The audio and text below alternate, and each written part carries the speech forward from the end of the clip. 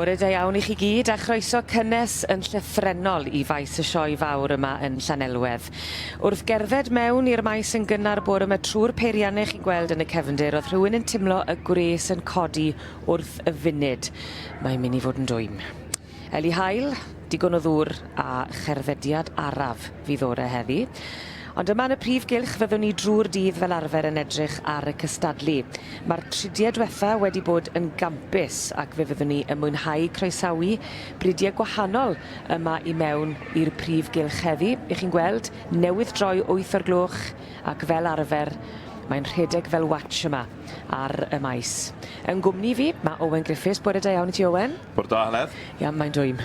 Mae'n gynnes yn barod yn dwi. Mae'n gynnes yn barod, ond mae'n sicr yn groesawus fan hyn achos I ni'n gweld yr ceffylau yn cyrraedd ar hyn o bryd a diwrnod yr rhan fridiau Cymreig a'r ceffylau gwedd heddi. Ie, mae hynny'n hollol wir. Heb yn gofio wrth gwrs yr adran ec, y dosbarthiadau hun, yr adran B yn ogystal, mae nhw'r dosbarthiadau hun a wedyn y rhanfryd Cymreig fel nes I sôn. Felly nhw fydd yn hawlio'r cylch, y prif gylch yma heddiw, cyn fyddwn ni'n symud ymlaen wrth gwrs i'r brif bencampwriaethau nes ymlaen. Felly dyma ni. Rydyn ni'n gweld y stywardiad a'r beirniad. Dyma ni, Mrs Margie Edwards yw'r fenyw yma, yn y sgart amryliw. Ac yn aros i'r rhanfridiau I ddod I mewn o'r cylch casglu. Ie, dyna ni. Gyda'r sioe frenhinol, maen nhw'n trio ceisio bod yr adrannau gwahanol yn dod mewn ar gwahanol amser. So posib mai am 10 munud wedi 8 fydd un o'r dosbarthiadau yn dechrau. Felly gweld bod yr adran ec wedi gwneud I ffordd mewn ar adran B, felly yr rhanfryd Cymreig ni'n aros ar hyn o bryd. Ond dwi'n meddwl bod nhw wedi dechrau. Felly dyma nhw yn dod I fewn. Fel y ti'n sôn, Mrs Margie Edwards o Nefydd yn beirniadu y gystadleuaeth yma. Ac wedi bridio pob un o'r adrannau wy'n credu o ran bridiau Cymreig, do? Ie, mae'n bosib bod ti'n iawn o ran hynny, ond ni'n cysylltu erbyn hyn â Brydfa Nefydd gyda'r adran B, ond wrth gwrs wedi cael cryn lwyddiant gyda'r rhanfryd Cymreig yn ogystal yn y gorffennol yn y sioe frenhinol yma. Ni'n dechrau bant wrth gwrs gyda'r dosbarth yr ebol neu eboles neu adfarch blwydd oed heb fod yn fwy na 148 cm. Ac wrth edrych ar y rhanfridiau yma wedyn ni, o ran y gwad ac o ran y gymysgedd sy'n yn y ceffyl arbennig yma, am beth I ni'n sôn? Wel, gyda'r rhanfryd Cymreig, ond 12.5% o wad Gymraeg sy'n angen bod yn y ceffylau rhanfryd Cymreig yma. Felly, ni'n mynd I gweld ystod eang iawn o gwahanol deipau. Felly, ni'n gweld y fydd nawr, mae'r ceffyl yma yn eitha ffein o ran asgwrn, ond wedyn yn y cefndir ni'n gweld rhai sy'n lot yn gryfach a lot fwy siwrle neu'r vaccine sy'n blew ar y trad wrth gwrs.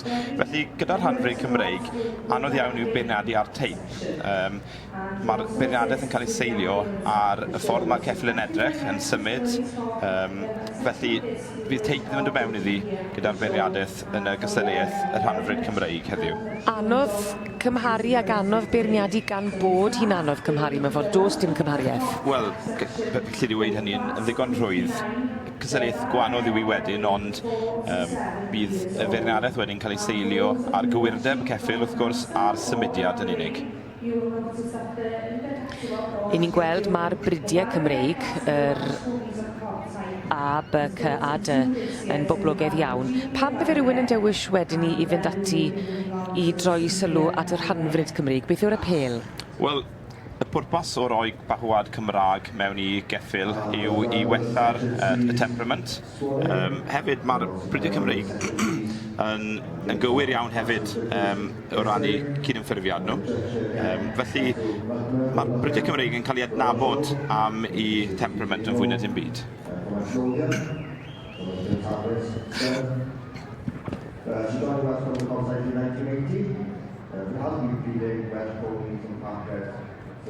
Ychydig bach wedi 8 o'r gloch ac mae'r cystadlu wedi dechrau yma yn y prif gylch. Ar ddydd Iau, fel arfer, I ni yn croesawu yr rhanfryd Cymreig I mewn i'r prif gylch a dyna beth sy'n mynd yn sylw ni peth cynta bore yma yn rhan gogleddol y prif gylch. Ac ni'n dechrau, yn y dechrau, gyda'r ebol, yr ebolesu neu'r adferch blwydd ddod, yn cystadlu sawl math gwahanol, ond bod angen 12.5% o'r bryd Cymreig yn y ceffylau yma, fel bod nhw yn cymwyso i fod yn rhanfryd Cymreig ac i gystadlu yn y dosbarth yma. Yn beirniadu mae Mrs Margie Edwards, Brydfa Newydd, yn gyfarwydd iawn gyda'r hanfryd Cymreig wedi magu pob un adran a dechrau rhyw 60 mlynedd yn ôl, ond wedi canolbwyntio ar yr adran B yn yr 20 mlynedd diwetha. Ond yma gyda'r hanfryd Cymreig mae Margie Edwards heddi. Yn gwmni fi yn edrych ar y cwbl mae Owen Griffiths, croeso ato ni Owen. Bore da, Aled. Ac o'n i'n edrych, mae yna 7 wedi dod mewn i'r dosbarth cynta yma. Ie, y dosbarth cynta wedyn yw'r dosbarth hynny i ebol neu eboles neu adfarch blwydd heb fod yn fwy na 145 cm pan maen nhw wedi aeddfedu. 12.5% o wad Cymraeg sydd angen i fod yn y ceffyl mwyn cymwyso i fod yn rhanfryd Cymreig, yn dyfe. Ac beth yw apel yr adran yma, ti'n credu? Gyda'r rhanfryd Cymreig, fydd y mwyafrif o'r rhain yn mynd ymlaen i cael gyrfa mewn marchogaeth. Felly fydd sawl un o'r rhain, pan fydd Margie yn beirniadu heddiw, mi fydd yn edrych o bosib ar geffyl fydd yn rhywbeth fydd yn medru cael ei farchogaeth. Felly hefyd mae rhaid bod yn gywir iawn ydy gydymffurfiad, bod y symudiad yn rhwydd a bod y natur yn ffein hefyd wrth gwrs, oherwydd os wyt ti eisiau rhywbeth i farchogaeth, mae rhaid bod y natur ffein iddo fe. A mae'n ddifyr gweld cymaint o wahanol fathau o geffylau o fewn yr un adran. Wel ie, gyda'r rhanfryd Cymreig, mae yna amryw o gwahanol deip oherwydd ond 12.5% o wad Cymreig sydd angen bod yn y ceffylau yma, felly mae hynny'n fach iawn pan ni'n edrych ar y ceffylau yma, a dyna pam maen nhw gyd o bosib yn edrych yn rhag gwahanol. Dyma ni, Mrs Margie Edwards. Fan hyn, ni'n gweld Sepico Secret Engagement yn eiddo i Miss Chris Osborne, allan o Bryn Seion Dancing Dervish a Fruit Pastil, a digwydd bod ar werth. Reit.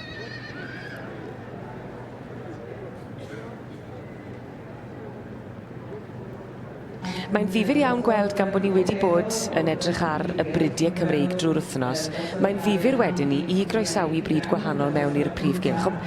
Gan bod gwad Cymreig yn rhain, dyna pam maen nhw yn cael gwahoddiad mewn i'r prif gylch, ie? Ie, dyna dwi'n meddwl. Hefyd, yn y gorffennol, mae'r dosbarthiadau'r rhanfryd Cymreig wedi mor gryf, mae nhw wedi cael eu cyflwyno wedyn i'r prif gylch, oherwydd mae Margie wedi beirniadu'r adran yma yn y gorffennol, cofia, ond mi oedd y gysylltiaeth hynny yn y cylch ceffylau blynydde yn ôl. Lly 7 yn y dosbarth, ond megis dechrau mae gwaith y beirniad Mrs Margie Edwards.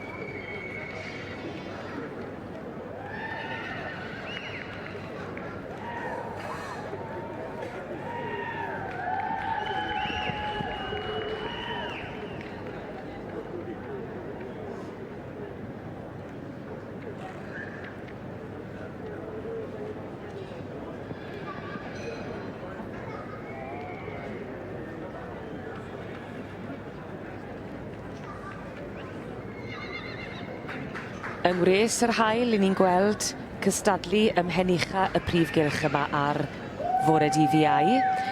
Yr hanfryd Cymreig sydd yn yr ochr gogleddol ar hyn o bryd ac yn beirniadu y gystadleuaeth yma. 'Yn ni'n gweld hi'n edrych yn hynod o smart, fel mae'r beirniad wedi bod drwy'r wythnos wedi'i teg, Mrs Margie Edwards, Brydfa Newydd, yn cael cipolwg newydd dynnu rhai i mewn i'r llinell. Ac 'yn ni'n dechrau wrth gwrs gyda'r rhai ifanca, yr ebolesi neu adferch blwydd ddod. 7 yn y dosbarth i gyd. Pob un ohonyn nhw wedi cael cyfle i gerdded o gwmpas, a bellach i cael y cyfle i ddangos i doniau yn unigol o flaen y beirniad. Owain Griffiths gyda fi, ac o'n i'n sôn 12.5% o wad Cymreig sydd angen yn y ceffyle mwyn cymwyso i fod yn rhanfryd Cymreig, ond gwahanol fridiau ni'n gweld yn y dosbarth heddi. Ie, mae hynny'n hollol wir. Felly, pan ni'n edrych ar y ceffyle yma yn y cyfanrwydd, mae yna rhai yn edrych yn dra gwahanol i gilydd. Ond mae hynny yn dderbyniol oherwydd dyw teip ddim yn dod mewn iddi heddi gyda'r gystadleuaeth yma, oherwydd ond 12.5% o wad Cymraeg sydd angen bod. Felly, bosib wedyn bod y ceffyle yma'n edrych yn dra gwahanol o ganlyniad. Rosedale de Melza yn deiddo i Mr and Mrs L Partridge fyny. Allan o Llanarth Aristocrat a Rosedale Marissa. Ie, Llanarth Aristocrat yn geffil rhanfryd reit enwog. Mae Epyr iddo wedi ennill yma'n sioe frenhinol droion yn y gorffennol. Felly, pan ni'n edrych yn y cefndir, ni'n gweld bod y darlun yn wahanol rhwng rhai o'r ceffyle hynny. A mae'n ddifyr yn dweud, mae'n neud llun difyr ac yn wahanol iawn i'r tridiau diwetha sydd wedi bod yma yn y prif gylch. Ie, mae'n rhywbeth gwahanol yn dweud, ond mae'r niferoedd yn gryf bob blwyddyn yn rhanfryd Cymreig a braf i gweld hynny eleni eto. Felly newn ni adael pethau am y tro a gadael i Margie Edwards i wneud i gwaith yn beirniadu yr rhanfryd Cymreig. Wrth i ni droi'n golygon nawr i ganol y prif gylch, mae'r cystadlu a'r amser fel arfer a phethau yn rhedeg fel watch. Yr adran B sydd yn y canol. Dyma ni y merlod Cymreig, 9 yn y dosbarth i gyd, i'r gasau gwag neu'r adfyrch, 4 blwydd oed. Dyma ni yn beirniadu'r gystadleuaeth, Mrs Tweety Nimmo o West Lothian yn yr Alban. Di bod yn fysi yn gynharach yr wythnos yma gyda'r adran B, ond yn y canol mae heddi. Ie, felly mi welson ni Mrs Tweety Nimmo yn beirniadu'r dosbarthiadau stoc ifanc y ddoi, ac heddi mae'n troi golygon tuag at y dosbarthiadau hun. 9 yn y dosbarth yma.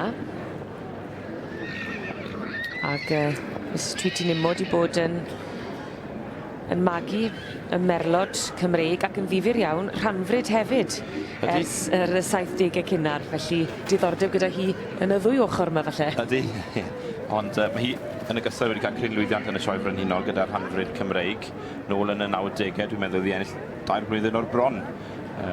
Ond byddwn ni'n dweud bod Tweety Nimmo yn feirniad cyffyle, yn fwy na ond beirniad yr adrannau Cymreig. Mae hi oedd yn ynglwm ar NPS yn gymeriad amlwg iawn o fewn y gymdeithas hynny.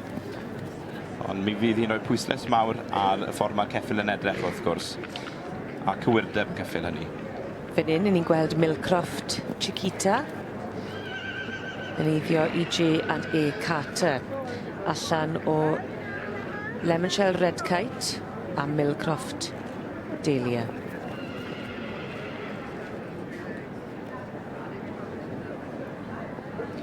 Cael golwg unigol ar bob un o'r merlod. Sicrhau bod y cerddediad yn gywir.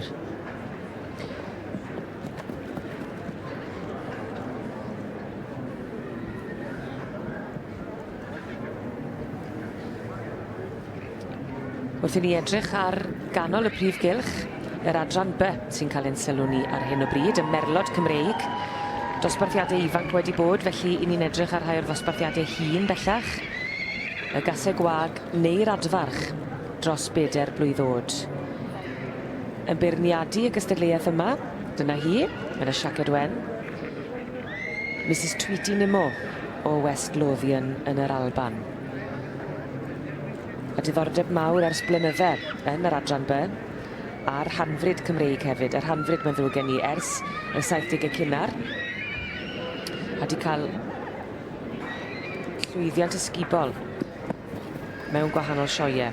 Di bod yn beirniadu y merlod a'r cobiau Cymreig ers dros 35 o flynydde. Ac Owen yn brofiadol iawn yn beirniadu dros y byd. Ie, mae Tweety Nimo yn wyneb cyfarwydd iawn yn y cylch cyffylau. Mae'n fenyw reit enwog mewn ffordd pan mae'n dod i farnu cyffylau. A os mae gyda ti ddiddordeb mewn cyffylau Cymreig, yn sicr wyt ti wedi clywed am Tweety Nimo. San Jasmine, ni'n gweld fan hyn, yn eiddo i Miss Tiffany Louise Powell.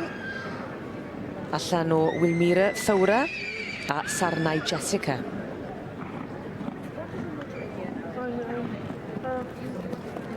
I Tweety Nimo yn cael y golwg unigol ar bob un ohonyn nhw. Y gasau gwag neu'r adferch, mae'n siŵr mae mwy o gesig fydd yn y dosbarth yn hytrach na'r adferch? Ie, byddwn ni'n meddwl hynny. Fel rheol, mae fwy o gesig yn mynd i gysadlu na adferch, oherwydd mae'n y gysylltiaeth unigol i'r adferch i gael yn y sioe frenhinol sy'n cymryd lle yn y cylch cyffylau wedi bod wrth sy'n yn barod fel mae'n digwydd. Ond o bosib fydd rhai yn cysadlu, ond y cesig weigio fydd yma fel arfer yn fwy am mewn nifer. 9 yn y dosbarth yma. Ac ar hyn o bryd, Silmarillion Snapdragon sydd yn cerdded oddi wrth y beirniad yn eiddo i Mrs Denise Shaw. Allan o Swdli Royalist a Douthwaite Desert Rose. A'r enwau yn parhau i fod yn syfrdanol.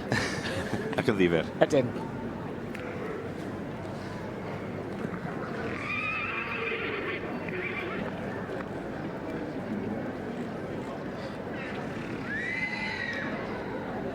Felly 9 yn nosbarth yr adran byr, merlod Cymreig yn y canol, i'r gasau gwag neu'r adfarch dros 4 blwyddod. A dyna ni'n gweld yn parhau â'i gwaith caled y beirniad Mrs Tweety Nimo.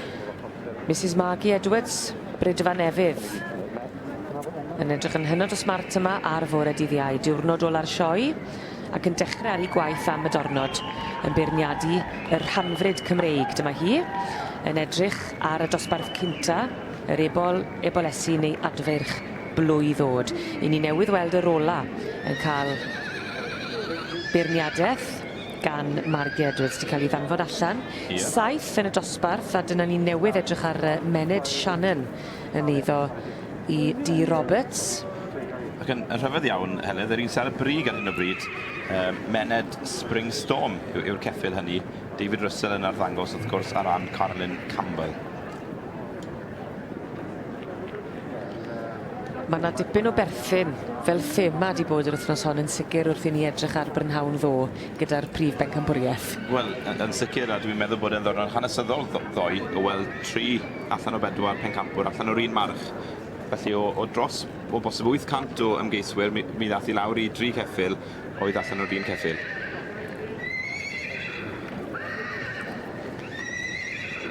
Gyda'r hanfryd Cymreig, i ni yn gweld tipyn o amrywiaeth yn y dosbarth. Ie, mae hynny'n hollol wir oherwydd ond 12.5% o wad Cymraeg sy'n angen bod yn y cyffylau yma, yn y cylch.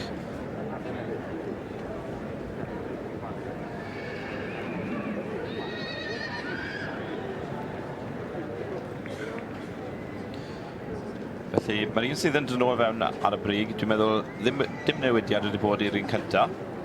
David Russell yn arddangos o ran Carolyn Campbell. Mened Spring Storm. Y tad wedyn Jackets Shade of Blue a fam Annandale Mischief. Ail wedyn Catherine Boyan. Tyrell Spas Louis. A'r trydydd wedyn, ni'n gallu gweld bod yna deip gwahanol fan hyn wedyn, yr ceffyl fwy trwm, so felly mae'r cob yn fwy amlwg yn y ceffyl sy'n drydydd ar hyn o bryd. Felly, y tri cyntaf, mae'r ddau cyntaf yn ddim o'r grif yn ei asgwr. Mwy ffein yr olwg. Mwy ffein, dyna ni, ie. Felly, beth fyddwn ni'n galw'n Riding Pony, a wedyn, yr un sy'n drydydd yn fwy tebyg i Gypsy Cob. Felly, y Piebald yw'r lliw'r trydydd.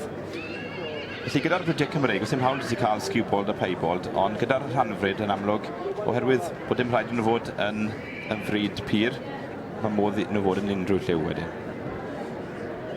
Unwaith eto'n rhoi llun difyr, llun gwahanol yma yn y prif gylch, gan bod hi yn dipyn gwahanol i fel mae wedi bod dros y trydydd diwetha, wrth i ni groesawu y rhanfrydiau Cymreig. I ni'n gweld gwobr cynta dydd Iau yn cael ei roi yma yn nosbarth y rhanfryd Cymreig a'r dosbarth cynta i'r ebolesu neu'r adfarch blwydd o'd. Ac mae'r wobr cynta wedi cael ei roi i Mened Spring Storm yn eiddo i Mrs Carolyn Campbell ac yn arddangos ar ei rhan mae David Russell.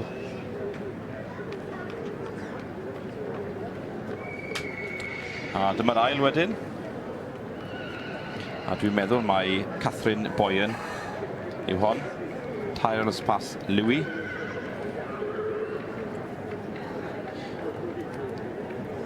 Dyma ni, y cynta, ail a thrydydd. Y ddau gynta yn edrych falle'n fwy tebyg i'w gilydd na'r un fath yn drydydd. Ie, mae hynny'n hollol wir. Ac yn drydydd mae eiddo Mrs Lynn Scott, Linnock, Look at Me. Ceffyl yma wedi cael llwyddiant yn y ffair eia y llynedd. Yr olwg yn fwy trwm. Fwy trwm? Ie, wir. Saith yn y dosbarth, ond un ddath i'r brig gyda'r rhanfryd Cymreig. A'r dosbarth cynta ar fore dydd Iau i'r eboles neu'r adfarch blwydd o'd. Ac fe ath o wobr gynta, llon gyfarchedig gwresog i Mened Spring Storm yn eiddo i Mrs Carolyn Campbell ac yn arddangos ar ei rhan David Russell.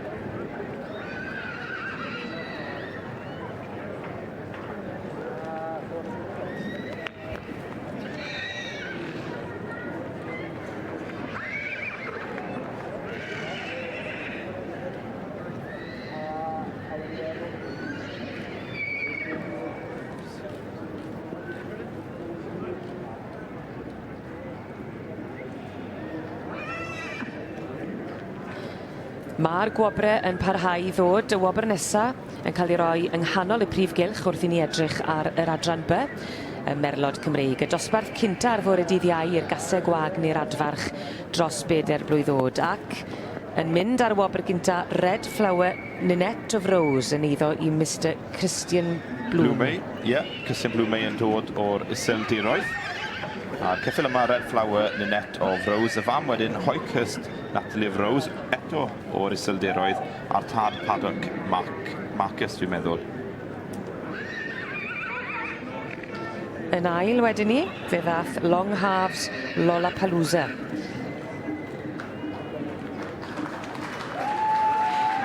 Digon o gefnogaeth i'r un fath i'r brig yn yr adran B. A'r dosbarth cynta'r fore dydd Iau, y gasau gwag neu'r adfarch dros 4 blwydd o'd. Ac yn amlwg, yn falch iawn o fod yn cudio y garden goch. Mr Christian Blumley, Red Flower Ninette of Rose, yn mynd â hi.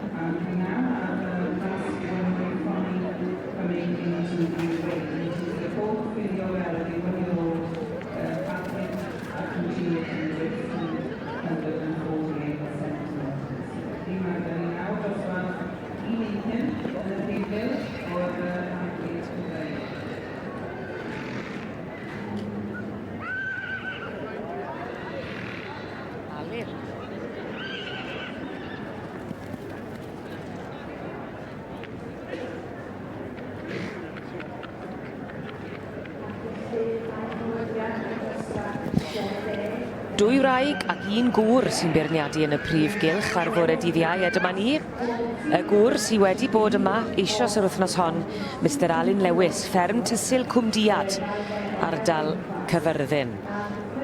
Yn beirniadu'r adran ec, y merlod Cymreig Teip Cob. Y dosbarth cynta gyda'r adran yma ydy'r gasau gwag neu'r adfarch 4 i 7 mlwydd o'd. 2 ar 10 yn y dosbarth yma, ac Mr Alun Lewis yn cael golwg unigol arnyn nhw ar hyn o bryd. Berthorpe Isabella yw'r un sydd fan hyn o'n blaenau ni, yn eiddo i Mr John Bennett, allan o Cargasa Silver Shadow a Bookham Lodge Polly Poppet. Ie, Susie Bennett yn arddangos wedyn. Ond Alun Lewis yn hyn brofiadol o feirniadu. A wedi cryn brofiad ar un y blynydde o fagu adran ec. A Tiffy Owen? Ie, adran ec gyda ni adre hefyd.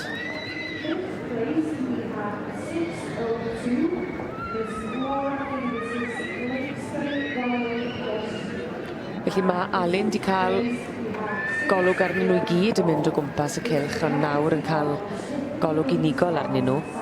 Iddo fe graffu'n fanylach, ac am beth fydd e yn craffu Owen? Felly, fydd Alun yn chwilio am gywirdeb yn amlwg, yn gywirdeb o ran y ffordd mae ceffyl wedi cael ei rhoi at ei gilydd, yn ogystal â cywirdeb y ffordd o symud. Felly, fydd yn edrych ar y carn, i sicrhau bod y carn yn ddim yn troi i fewn nac allan, a bod y ceffyl yn symud yn rhwydd ac yn cyfro deiar, felly'n defnyddio i goesau ôl i gwthio'r ceffyl ymlaen. Os angen dyfnder, os angen llawnder? Ie, mae hynny'n hollol wir. Gyda'r cesig gweigon yma, y peth pwysig yw i sicrhau nad ydyn nhw'n mynd yn rhy dew, oherwydd digon hawdd yw i nhw fynd yn dew pan nhw ddim yn magu ebol. Pan mae ceffyl yn magu ebol, mae nhw'n fwy tebygol o golli gwydd, ond pan maen nhw'n wag, anodd iawn yn cadw'r pwysau oddi arnyn nhw. Wel, dyma ni'n gyfarwydd iawn ar wyneb hardd yma, a'r llais hefyd. David Oliver yn eistedd yn ochr i, bob dydd yr wythnos hon, ac wedi cael llwyddiant yn barod yn gynharach yn yr wythnos, ond nôl yn cystadlu ar ben bore dydd Iau. Ie, Rhoswen Charm yw'r gaseg yma, Parc Lucky Jim y tad, a Blaencinna hyd yn oed Arabella y fam. Chwarae teg di bod lan yn gynnar bore mewn paratoi. Yn amlwg.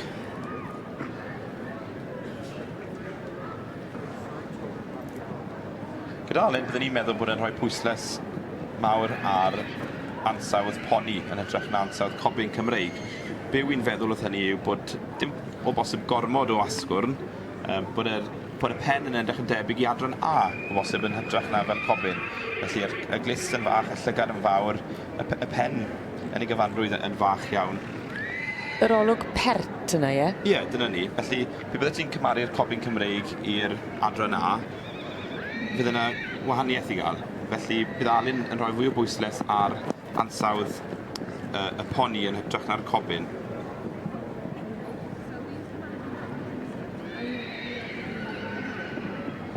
Mr Alun Lewis wedi enni ei fagu a wedi byw yn ardal Llandysul erioed. Wedi dechrau gyda'r adran B a'r march Trehan Peregrine pan oedd e mond yn 2 ar 10 blwydd oed. Mae'n gynnar o eisiau coffi arall. Ond yr adran ec wedyn dechreuodd rheini gyda gaseg Meiarth Llunos. Jack Lloyd y Meiarth, mi oedd e'n gymeriad reit enwog ym myd y cyffyle gyda'r copiau ar adran A wrth gwrs ar adran ec. A mai adran A wedi cofresu nath I dyfu dros faint a mi nath e ddechrau'r prydfawd yn adran ec gyda'r gaseg Meiarth Llunos nôl yn 1962. Ar hyn o bryd ni'n gweld pantyfyd Pure Gold yn eiddo I Mr Brian Russell. Allan o pantyfyd Master Rupert a Poundy Miss Dynamite. Yn cael golwg manylach gan y beirniad Alun Lewis. 2 ar 10 yn cystadlu yn y dosbarth yma. Y dosbarth cynta ar fore dydd Iau i'r adran ec y Merlod Cymreig Tape Cob a'r dosbarth i'r gaseg Wagner adfarch 4 I 7 mlwydd oed.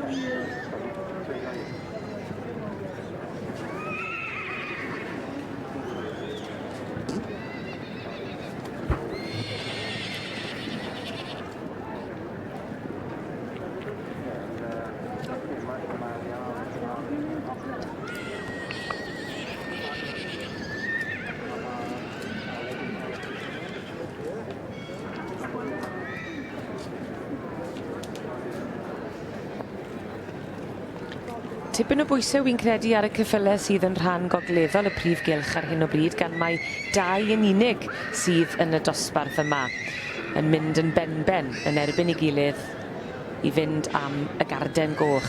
Dyma ni y 2 sydd yn cael I beirniadu ar hyn o bryd gan Mrs Margie Edwards. Nefydd I chi'n gweld Margie Edwards yn derbyn yr hosglymau, felly mae yna benderfyniad yn barod. Yn wir. Felly wedi fagu gan Seirig Einol, ond eiddo Victoria Bertorelli, Hatteron Las Vegas. Sy'n perchen y wobr gyntaf heddiw.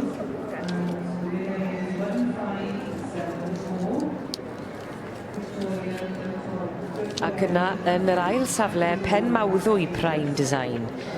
Eiddo Miss Chris Osborne allan o Multicouture a Red Dragon Dun Dreaming.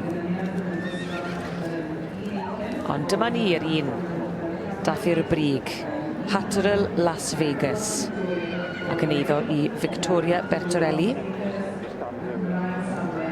Allan o Lodwr Ffrwlyn Llwyd a Mona Desmet. Dwi'n meddwl bod tad y cyffil yma yn gofyn Cymreig pyr fel mae'n digwydd. Felly, bosib bod yna 50% o wad Cymraeg yn y cyffil yma. Yn hardd iawn. Yn edrych yn Gymraeg hefyd, yn diwedd? Ydy.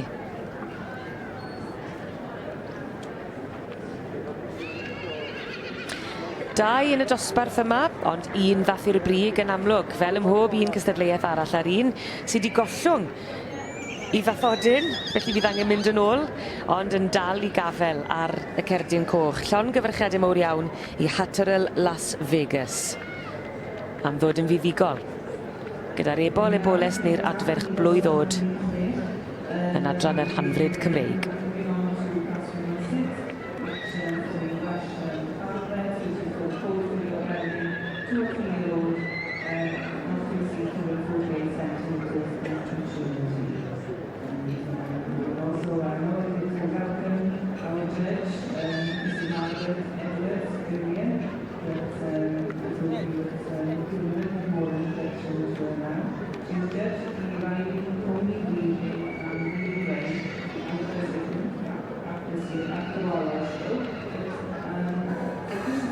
Owen Griffiths a finne yn craffu yn fanwl nawr ar rhan deheuol y prif gylch.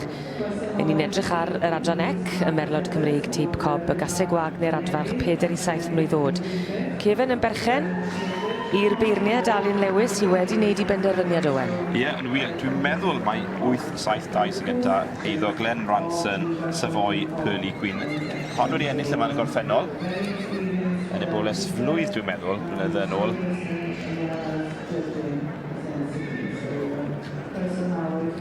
Felly, merch, Gelli Haf Brenin, A Hafod yr Ynys China Rose sy'n mynd ar wobr gyntaf yn nosbarth y Cysig Gweigion neu adfer 4 i 7 mlwydd oed. Ysgwyd llaw yn dynodi bod na fuddugoliaeth wedi dod yn rhan deheuol y prif gylch gyda'r adran ec. Ar wobr gynta i'r dosbarth y Gaseg Wag neu'r adferch 4 i 7 mlwydd oed yn mynd i Savoy Pearly Queen ac yn eiddo i Mr Glenn Ranson, llon gyfrchedig gwresog iddyn nhw. Yn ail wedyn, eiddo Abi Gregory Heaton Lucky Charm ac yn drydydd a gyda ni Clegg Ranger a Georgie Mitchell Dicot Summer Rain.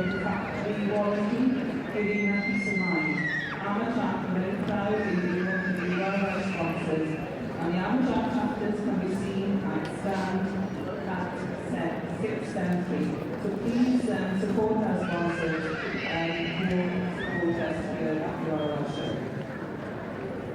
So we have a results in the first class of the day in the large schools of Portside. There are men all getting 4 to 7 years old on which is 2, 3, 1, 2, 2, 2 all against club. And the first fancy here on the competition is 872. And this is Mr. Glenn Ranson's Savoy Pearly Queen. So huge congratulations to you all in the first class of the day this morning.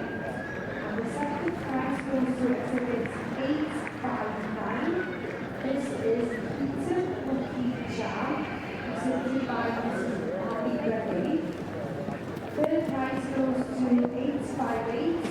This is Sea Ranger and Mr. D.P. Mitchell's Franklin Summer Rain. Fourth place was 850. Y cardiau a'r rhws glymeg coch yn dal i gael I dosbarthu. A'r diweddara I dderbyn y wobr gynta yw'r un ni'n gweld fan hyn, Savoy Pearly Queen, wedi ennill dosbarth y Gaseg Wag neu'r adfarch 4 i 7 mlwydd oed yn yr adran ec. 2 ar 10 yn y dosbarth, ond Savoy Pearly Queen yn eiddo I Mr Glenn Ranson a tha hi.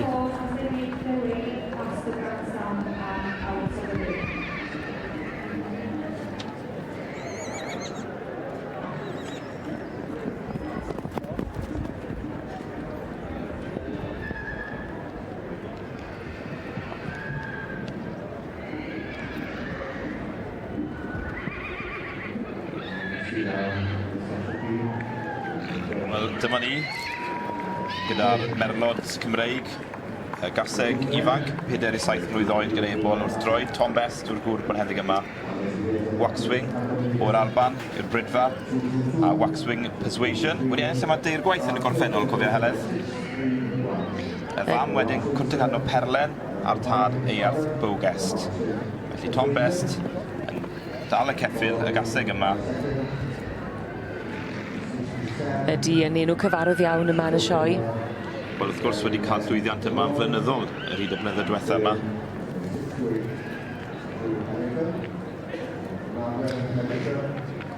Felly, dyma ni, Brydfa Waxwing o'r Alban, Tom Best yn ymddangos, Waxwing Persuasion. Yn ferch I Cwntagano Perlen, a'r tad wedyn Earth Bowgest.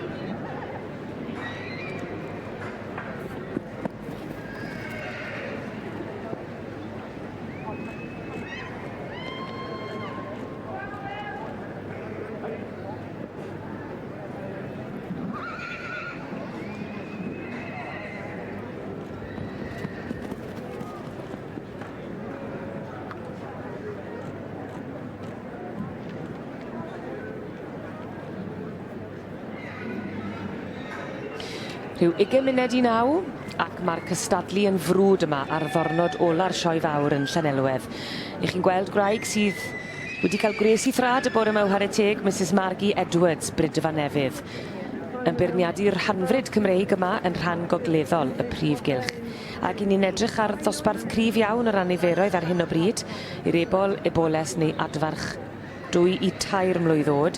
10 wedi dod mewn i'r dosbarth, yn gwmni fi mae Owen Griffiths, ac braf gweld 10 o'r ceffylau yma'n llanw'r lle yn y gogledd. Ie, mae hynny'n hollol wir. Felly mae gweld cylch sy'n llawn o hyd yn plesio'r llygad yn fwy na'r dosbarthiadau bach hynny.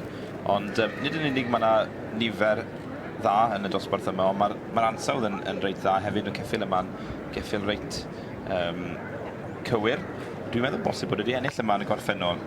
Brookvale Royal Appointment, allan o Brookvale Mr Tom a Brookvale Lavender Lady. Ie, eiddo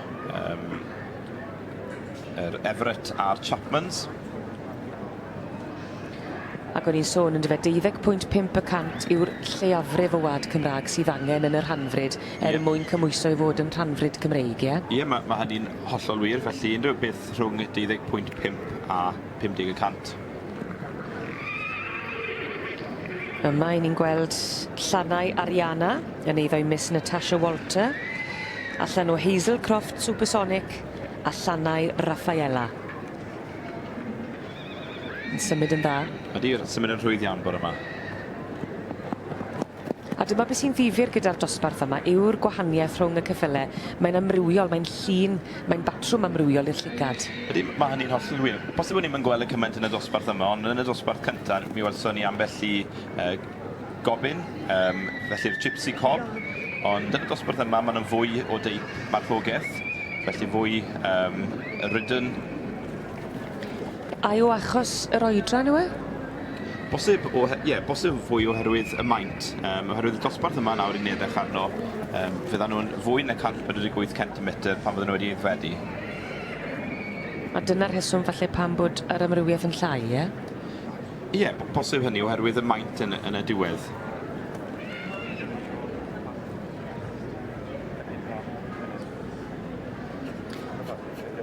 A'r cystadlu'n parhau, a'r beirniadu yn parhau hefyd yma. Dyna ni Mrs Margie Edwards, dal i bendroni, pa un o'r rhain. Yn adran yr hanfryd Cymreig a'r dosbarth eboles adfarch 2-3 mlwydd oed, bydd yn mynd ar wobr gynta.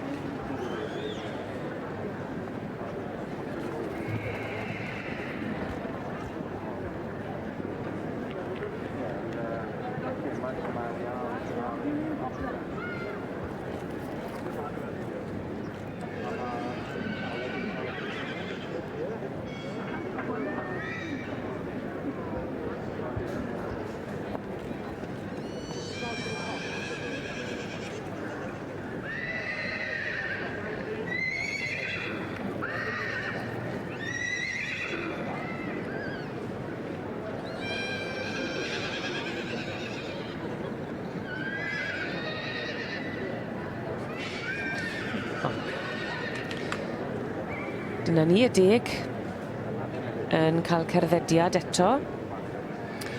A maen nhw'n dechrau cael eu tynnu mewn gan Mrs Margie Edwards. Ie, dyn cyfarwydd iawn, Alan Charlesworth, sy'n ar y brig ar hyn o bryd. Dwi'n meddwl bosib mai Moor Hall Peter Pan yw'r ceffyl yma. Margie Edwards ar y llaw dde yn y siaced wen yn beirniadu'r gystadleuaeth yma i'r rhanfryd Cymreig. Ar hyn o bryd o'n blaenau ni Romano Stardom yn eiddo i Mr Richard Hall a Miss Samantha Gowen. Allan o Boss Junior a Romano Small Talk. Felly gyda'r dosbarth yma, maen nhw'n edrych yn fwy cyson o ran teip. I ddim yn gweld dim o'r teip trwm sef y Gypsy Cob. Maen nhw gyd yn fwy ffein yn ei asgwrn, yn fwy clws o bosib hefyd yn y pen. Felly Alan Charlesworth sydd ar y brig ar hyn o bryd. Gyda Moore Hall Peter Pan. Allan o Stanley Grange Cocksure a Moore Hall Tinkerbell. Yn ddornod bendigedig yma'n Llanelwedd ar ddiddiau. Yr haul yn disgleirio ar y got, y ceffil. I ni'n gweld fyny Llan Warne Miss Candy. Yn iddo Mr John Williams. A'n drydydd wedyn, Brookvale Royal Appointment, iddo Everett a Chapman. Ac wedyn bedwerydd, Romano Staden, iddo Richard Hall a Samantha Gowen. 1580 fyny, i ni'n gweld Tai Hirion Masquerade allan o Small and Meitino a Shirwani. Ac wedyn Tula Owen, Derw Dream Boy. Dwi'n meddwl mai Blackenstones Cyclamen. Ac yna Valentine Flamingo. Allan o Valentine Maestro a Holly Hill Mystique. Ac wedyn yn y rhes Penclose Chocolate Fantasy, Janet Nichols. A wy'n credu mai llannau Ariana i ni'n gweld ar y pen fan hyn. Yn eifo Miss Natasha Walter. Allan o Hazelcroft Supersonic a llannau Raffaella.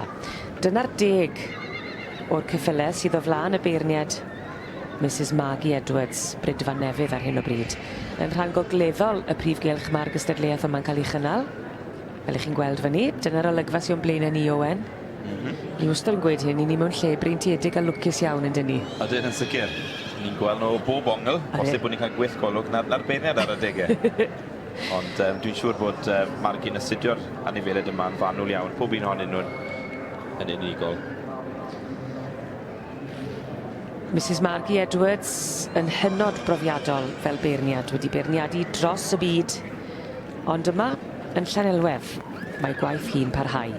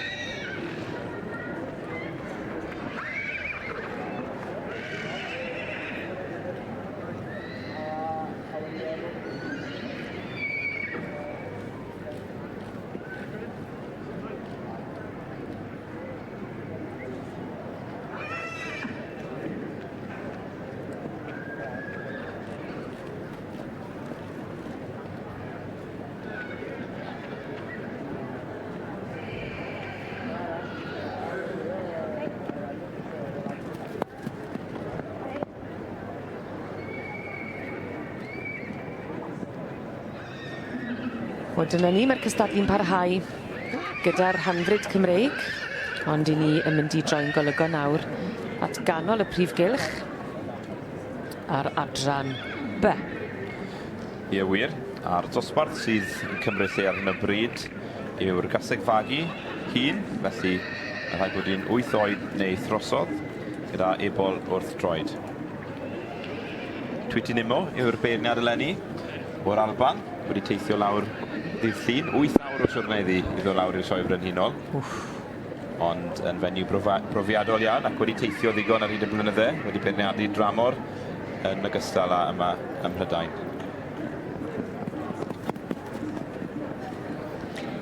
Yma yng nghanol y prif gylch i ni mwynhau cystadleuaeth y Merlod Cymreig yr adran B. Yr gaseg fagu hun gyda'i hebol. Yn beirniadu'r cystadleuaeth yma o'r Alban mae Mrs Tweety Nimo. Ac yn ddifyr iawn, mae gan Tweety Nimo ddiddordeb yn yr hanfryd Cymreig yn ogystal a'r merlod Cymreig am bod hi wedi bod yn un magu nhw ers y 70au cynnar. Wedi bod yn beirniadu y merlod a'r cobiau Cymreig ers dros 35 o flynyddoedd, ond yr adran by sy'n mynd â'i bryd hi. Ie, yr adran by, mae hi'n beirniadu heddiw, ond fel ys y sôn, mae hi'n fenyw brofiadol tu hwnt yn beirniadu fwy nag ond yr adran by. Mae'n fenyw blaenllaw iawn gyda'r NPS, y National Police Society. Mi oedd hi'n gadeirydd, dwi'n meddwl, y llynedd. Dwi'n mynd siŵr os dwi'n parhau fod, ond yn fenyw cyfarwydd iawn ym myd y cyffylau yn ogystal o fewn y Brydau Cymreig. Felly o'n blaen ni nawr, i ni'n gweld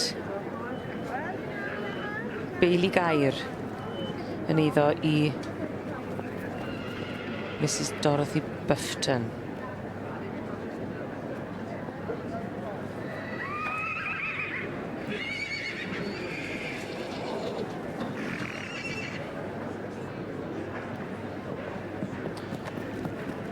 Dyma ni, Mr Tom Clark, yn arddangos Carwood Electra, eiddo Daniel Eiling.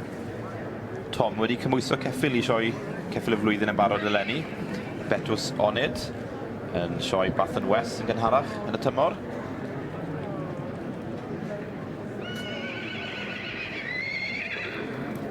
Wedi bwrw Brentith. Dyna fe, methu gweud y gair bod yma. Mae'n rhy gynnar, dwi'n meddwl. Mae'n wthos hir oed. Ydy fi. Byddwn ni'n trio gweud oedd, nath y dechrau bant gyda Mr Colin Tibby, oedd y feirniad yma ddoi.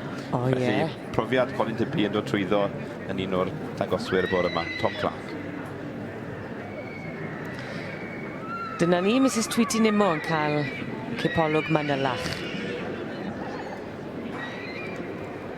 Profiadol iawn. Ac yn pwyso mesur wrth edrych ar symudiad y ferlen, a'r gaseg fagu hun yw'r dosbarth yma. A'r symudiad yn holl bwysig. Odi Mrs Tweety Nimmo yn rhoi yr un pwyslais ar yr symudiad y mai ar wedd y gaseg? Felly fydd y beirniad Mrs Tweety Nimmo yn pwyso a mesur y cwbl mewn ffordd. Felly fydd hi'n edrych ar y darlun yn gyflawn. Fydd hi'n edrych ar y ffordd maen nhw'n edrych pa mor gywir i nhw. A hefyd yn ogystal y symudiad, ond mae symudiad yn rhywbeth reit bwysig i'r adran by. Cyffylau gyfer marchogaeth i nhw. Felly mae symudiad yn rhywbeth reit bwysig i'r adran yma. Fydd hi'n edrych ar le i'r cyfrwy, felly os mai yw marchogaeth yw pwrpas. Ie. Felly gyda marchogaeth mae'r penllinyn yn holl bwysig, felly hyd y gwddwg a siap y gwddwg hefyd yn ogystal.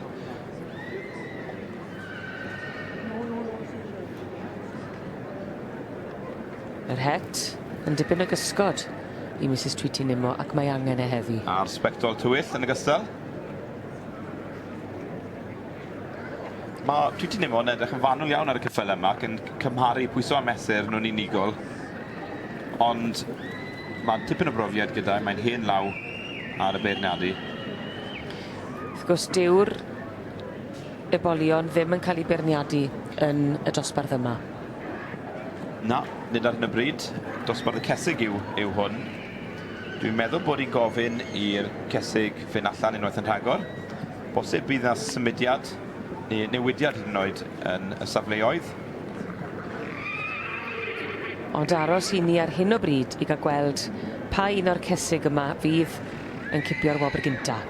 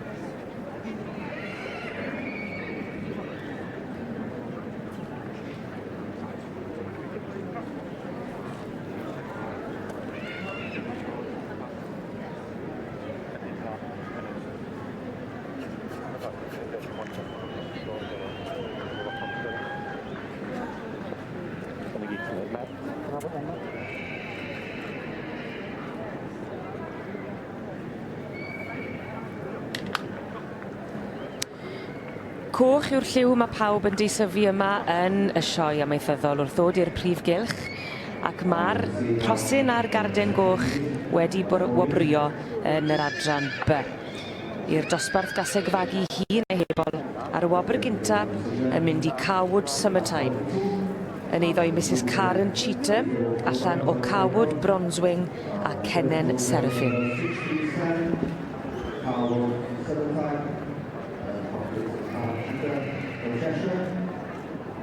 Second place with 64.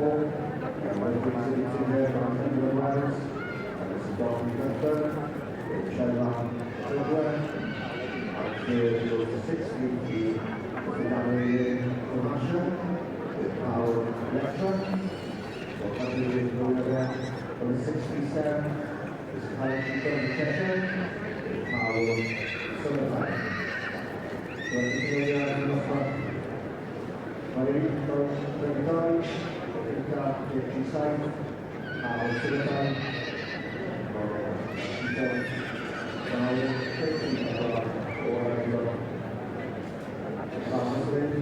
Felly, ail safle yn dosbarth y cesig hun gyda Ebol wrth droed yn yr adran B, Dorothy Bufton, Treflan Prydwen.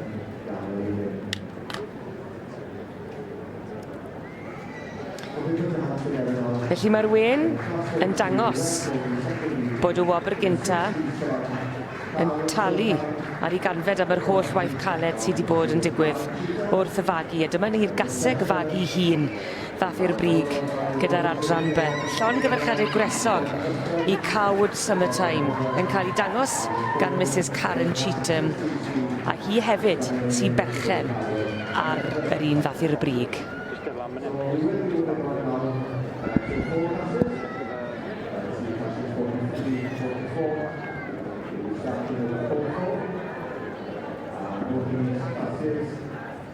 Sponsored by K. Sons. Very proud sponsor of these classes for our show this year.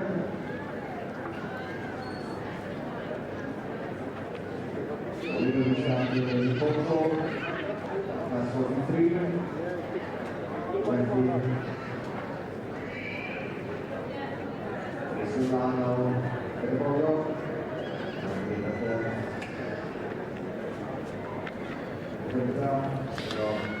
Golygfa hyfryd yma ar y fore dydd Iau, yr awyr las a'r haul yn tywynu ar y prif gylch, wedi'i rhannu yn 2 unwaith eto. Ar rhan deheuol y prif gylch, i ni'n edrych ar yr adran ec, yng nghysgod canolfan yr aelodau fyny, merlod Cymreig teip cob i'r gaseg wag neu'r adfarch hun. Mae yna 8 yn y dosbarth yma ac yn beirniadu'r dosbarth Mr Alun Lewis, fferm Tysil Cwm Diad yn Sir Gar. Ie, Mr Alun Lewis yw'r beirniad heddiw, yr adran ec. I dad wedi beirniadu yma yn y gorffennol y gysylltiaeth yma wrth gwrs, ond dydd Alun yw i heddi. Felly, fel nes i sôn, mae yna 8 yn y dosbarth yma. Dwi'n meddwl hon yw'r diwetha i roi sioe unigol o flan y beirniad. Felly, Mr Alun Lewis yn bwrw trwyddi'n reit gyflym yn bore yma. Gwybod i feddwl? Dyn ni'n dweud i fod e. Felly, Charlie Turner, Dandy Straight Lace. Lly'r gaseg wag neu'r adfarch hun. Unwaith eto gaseg, wyt ti'n credu fydd yn teirnasu yn y dosbarth yma o ran niferoedd? O ran y niferoedd, byddwn ni'n dweud bod hwnna'n fwy gesig na sydd o adferch yn y dosbarth yma, yn sicr. Mae hynny'n draddodiadol gyda'r gysylltiaeth, oherwydd mae yna gysylltiaeth unigol i gael i'r adferch be bydden nhw eisiau cysadlu yn y cylch gyffyle. Mi oedd hynny'n digwydd dim Mawrth, dwi'n meddwl. Ar y brig ar hyn o bryd, mae gyda ni Mr Roger Davies o Frydfa Hywi. Granger a Mitchell wedyn, Brydfa Daicot sydd yn yr ail safle. Claire Granger wrth gwrs yn arddangos. Ac wedyn, yn y trydydd ar hyn o bryd, Martin Grist, Riverbank Pennies from Heaven. Ti'n credu fydd Alun sy'n beirniadu fan hyn yn edrych mwy ar y poni yn hytrach na'r cobyn? dyna dwi'n feddwl, ond pe bydde na ddim poni yn dod o flaen y feina, mae'n neud yn anodd wedyn, iddo fe feirniadu'n dwi. Ydy. Ond un peth yw cael poni, ond peth arall wedyn yw cael y ceffil sy'n gywir. Felly, fydd ddim ond yn chwilio am poni, fydd yn chwilio am gwyrdeb hefyd yn ogystal. Alun wedi ennill y man y sioe frenhinol yn y gorffennol gyda Tysil Cardi yn gynta fel ebol nôl yn 1970 ac wedyn ni fel dyflwydd ddod ac yna gas i werthu i Awstralia. Ie, yn wir. Alun wedi beirniadu yn y gorffennol hefyd, nôl yn 2013, mi nath y beirniadu'r gyrru Cymreig, ac wedyn yn 2006 fe feirniadodd yr Adran Ec yn y Ffair Eia. Felly yn hynod gymwys i feirniadu fan hyn yn y sioe frenhinol a'r gwaith yn parhau yn yr rhan feheuol wrth edrych ar yr Adran Ec i'r cesig gwag a'r adfeirch hun.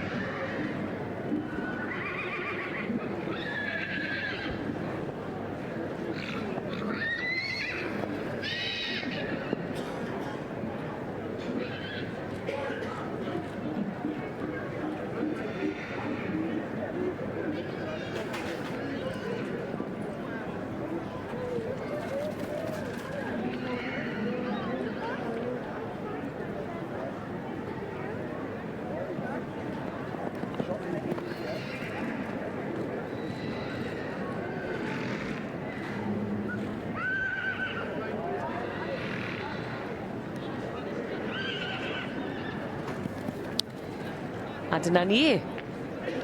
Llongyfarchiadau gresog i'r gasau gwag sydd wedi dod i'r brig yn adran y cesig gweig neu'r adfyrch gyda'r Adran Ec.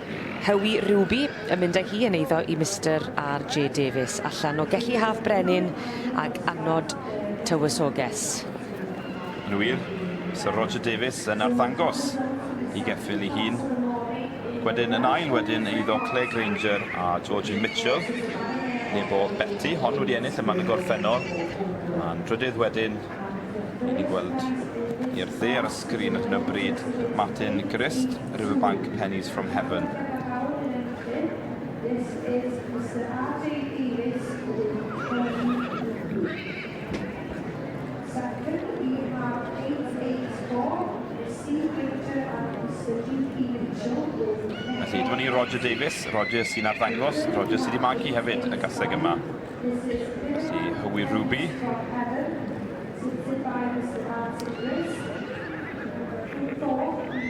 Hardd iawn. Yn hardd iawn ydi. A'r roset coch yn adio i'r picture yn diwedd. Yndi.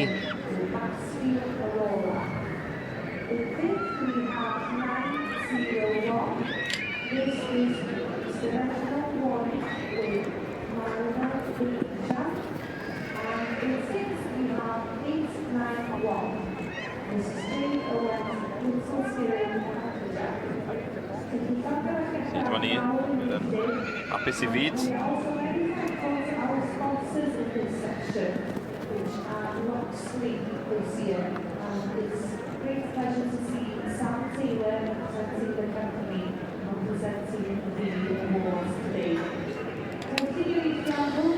Yn hapus I fyd mae'r gŵr yma, Roger Davies, perchennog y gasau gwag ddath i'r brig yn adran y Merlod Cymreig Tape Cob. Llongyfarchiadau gresog I Hywi Ruby yn amlwg wedi plesio y beirniad Alun Lewis. Ac yn sicr, y chwysu ac y gwres, Mr Roger Davies yn hapus iawn gyda'r canlyniad.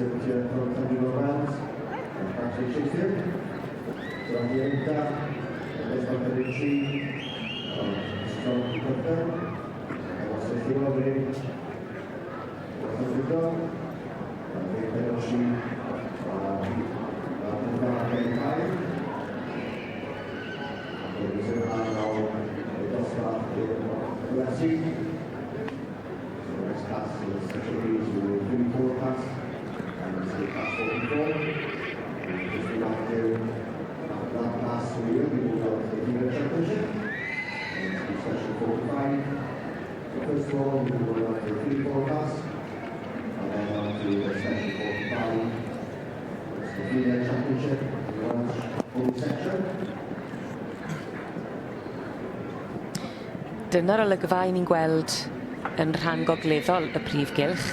Yr hanfryd Cymreig, y diwrnod cynta lle ni yn croesawu'r hanfryd Cymreig mewn i'r cylch yma o'n blaenau ni yng nghanol y sioe fawr.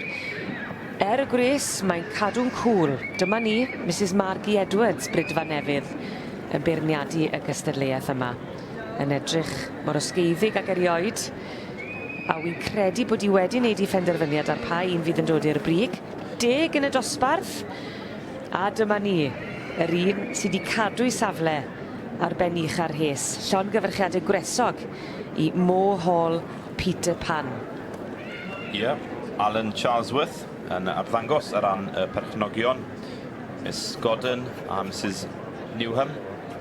Felly'r tad, Stanley Grange, Cockshaw a'r fam wedyn Mo Hall Tinkerbell.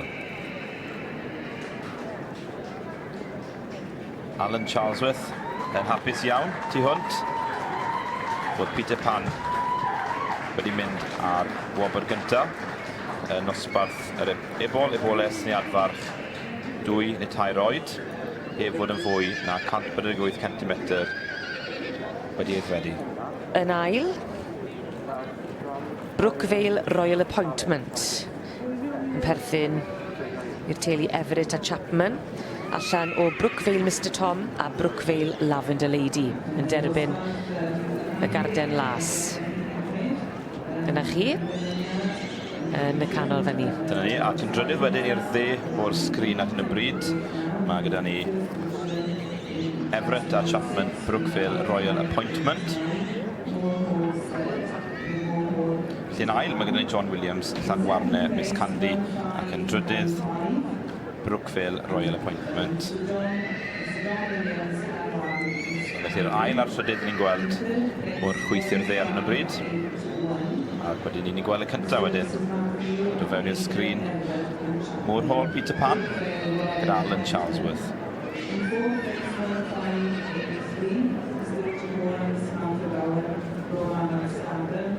Fifth place, Mrs. Gwen Elizabeth, Tanglion Masquerade. And sixth place, Mr. Kirsty Valentino Camillo.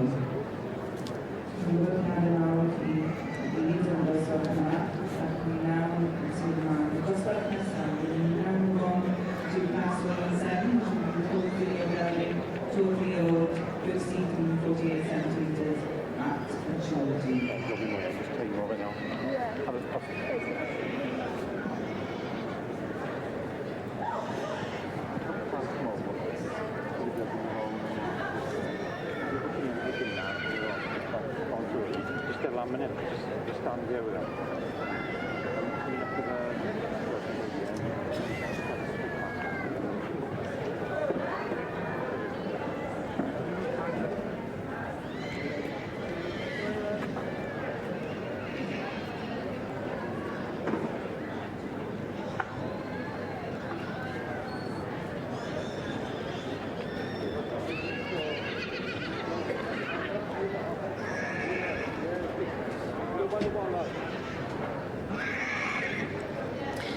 Alan Charlesworth wedi wneud gwaith campus yn arddangos Mo Hall Peter Pan, wedi cipio'r wobr gynta gyda'r hanfryd Cymreig ac adran yr ebol ebolysu neu'r adferch 2 i 3 mlwydd oed.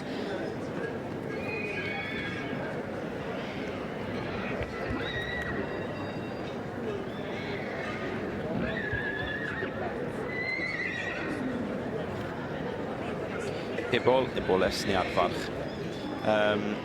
Peter Pan, na, sa'n siŵr os o wedi cael yn adfarch neu'n farch. Gwyllt pyr gweud, ie. Wel, ebol neu adfarch, ond sa'n siŵr. Wel, ti'n edrych na. Wel, Peter Pan, bachgen i mewn. O ie.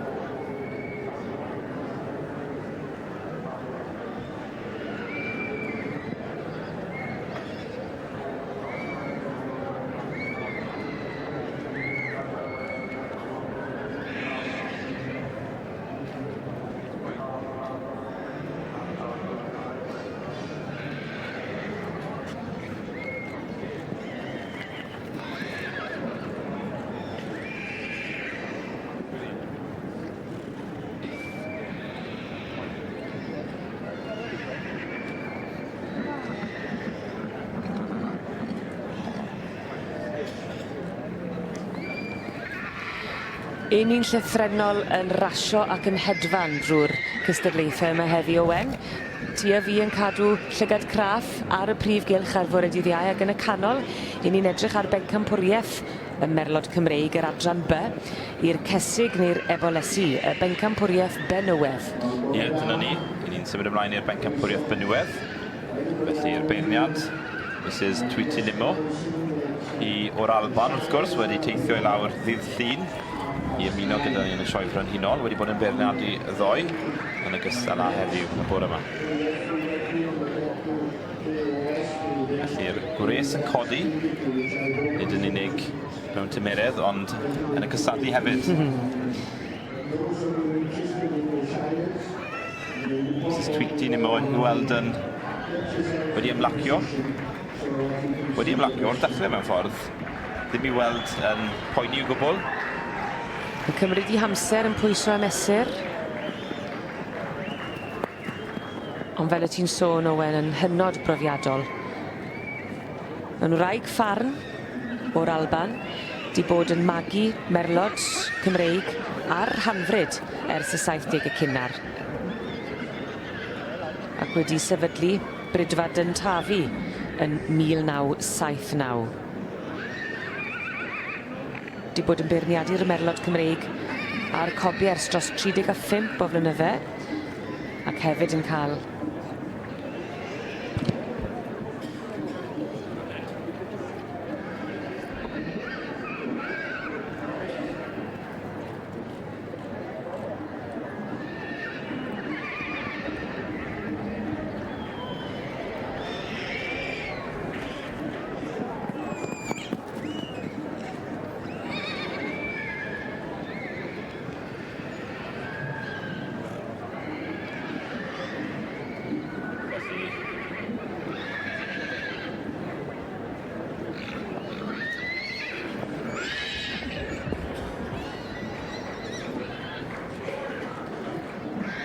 Barnu'r ebolion mae ar y bryd, felly fi'n meddwl mae'r cwrt o fe.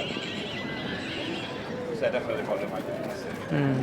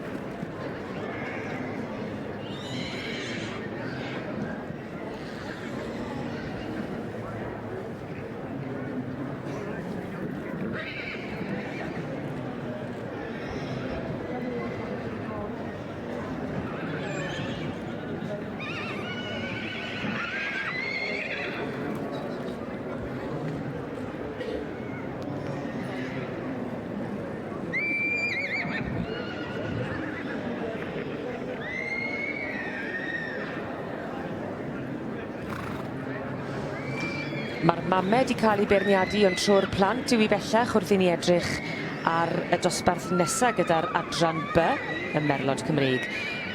Yr Ebolesi sydd yn cael ei beirniadu gan Mrs Tweety Nimmo. A dyma hi wedi tynnu nhw i fewn, wedi cael golwg fanwl ar yr Ebolesi ei hunain. Felly dyma ni, Joe Filmer, long halves, Eboles long halves. A Joe ei hunan yn arddangos yr Eboles yma. Tweety Nimmo ar y chwith yn smart iawn yn yr het. Wedi i'r dde Joe Filmer ei hun. Eboles long halves. Ac yn bihafio'n arbennig o dda ar y teg. Am Eboles mor ifanc ydi, bihafio yn tu hwnt o dda. Y mamau yn y cefndir.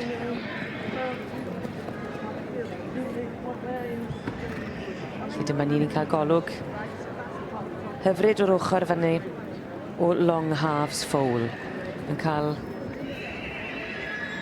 cipolwg manylach gyda Mrs Tweety Nimmo yn beirniadu y gystadleuaeth yma.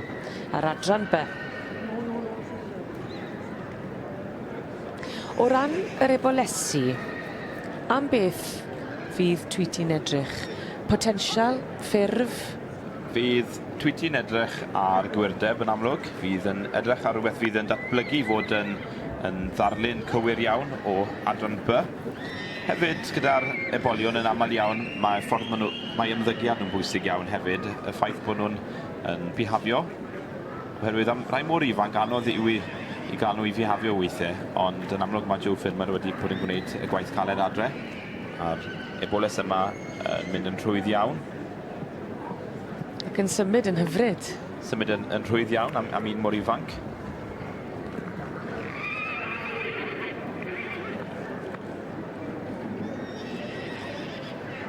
Felly, nesaf, i ni'n gweld David Blair o frydfa Waxwing y Gaseg. Y fam Waxwing Persuasion wedi ennill yma 10 gwaith yn y gorffennol ac wedi ennill heddi hefyd, felly mae wedi ennill 4 gwaith yn y sioe frenhinol bellach. Felly David Blair gyda'r Eboles yma a Tom Bess wedyn yn dal y Gaseg Waxwing Persuasion. A fel y ti'n sôn yn gyfarwydd iawn ar sioe frenhinol, David Blair yn enw cyfarwydd i'r gymuned ceffylau. David yn ogystal â Tom Best wrth gwrs. Tom yn awdur ac y ddau'n feirniad o fri ac wedi bod yn ennill yma yn y sioe frenhinol ers blynyddoedd maith. Fydden ni weld nhw'n mynd ar bencampwriaeth benywedd y llynedd, ond maen nhw wedi mynd ar bencampwriaeth yn y sioe frenhinol yma ar fwy nac un achlysur hefyd. Ni'n gweld y Gaseg Waxwing Persuasion yn y cefndir fyny yn edrych ar yr Eboles Waxwing Fowl. Yr un yn dilyn y llall. Ie.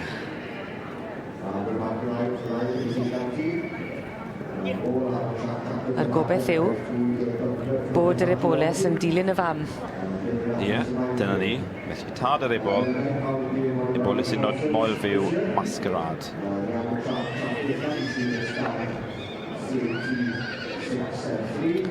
Dyna ni Waxwing Fowl a David Blair yn arddangos. Mrs Tweety Nimmo troi golygon at yr eboles nesa. Ie. Karen Cheetham, dwi'n meddwl yw hon. Carwood Fowl. Si, gwerthon ni Carwood Summertime yn gynharach. Yn derbyn o ofer cynta yn dosbarth y cesig Maggie Hun. A ni nawr yn gweld epil y gaseg hynny. Eiddo Karen Cheetham.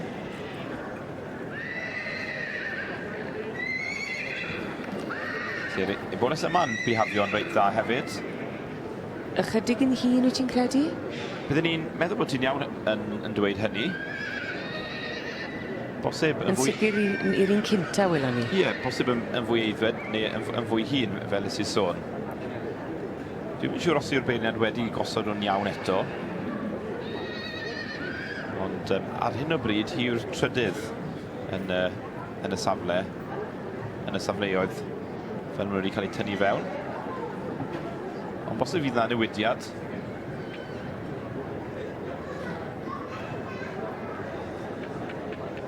Felly dyna ni. Carwood Fowl. Cerdded oddi wrth y beirniad Mrs Tweety Nimo. Ddim yn siŵr os dwi eisiau mynd nôl i drotia na dim ei wared teg wedi i fyddhau. A gen ni weld pa un o'r ebolesi yma fydd yn cipio'r garden goch.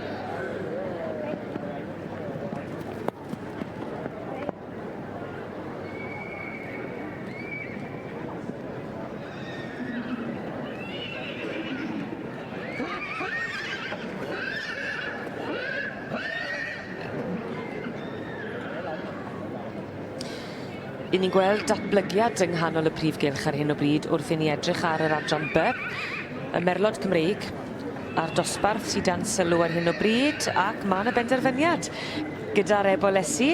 Dyma ni Mrs Tweety Nimmo sydd wedi bod yn beirniadu y gystadleuaeth yma yn rhoi y wobr gynta i'r eboles long halves.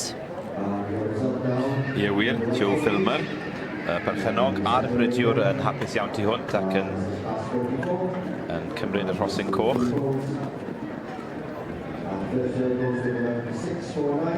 A dwi'n meddwl yn ail wedyn, mae gyda ni brydfa waxwing o'r Alban.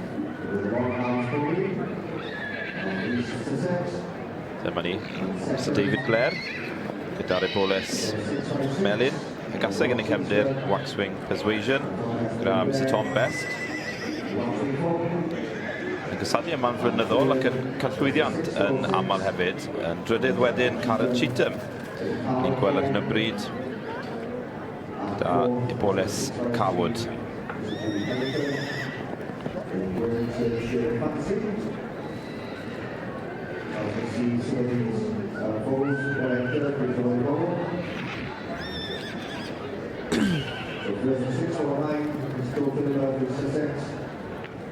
Second, 606, and third, 606. Chwarae teg y plentyn wedi wneud ei waith yn dda yn cipio'r wobr gynta yn nosbarth yr ebolesi gyda'r adran B. Llongyfarchiadau gwresog i'r eboles long halves ac yn eiddo i'r un sy'n arddangos, Mrs Joe Filmer. Dwi'n siŵr sy'n hynod o falch o waith yr eboles arbennig yma.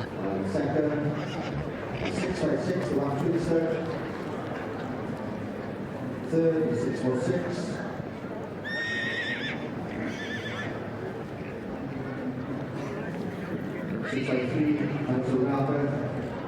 And four, 646.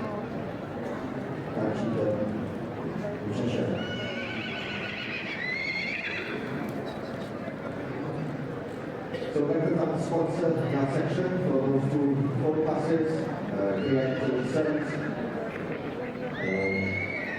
Consequences of these passes. But we're going to go on to the things that we show now, the right section is the FIBA Championship. This is our World Championship event, West Coast Safety Gold Medal, and the West Coast Safety Championship event. And this will be for next year, that's a 34, 36, 30, 40, 41, and 42. So we see the round number,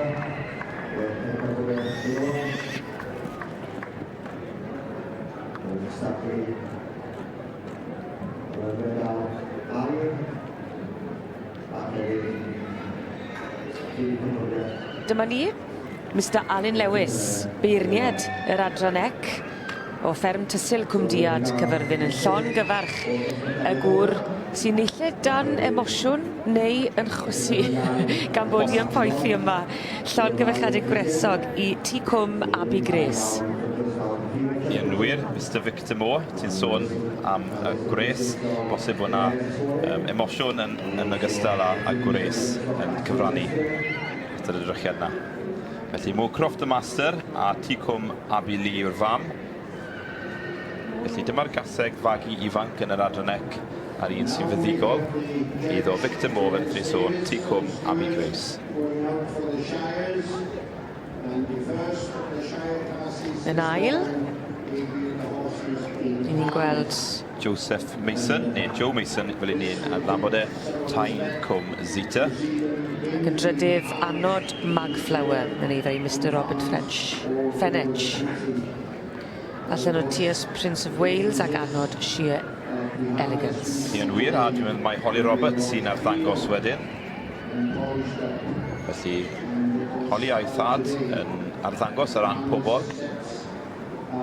Ni'n adnabod tad Holly fel yr un sy'n gwisgo'r trwser amryliw bob blwyddyn. Ni'n mynd i gweld eto, ond dwi'n siŵr nawn ni weld cyn ddiwedd y dydd. O, dyma ni. Waw. Graham Roberts, Ti wedi bod yn siopan cyn y sioe yn amlwg. Dwi'n mynd i gweld y trwsau nawr blaen. Ac yn parhau ar traddodiad gwych.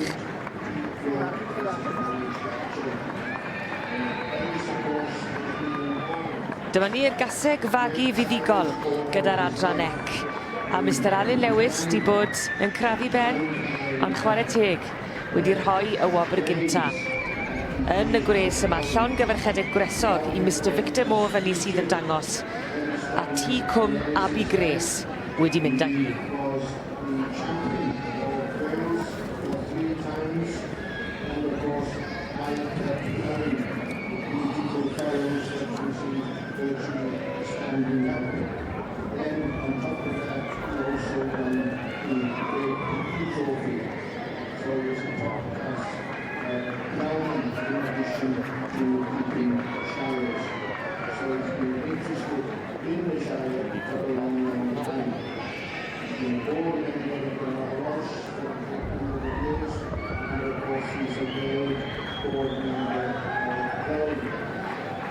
Dyma ni yn yr rhan gogleddol, mae yna wobr arall, a hynny ar gyfer yr eboles neu adfarch 2-3 rwyddod gyda'r Hanfryd Cymreig, ac yn mynd â hi, Sgelwith Adonis yn eiddo i Mrs Elizabeth Launder. Allan o RFS Socrates a Sgelwith Gyfylchan cyntaf.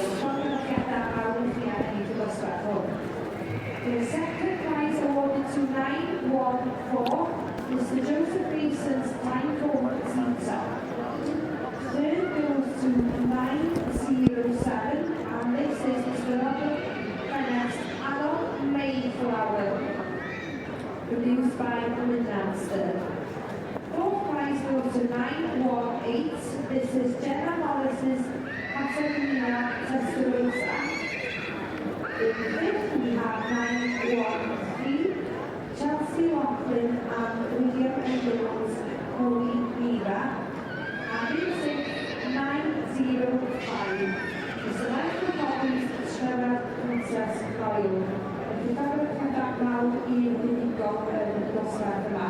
We will now be moving on in section C to the senior group men class. Ac yn yr adran Hanfryd, mae cynnyniad y dosbarth Ian Sain sydd yn gwblhau yr adran ieuenctid yn y bore yma yn y Hanfryd. Felly, yn y safle cyntaf... Llon gyferchedig gwresog i Sgelwith Adonis. Ych chi'n gweld o'ch blaen chi fan hyn wedi cipio'r wobr gynta, a hynny yn adran yr Hanfryd Cymreig a dosbarth eboles neu adfarch 2-3 mlwyddod.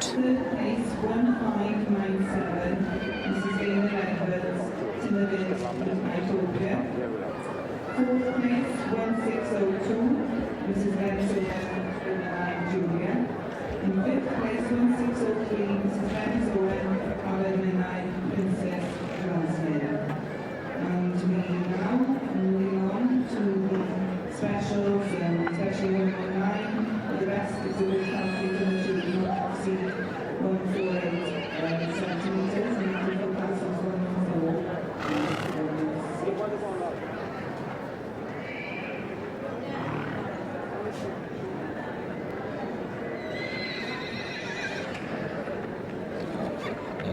We are now in the first of the Shire classes, and 5 exhibits in harness, and we do good pronunciation. Now, the sport,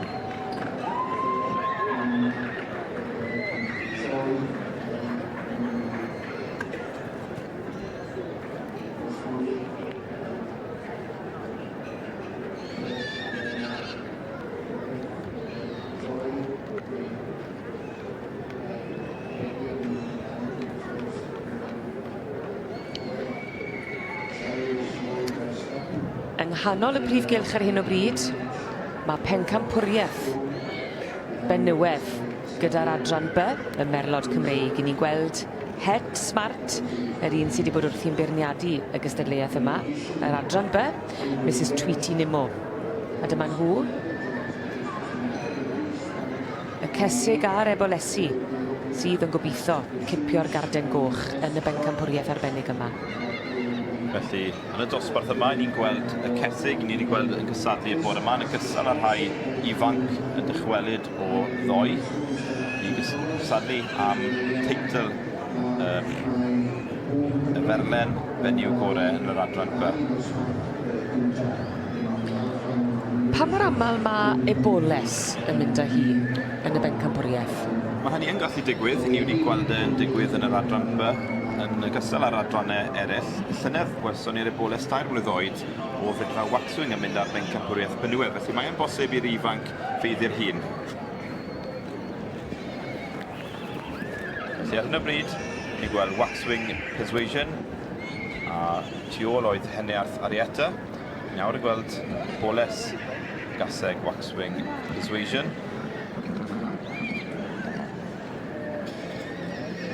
Unrhyw syniad gyda ti am beth fydd Mrs Tweety Nimmo? Bydd Tweety'n chwilio am gywirdeb yn amlwg. Bydd yn chwilio am geffyl sydd yn medru cerdded yn hawdd yn ogystal â medru rhedeg neu trotian yn gywir. Felly'r symudiad yn bwysig iawn o ran y pecyn. Ydy, yn bwysig iawn gyda yr adran B, marchogaeth yw eu swydd nhw yn y pen draw, felly yn mwyn marchogaeth mae rhaid i'r ceffyl hynny symud yn osgeiddig ac yn gywir.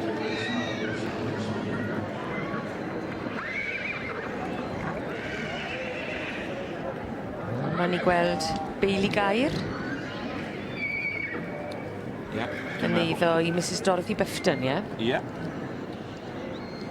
Allan o treflan trysor a treflan Prydwen. Hwn ennill dosbarth yr ebolion, felly fydd yr ebol yma ddim yn cysadlu, yr fam dwi'n meddwl sy'n cysadlu am y bencampwriaeth ar hyn o bryd.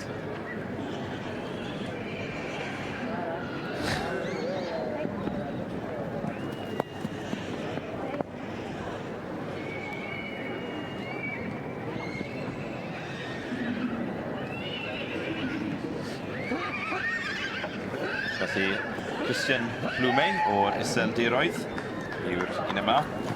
Red Flower in Net of Rose. Hi oedd yn y llydd dosbarth Cysig Gweigion y gynharach.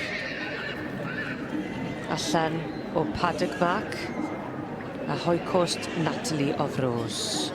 Difagu gan yr un sy'n arddangos hefyd, fel wedys ti, Christian Blumey. Gaseg yma'n ail yn ei dosbarth, ond hawl ganddi gysadlu yn mwyn o bosib mynd ar gil bencampwriaeth. So, gaseg yma yw eiddo Dorothy Bifton, treflan Prydwen.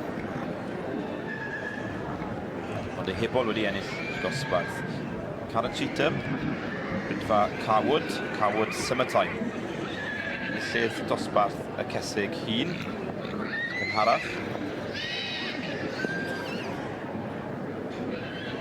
Dyma ni, gaseg Palomino, Carwood Summertime.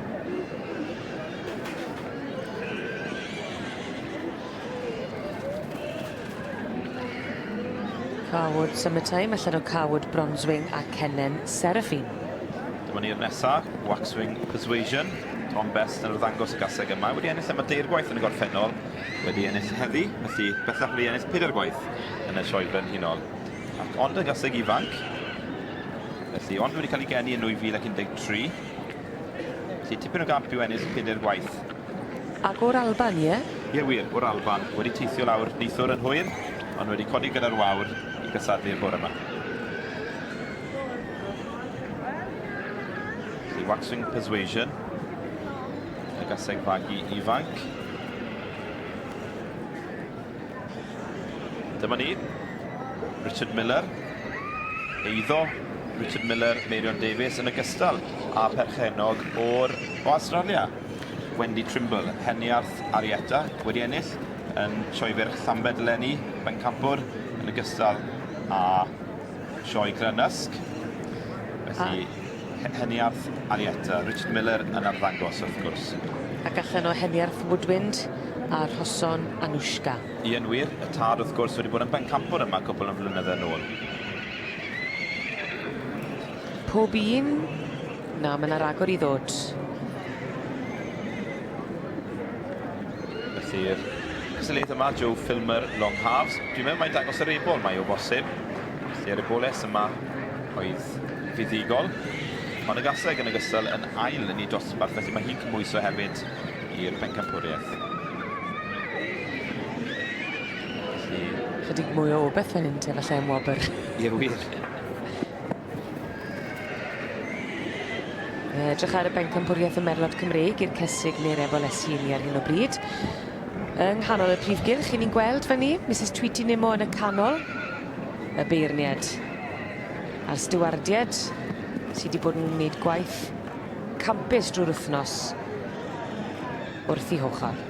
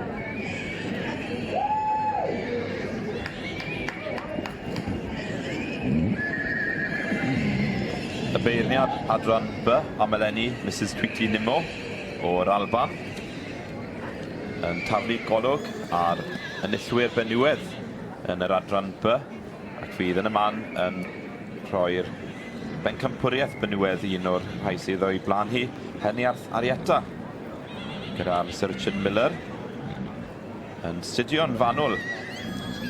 Heniarth Arietta, eboles 2 mlwydd oed a nillodd 2, mi oedd hi'n gil bencampwr y stoc ifenc.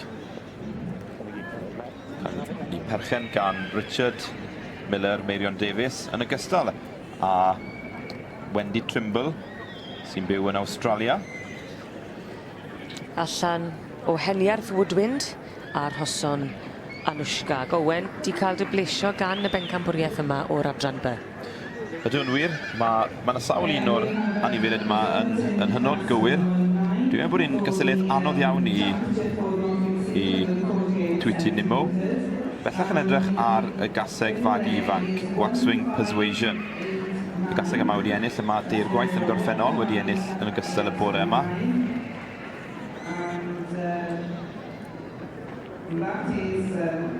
Sy'n ferch i Cwrt y Cadno Perlen.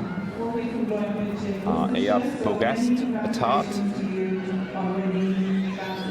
Tom Best yn ddangos y gaseg yma.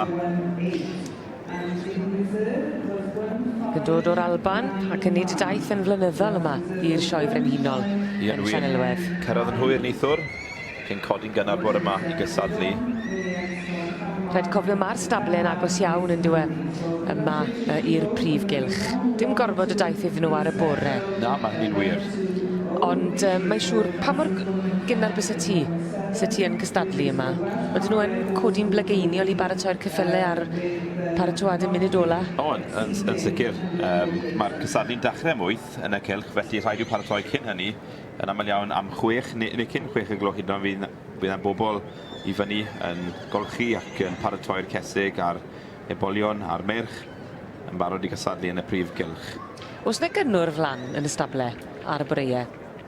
Yn y bore, dim cymaint yn y bore bosib. Pawb wedi blino o'r noson cynt, ond hwyrach yn y dydd bosib bod y cynnwrf yn cynyddu pan mae'r rhibannau coch yn dod nôl i fyny i'r sable. Felly dyma ni, Tweety Nimo. Yn gyfarwydd iawn y beirniadu, wedi bod yn beirniadu dros y byd i gyd, a wedi bod yn beirniadu y merlod Cymreig ar y cobiau ers dros 35 o flynyddoedd. Ac wedi bod yn magu y merlod Cymreig a'r hanfryd hefyd ers dechrau'r 70au, ac fe ddechreuodd hi gyda brydfad yn Tarfu yn 1979. Beirniad Tweety Nimo yn edrych arno nhw gyd yn unigol ac yn rhoi'r un sylw i bob un, felly dwi ddim i weld yn treulio fwy amser ar un yn fwy na'r llall, sy'n gwneud un anodd i ni wedyn i wybod lle'n gwmws mae'n mynd i fynd. Ar hyn o bryd, ni'n gweld Christian Blumey, y Red Flower Ninette of Rose o'r Iseldiroedd. Allan o Paddock Mark a Hoycost Natalie of Rose. Dwi'n meddwl bod y tad Paddock Marquis wedi ennill yma yn y gorffennol ac wedi ennill y Tom and Sprightly yn ogystal i deulu Hoic. Maen nhw'n cystadlu yma eto eleni, ond ddim wedi ennill eleni yn anffodus. Mae yn ddiwrnod cyffroes iawn yma hefyd, wrth gwrs, gan i ni gofio am yr holl bencampwriaethau. Ie, a dyma ddechrau ar y pencampwriaethau, sef pencampwriaeth Blenywedd. Mae'r beirniad yn gofyn i'r ymgeiswyr droi ar ei hochr i gymharu y cesig yma, felly fydd hi nawr yn fwy neu thebyg yn edrych ar y darlun cyflaw. Bosib bod yna bwysles ar y gwddwg, oherwydd cyffylau gyfer marchogaeth yw'r rhain. Hefyd yn cymharu yr asgwrn sydd arnyn nhw, o bosib. Lle'r cyfrwy? Lle'r cyfrwy yn ogystal.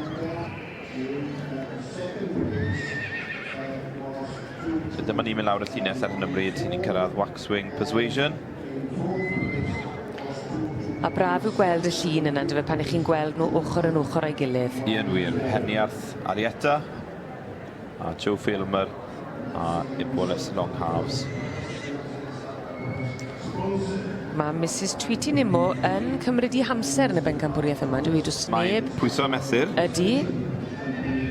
Ac yn rhoi'r tegwch heiddiannol i'r benywod sydd yn y bencampwriaeth yma yn yr adran B, y merlod Cymreig. Dal i bendroni, dal i gerdded i lawr y llinell, mae yn sefyll ar hyn o bryd tuag at rhan isa'r llinell, felly oes na benderfyniad yn mynd i fod yn yr rhan isa, achos mae'n ddifyr iawn yn dweud pan ych chi yn ddim ond yn canolbwyntio ar yr rhan ucha, ond mae'n deg i ganolbwyntio ar yr rhan isa hefyd, achos mae hynny'n gallu bod yn meddwl cymaint i'r bobl sydd wedi dod yma i gystadlu yn y prif gylch. Ond ddim yn datgelu dim hyd yn hyn, lle mae'n mynd i fynd. Mae'n Sidion yn fanwl, yn cymharu, dechrau o'r gwylod. Felly, bosib bod yna benderfyniad, mae'n mynd yn ôl tuag at y Stewart. Mae'n edrych chydig bach yn fwy penderfynol nawr. Ydy, ond yn hamddenol yn ei cherddediad. Mae'n llusgo'r foment yn y mas yn dwi. Os na, penderfynu, mae'r Stewardiad bob ochr iddi. Mae'n edrych ar... O'i blannu ar y bryd mae Waxwing Persuasion a chaseg Carwood Summertime. Ond mae yna rei eraill yn y llinell hefyd. Wel, dyma ni. Dwi'n meddwl mae Tom Best, Waxwing Persuasion sy'n mynd â hi. Hi yw'r bencampwr benywedd. A hi enillodd gaseg fagu 4 i 7 blwydd oed. Ie, yn wir. A dyma ni, y cil bencampwr wedyn ac yn heddiannol tu hwnt wrth gwrs Heniarth, Arietta, Eiddo, Meirion Davies, Richard Miller a Pherchenog yn Australia, Wendy Trimble, Wendy yma yn gwylio'r cysadlu wrth gwrs. Lly Heniarth Arietta yn ail. Yn gil bencampwr wir. Ac i ni'n gwybod pwy sydd wedi dod i'r brig ym mhencampwriaeth y Merlod Cymreig wrth edrych ar y cesig a'r ebolesu. Llon cyfarchedig gwresog i Waxwing Persuasion o brydfa Waxwing allan o Aieth Bogest a Cwrt Cadno Perlen. Dyma y gasegfagu enillodd dosbarth 41, sef dosbarth i'r gasegfagu 4 i 7 mlwydd oed, ond bellach wedi hawlio y wobr yma, y bencampwriaeth benywedd.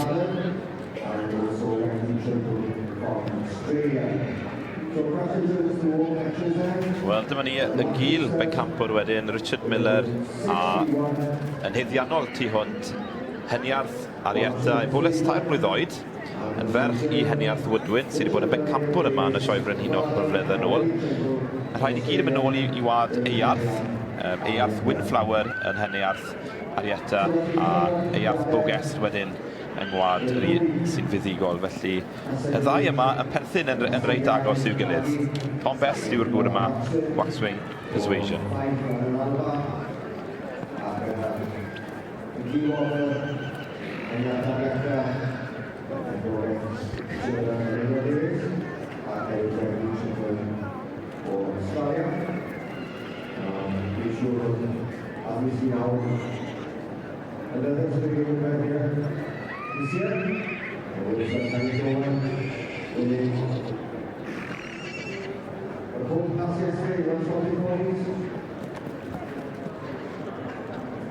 He's asked for the contingent from Australia on the airplane for this year's show. So casually show connections.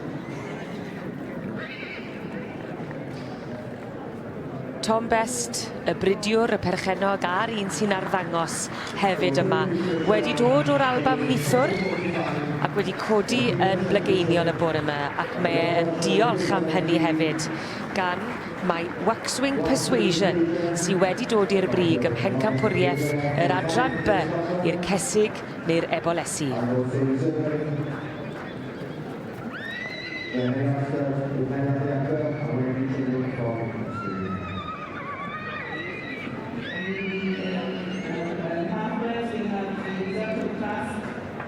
Special 119, which is the Talwyn Catalan Perpetual Challenge, which and the Royal Championship is there for the best exhibit calculated at maturity not to exceed 48 centimetres. And the winner of this is from class 117, which is 1601. Mrs. Elizabeth Gonder from the Welfare Farm, Llanelwedd, Powys, Ysgelwell, and Honest. So many congratulations to you. And also, the taking the reserve is from the same classmate as the Butterfly 9-8, Richard and Jean Evans from Aberystwyth with a smooth special cake. And then we now go on to the overall championship reserve for the young stock.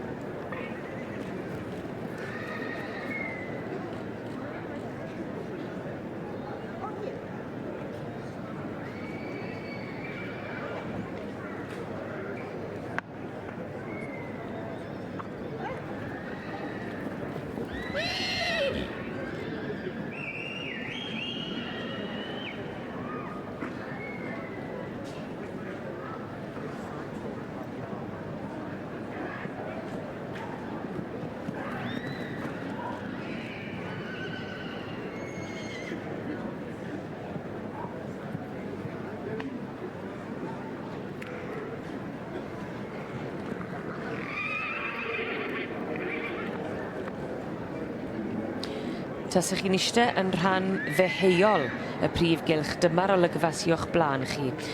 Ac y cystadlu Yn y rhan yma o'r brif gylch, yn yr rhan deheuol, yw'r merlod Cymreig Teip Cob, yr adranec, a'r gŵr bonheddig yma ydy'r beirniad, Mr Alun Lewis o fferm Tysil Cwmdiad, Cyfyrddin. Y dosbarth sy'n o'i flaen ar hyn o bryd yw'r gaseg fagu hun a'i hebol. 6 yn y dosbarth, ac mae'n cael cipolwg arnyn nhw ar un o bryd, ac... Dyma ni. Yn mynd i'r Alban, unwaith yn rhagor gyda'r adranec. Gavin Ingram, Danac Prudence sy'n fuddigol. Diwrnod da i'r Albanwyr heddi, Heledd. Yndi. Felly Danac Prudence yn ennill y gaseg fagu hun. Mi oedd hon yn bencampwr yn sioe Royal Highland yn gynharach eleni. Mae yna wobr gynta arall wedi dod i'r prif gylch a dyma ni. Yn cipio'r wobr gynta yn yr adranec i'r gaseg fagu hun. Llongyfarched y Gresog i Danac Prudence ac yn eiddo i Mr Gavin Ingram.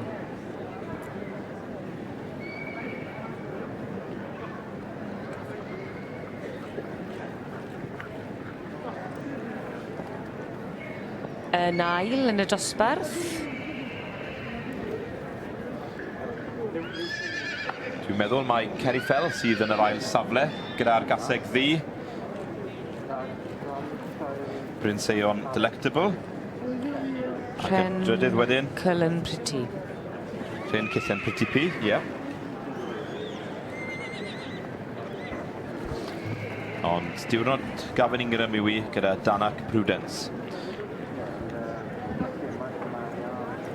Gyda'r gaseg 13 oed.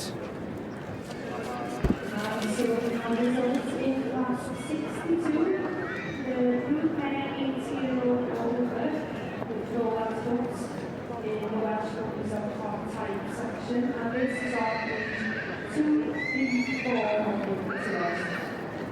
And in first place in this class we have 935, Mr Gavin Ingram. Diwrnod da i'r Albanwyr heddi. O'n blaen ni fan hyn i ni gweld Mr Gavin Ingram o'r Alban wedi dod i'r brig gyda'r adranec a'r gaseg fagu hun a tha hi ydy Danac Prudence.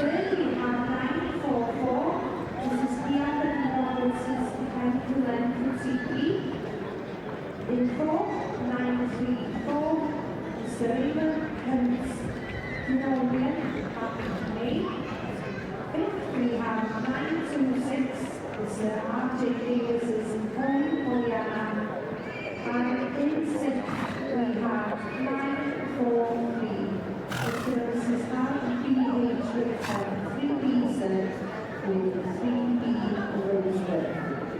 So huge congratulations to Mr. Gavin Ingram on winning that class today with Danac Prudence. I believe Mr. Ingram travelled all the way from Aberdeenshire to do this today. So well worth your journey around the village. Felly not fel gyda awr ddifrifol yn ystod Cysig Magni Gwyrdd Stori. In the Welsh Court of Time, we will now be moving on to Special 63, which is the award for the best men. So the winners of Class 61 and 62 will be competing against each other for the Packet Dawn Annual Award and the Welsh Special Events.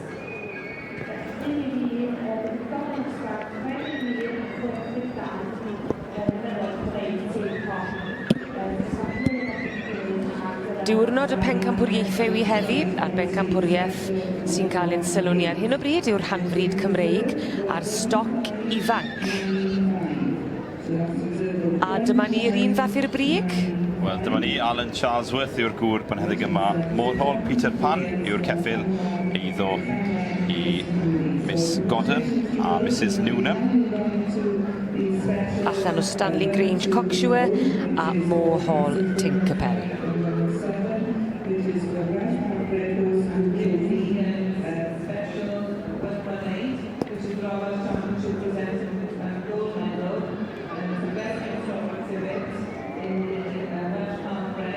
And the winner goes to 1,500.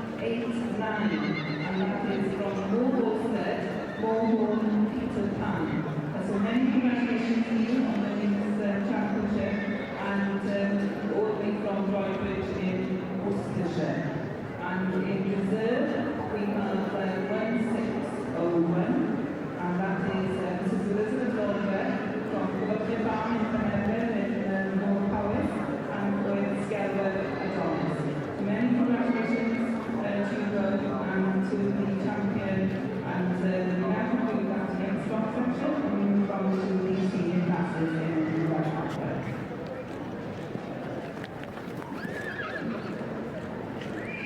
Now we're on to the early class, and unfortunately, it looks like as it has been only one forward today, and this is now the early class for Kelvin O'Reilly and Vicky O'Reilly, and born, of course, they were also, as you can see, is year already as a tremendous science and skill and power of what the Shires are all about. And this time, the yearling will receive the special reception of this yearling. So the judge is happy, the yearling will be the winner. And after this, we move on to video and we're over.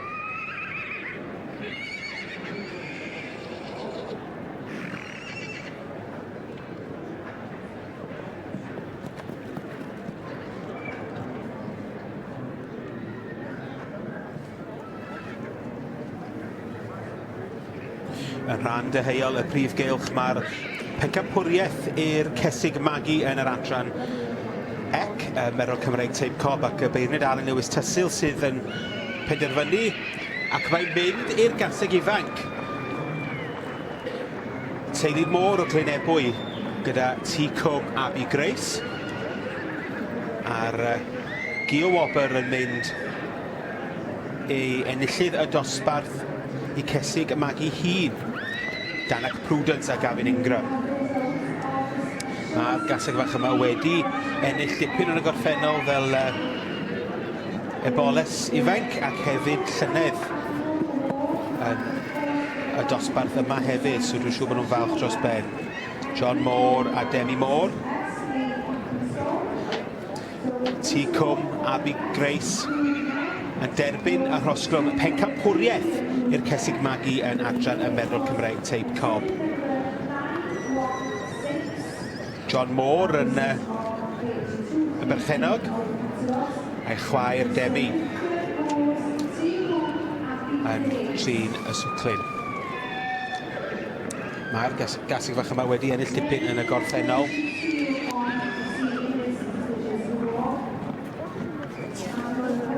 Ac i derbyn cwpan hefyd wrth gwrs.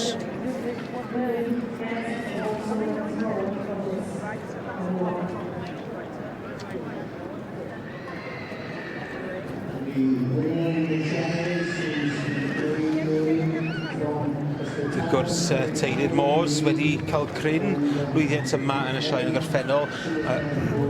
Mi oedd fam y gasig yma, T. Cwm Abigail, wedi bod yn bencampwriaeth dwywaith yn y sioe frenhinol. Felly, Abby Grace yn cario'r traddodiad ymlaen. Rob Jones, sydd gyda fi yn y blws o Webi, wedi bod yn gwylio'r dosbarthiadau yma. Siwr wyt ti? Bore da? Bore da. Ie, wir. T. Cwm Abby Grace sy'n ennill ar bencampwriaeth. Ac gofio mae wedi cael ei magu wrth y march Moorcroft y Master ag allan o Tir Cwm Abby Lee.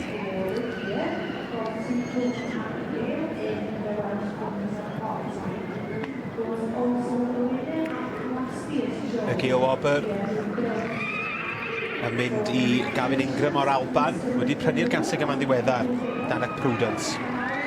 Llongyfarchiadau mawr i John a Demi Moore yn ennill pencampwriaeth i'r Cesig Magu yn adran y Merol Cymreig Teip Cob.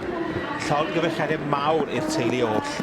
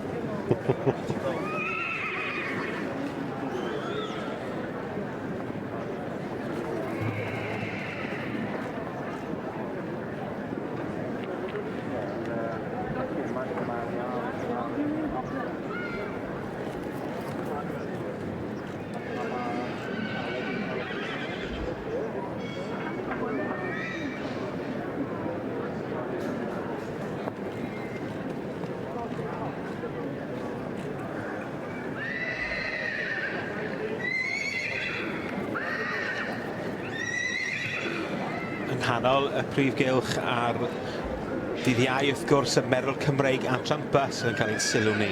Ac dosbarth i'r meirch 4 mlwydd oed a throsodd sydd yn cael ei feirniadu gen y beirniad Tweety Nimo o'r Alban. Ac yn cadw cwmni i fi yn y blws o Webi mae Rob Jones. Ac Dyma'r un gyntaf i fynd allan i wneud yr arddangosiad unigol. Ie, wir, y dosbarth y merch, fel wedes ti, yn yr adran B, a mae rhyw 10 tu flaen iddi, a dyma ni'n gweld Tweety yn edrych ar yr march ifanc hyn. March enwog iawn, sgelon bronze soldier i'r perchynog Ceri Fell. Dim Ceri Fell, Ceri Wainwright, wrth gwrs. Ceri Wainwright oedd yn beirniadu'r adran yma blwyddyn diwetha. So mae hi nôl yn gwisg wahanol heddi, ond mae'r ceffil bach hyn wedi ennill digon. Wedi cybwyso eisiau ceffil y flwyddyn. Odi, rhyw ddwywaith fi'n deall, ac dyma'r tro cyntaf fi'n credu ni'n gweld, ni falle'r ailwaith ni'n gweld tymor hyn. Ffefryn bach wedyn ni, ffefryn, ond yn llygad y berniad, Tweety Nimo, mae wedi cael pôl mewn i'r brig ar dechrau'r dosbarth. Nesaf fynd, y Daggio Delor, y ceffil gwyn, i Ingrid Deletra o Ffrainc. Mae'r ddoi ffefryn y dosbarth. Bydd hi diddorol gweld ar diwedd y dosbarth beth bydd y penderfyniad. Mae hwn yn y nifel sydd wedi ennill digon dramor. Mae wedi bod yn y wlad hyn yn y cylch unwaith o blaen, a oedd e'n ail yn y dosbarth y merch. Ail yw ar hyn o bryd, ond wni ag eiffau falle fynd un yn well. Dyn bach sy'n bobl yn gyfarwydd ar adran, Gert Verbas. Dyn oedd yn llwyddiannus llynedd. Trafod y march hyn i Ingrid, Gert wrth gwrs fe ath trwy'r cylch i gyd blwyddyn diwetha i fod yn prif bencampwr y ceffyler y ca gyda march ei hunan, Stwges Hove Escudo. Dipyn o asgwrn i'r march yma. Mae e'n boni, sy'n siwto lot o bobl. Mae fe'n Gymraeg, bach o gorff, digon o asgwrn arno fe. Mae fe'n boni Gymraeg yn diwe, ond anodd mae'r ceffil mae Tweety wedi tynnu'n gyntaf. Tyma bach wahanol o batrwn, falle bach fwy at yr marchogaeth mae bobl rhai yn gweud. Ond penderfyniad bach anodd iawn ond Adagio Delor yw hwn wrth y march Eniarth Woodwind.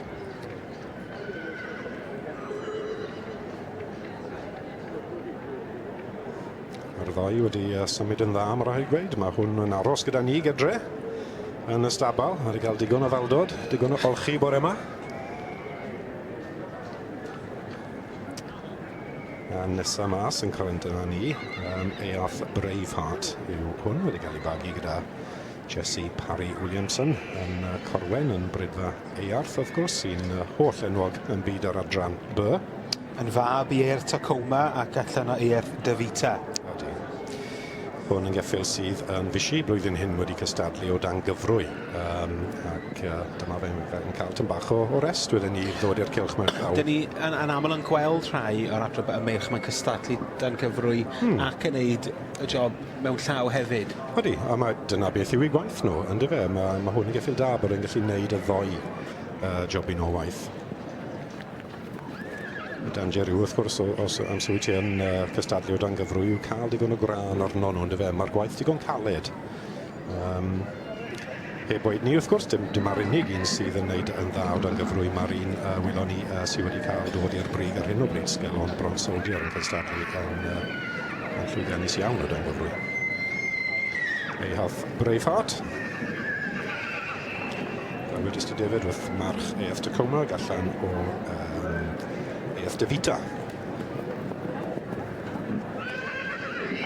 Lliw coch ar coesau gwynion.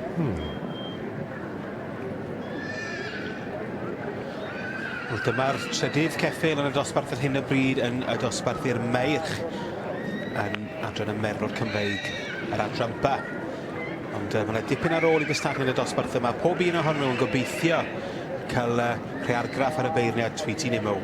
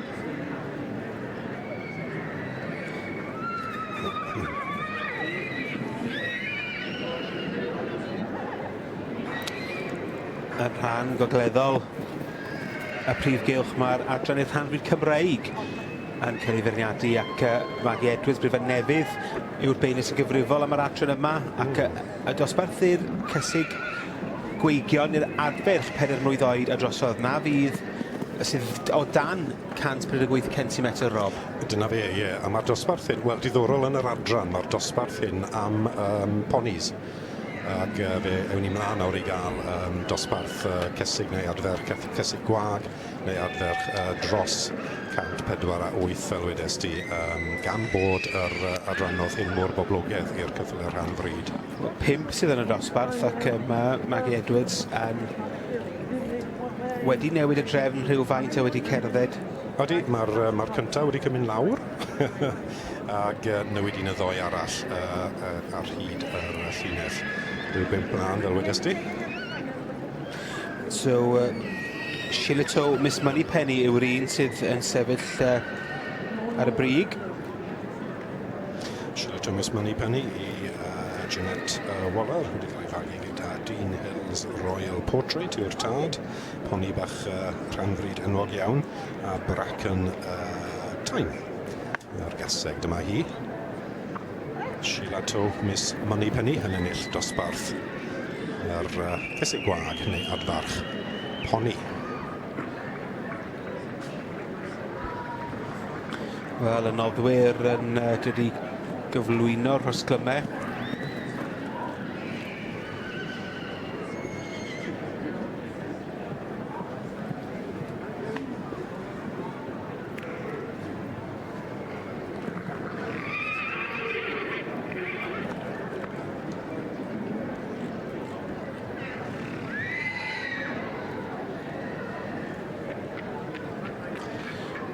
A riban goch ac yn ei cyflwyno i Shillito Miss Moneypenny dy berchnogaeth Mrs Jeanette Walker yn ennill y dosbarth i'r cysig gweigion neu adfarch tan 148 centimetr yn adran y rhanfryd Cymreig.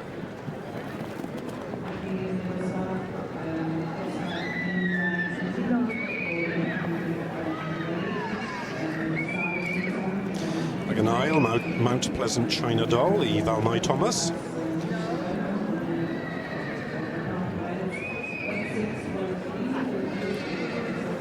Ac y drydydd Bardwell Regal Promise berchnogaeth Mrs Susan Lee. Dyna fe, ia.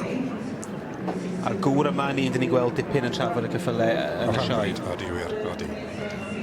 Odi, mae hwn yn adran digon llwyddiannus mewn ffordd fe fuodd amser. Oedd dim gormod o'r cyffylau rhan fryd yn mlaen, ond wrth gwrs mae rhaid cofio dyma'r pymed adran o'r brydiau Cymreig i fi. Dwi'n meddwl bod ni'n gwybod cynnydd bron bob blwyddyn yn y rhai sy'n gystadlu. Odyn, ie, odi. A mae'r adran wedi newid, wedi cynnig fwy o ddosbarthu ac rhannu y poni a'r ceffyl i... A hynny yn denu mwy o gystadleuwyr gan bod Mae'n datblygiad yn dod yn y dosbarthiadau yma. Mae bobl yn gweld bod e'n fwy teg yn dyfe rhwyddach i ferniadu mewn ffordd. Ond mae fe yn just sylwi wrth gwrs bod y gwad rhyw 12.5% sy'n eisiau o wad Cymraeg yn gallu twlu ebol sydd yn unrhyw batrwn mewn ffordd yn dyfe. So mae'n bwysig bod ni'n rhannu'r wrthrychter i ddechrau cyn goffod pwyso a mesur y patrwn sy'n tu flaen i ti fel berniad.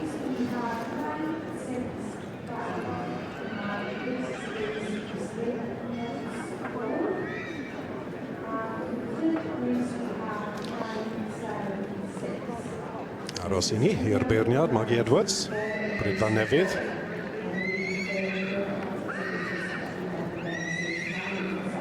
Llongyfarchiadau mawr i Mrs Jeanette Walker yn ennill y dosbarth i'r cysig gweigion neu adfarch tan 148 centimetr yn adran y rhanfryd Cymreig.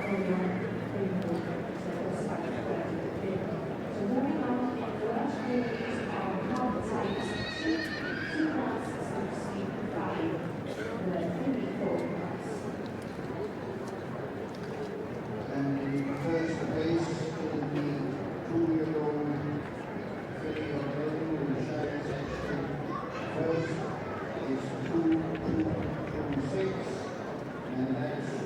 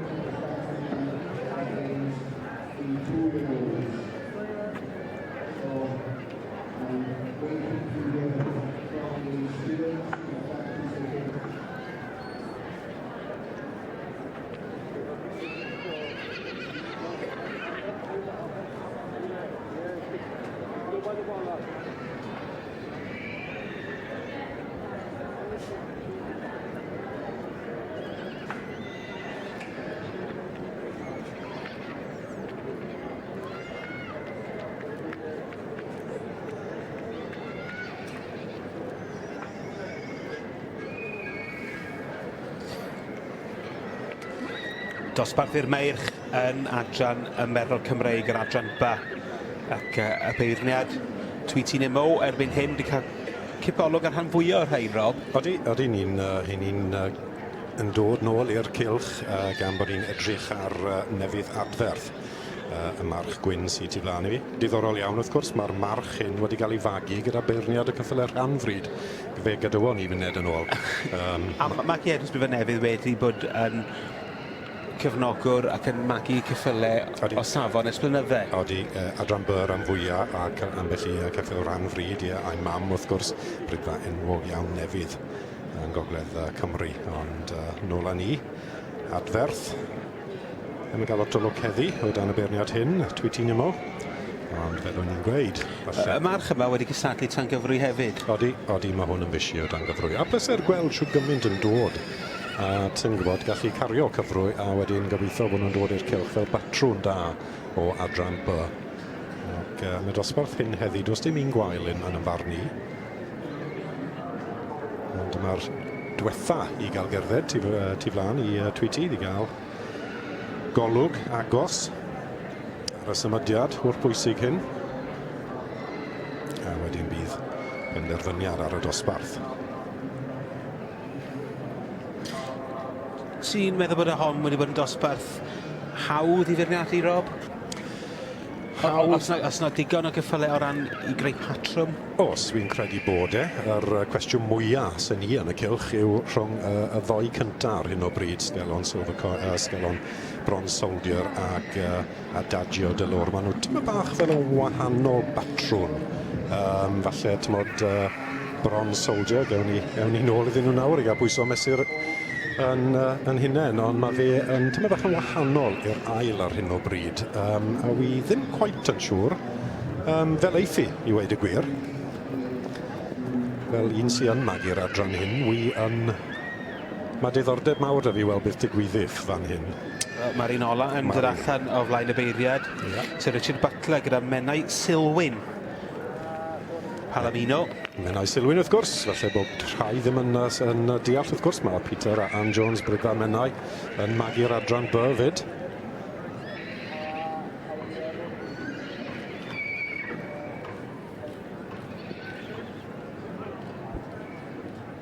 Mae dwi'n iawn i ddeud yn sicr bod pob un mae'r llinach yr adran B yn Menai yr un hen yn ôl i Menai Shooting Star. Ie, Menai Shooting Star, ceffyl bach di llwyddiannus sy'n gwad tipyn lot o'r ceffylau heddi. A bod y gwaed yr adran Eco B a'r Cobyn yn Menai yn gyd yn mynd nôl i'r un gaseg? Odi, ie, ti'n dweud. Yn diddorol bod nhw wedi datblygu'r teip ar... Ie.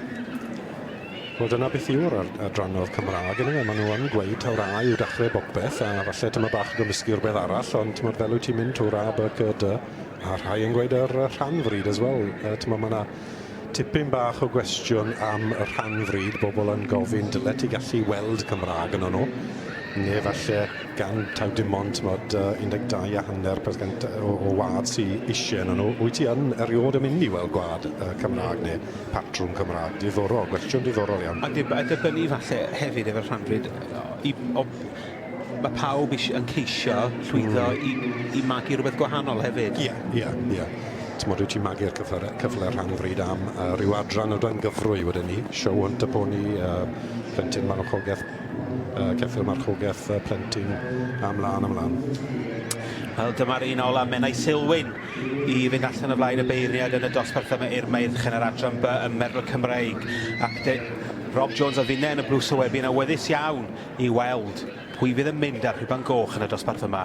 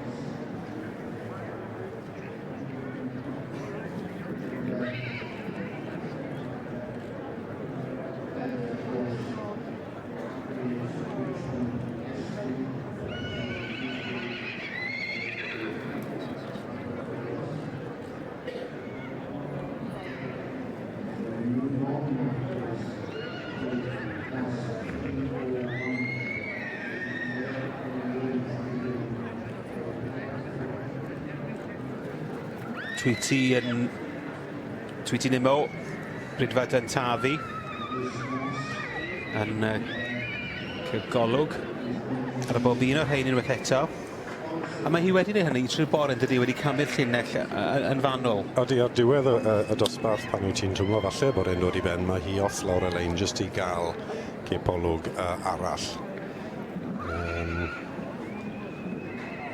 Cymryd tyma bach o amser, ond mae amser gyda ddi. A mae'n bwysig iddi hi, yn sicr. Dim yn fenyw sy a ofn newid pethach. So wy'n edrych mlaen i weld beth bydd y penderfyniad ar y brig. Ond wrth gwrs mae'r cerdded y llinell fel hyn yn gallu gweld ambell un sy lawr y lein y llinell hyn yn newid rownd. Mae'n rhoi sylw i bob un ohonyn nhw. Boed lle maen nhw'n sefyll yn y llinell yma. Mae'r adferth yn cael golwg diwetha.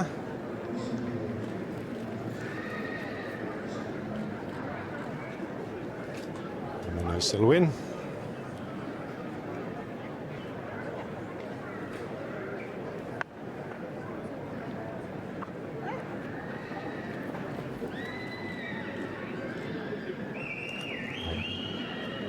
Nawr te, dyma ni.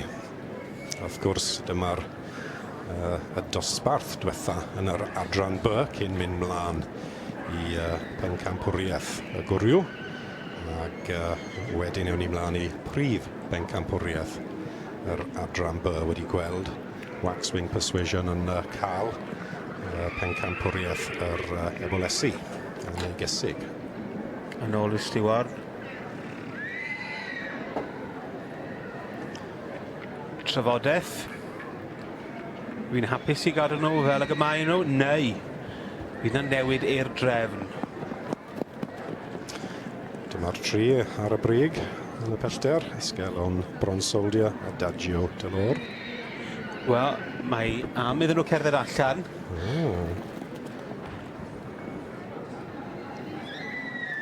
Tensiwn ma.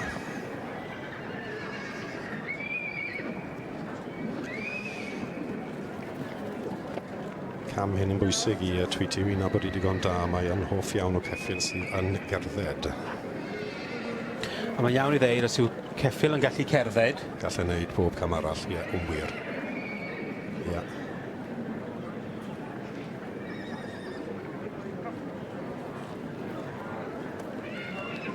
Wel, dyn ni wrthi fan hyn yn aros iddi gael tynnu'r buddigwr i fewn. Tybed, a Esgelon Bronsoldia.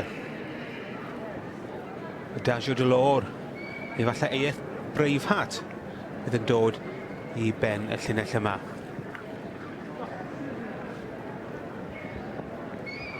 Mae'r dosbarth yn blesion legadig am bod siw gymryd mlaen a mae'n batrwm da, ond hefyd ar ôl gweud ni, mi'n dechrau deall bod e'n digon caled i ddewis rhwng y tri cynta.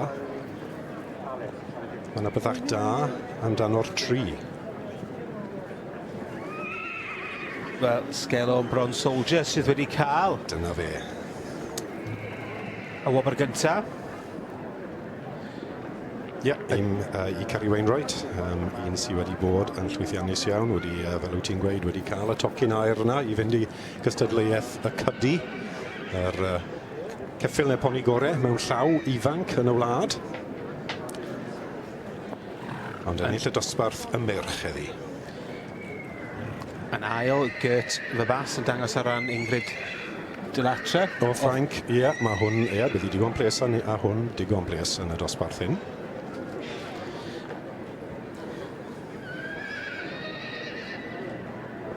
Yn drydydd, Eath Braveheart.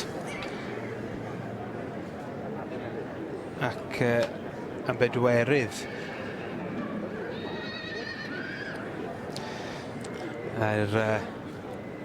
Little Byram Harry Potter. Ie, dyna fi.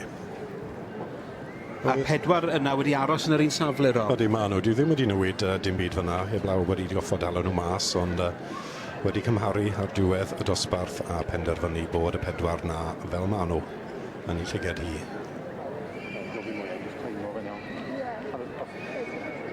Sgelon Bron Soldier, wrth gwrs, wedi cael ei fagu gyda brydfa Sgelon Consort yw'r tad a Burnside Penny Black y gaseg.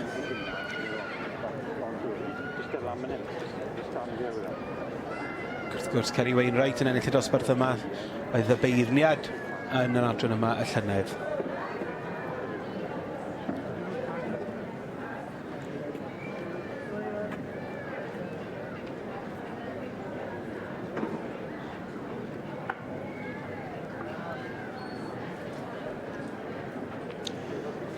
Wel, mae Tweety yn cadw gerdded ar ôl plesio nhw. Mae'n cadw gerdded. Dwi ddim drysto to. Ydy.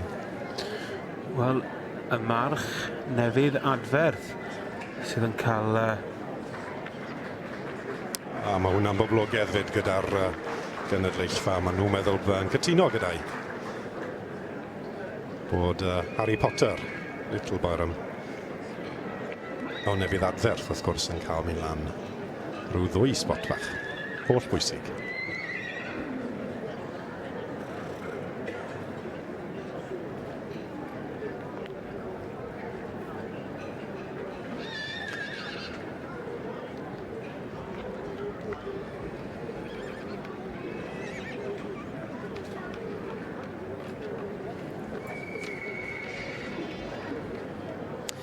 Enillydd y dosbarth i'r meirch yn yr adran by y Merol Cymreig yn mynd i Sgelon Bronze Soldier. Dyma'r marchnogaeth Miss Ceri Wainwright.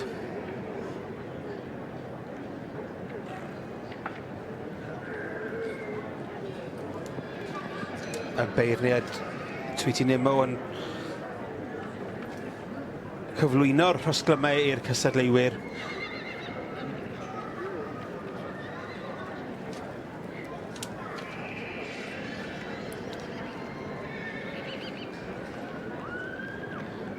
Dyma'r ddau gyntaf, Sgelon Bronze Soldier yn ennill y dosbarth ac yn gwisgo'r rhibang goch ac yn yr ail safle y Dagio Delor sydd wedi bod yn poblogaidd iawn gyda'r gynulleidfa fan hyn yn Llanelwedd yn cael ei arddangos gen Gert Fabas.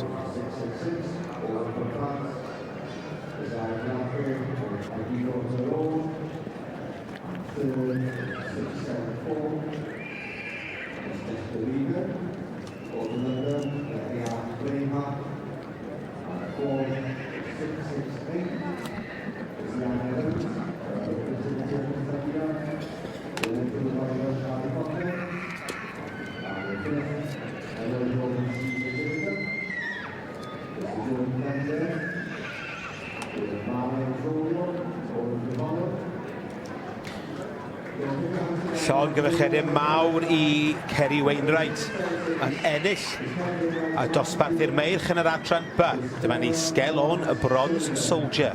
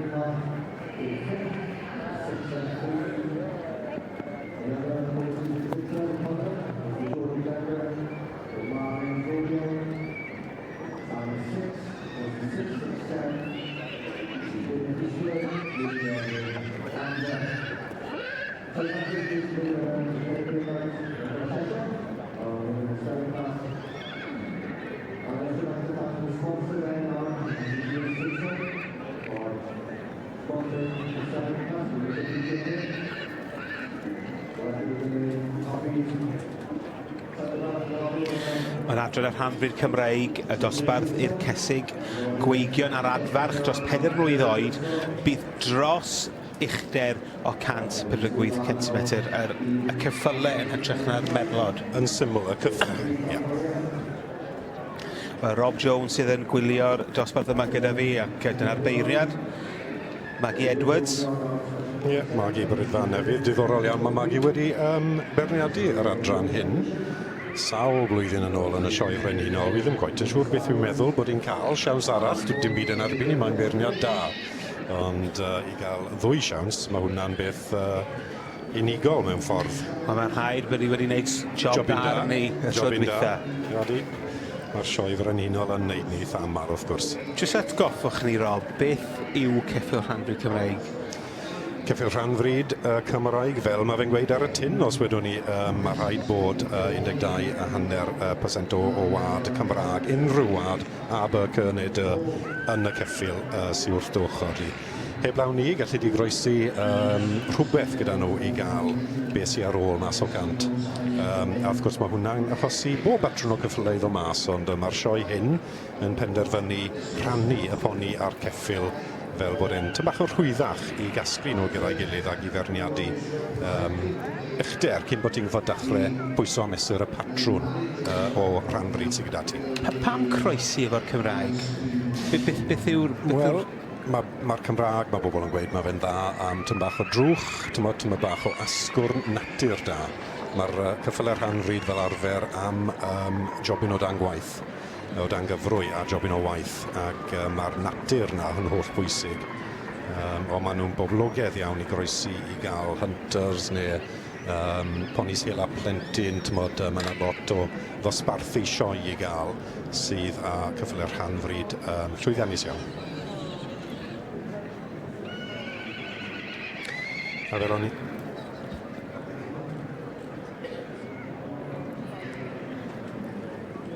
Enillydd y dosbarth yma i'r cysig gweigion ei adfarch o mwy o seis, dros 148 cm yn mynd i brif pencampwr y sioe llynedd. Odi, ie. Penstrymli Awel Latif. Ie, odi. Ie, i David Thomas, Latif, wedi bod yn brif pencampwr o dan gyfrwy yma. A dyma fi yn cystadlu yn y dosbarth am cesig gwag neu adfarch wrth gwrs, bleser gweld adfarch yn cystadlu ac yn dod i'r brig. A fi'n siŵr welwn ni hwn o dan gyfrwy to heddi yn hwyrach yn y diwrnod. Yn ail, llanodd fair play, ond mae'r diwrnod i Penstrymli Awel Latif i David Thomas wedi cael ei fagu gyda Cathol yn brydfa Penstrymli. Yn Sir Benfro, Liberace y tad, Penstrymli Awa Annie yw'r fam. Disgwyl yn dda heddi. Ydy, edrych yn arbennig, chwarae teg. Ie. Tori Thomas yn dangos Penstrymli Awel Latif i ennill y dosbarth i'r cysig gweigion ei adferch 4 mlwydd oed a drosodd. Dros 40...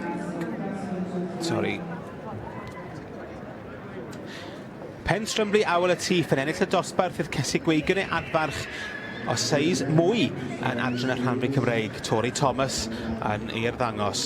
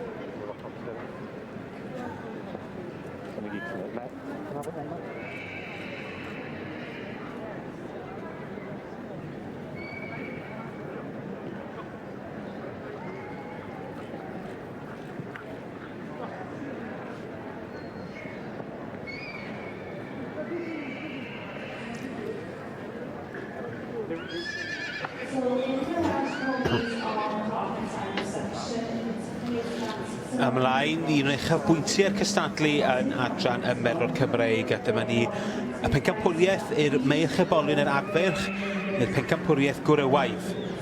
Ac y Rob Jones sydd gyda fi yn gwylio'r cyfan.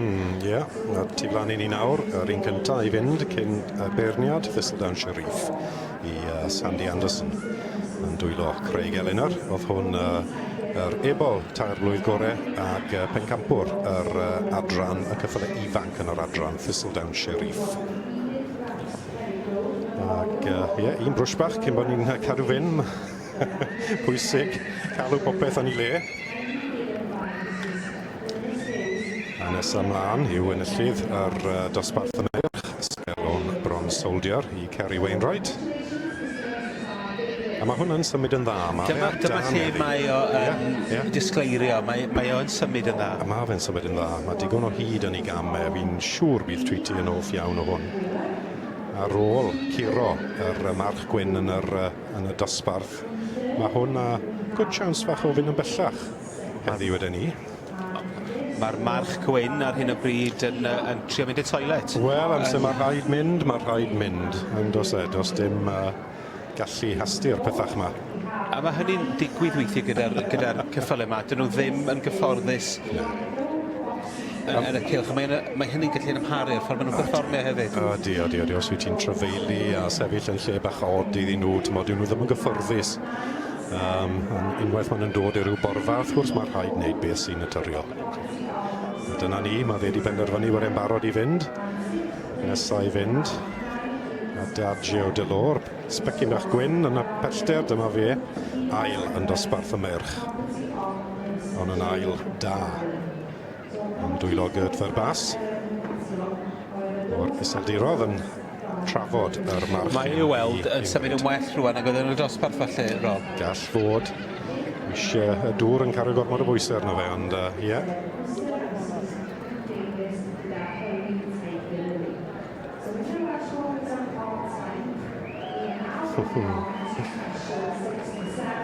Adagio Delor o Ffrainc.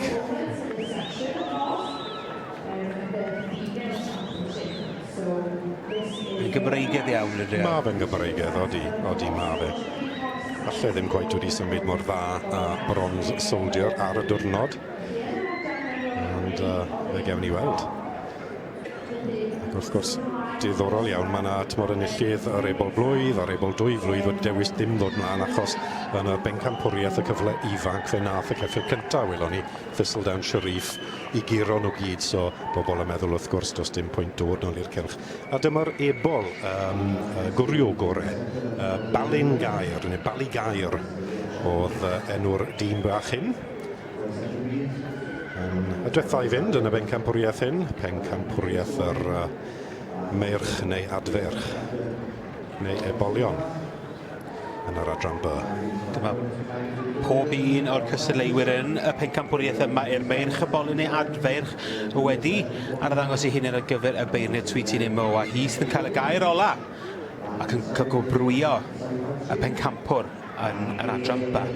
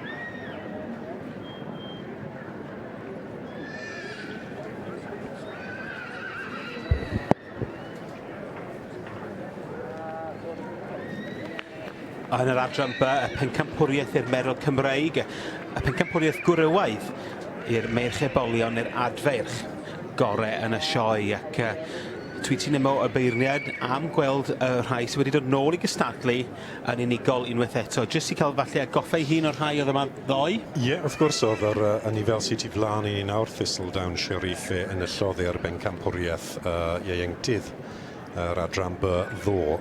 So dyma sians iddi hi gael atgofio beth oedd wedi dal i llygad i Thistledown Sheriff wrth y march Mintfield Sandpiper ac allan o'r gaseg Thistledown Sheerluster wedi cael ei fagu. A perchen i Sandy Anderson, brydfa Thistledown.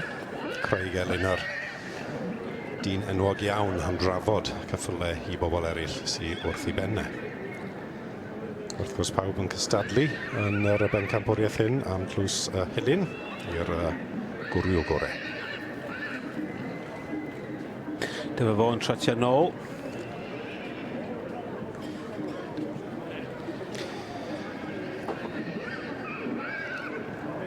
Oedd hwn tipyn bach o siom wrth i ddewis ei gael pencampwriaeth o ieuenctydd ddo, ond wrth edrych mwy eto fe, mae hwn yn y nifel sy'n corff da, mae fe'n disgwyl yn da, trefeili digon da.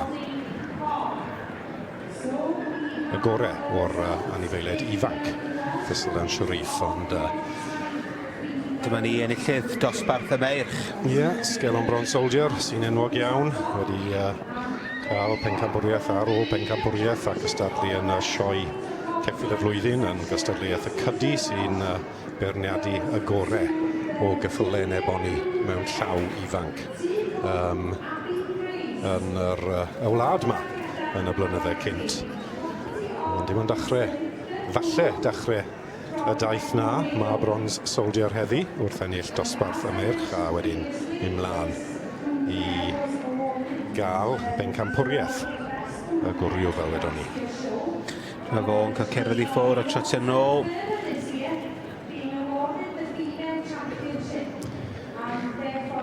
Wedyn ni bydd hwn yn un anodd i giro heddi yn y gystadleuaeth hyn, falle geiffer gystadleuaeth y gwrw.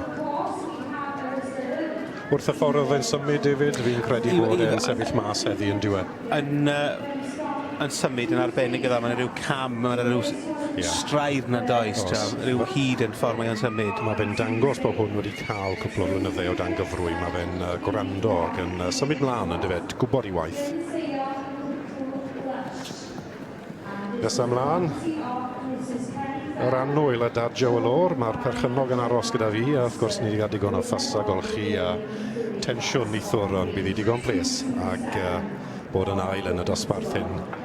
Y march bach Pert Gwyn sydd wedi flaen i ni nawr wrth Heniath Woodwyn i'w dad, a Etansel Rafinio yw'r gaseg mae hwn mas o hen wad arbennig ar adran B yn dod trwyddo yn pictiwr hyn.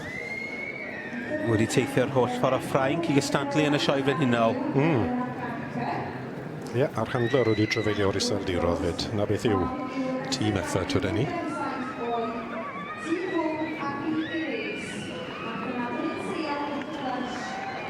Gall dim neb gweud bod Tweety ddim wedi cael tynnu sylw ato nhw. Mae wedi astudio pob un ohonyn nhw tydi. Popeth lawr y gwylod, mae wedi gweithio'n galed. Wedi gweithio'n galed. Y beirniad yn gofyn i Gert aros nes bod y bloeddiad clapio wedi gorffen yn rhan ddeheuol y brif gylch wrth gwrs. Yn yr rhan yna mae pencampwriaeth newydd digwydd ac y dorf yn cymryd dwyar enillwyr. So dyma ni wedi cael caniatad i gerdded lawr.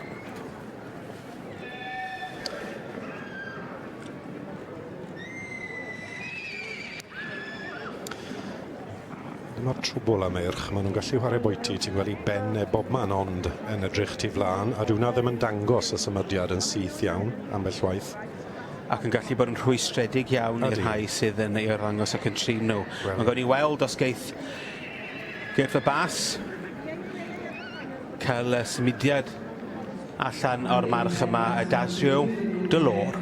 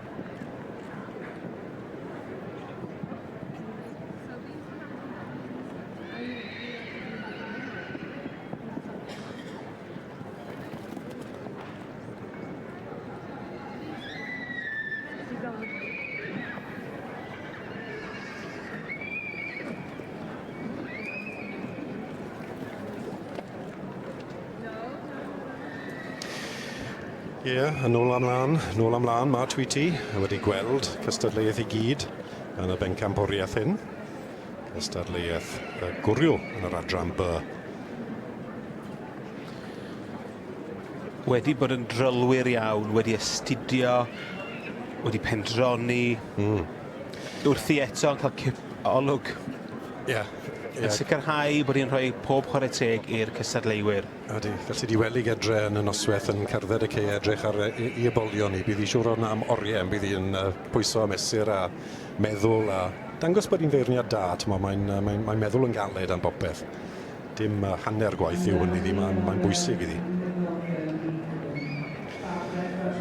Yn ôl at y steward.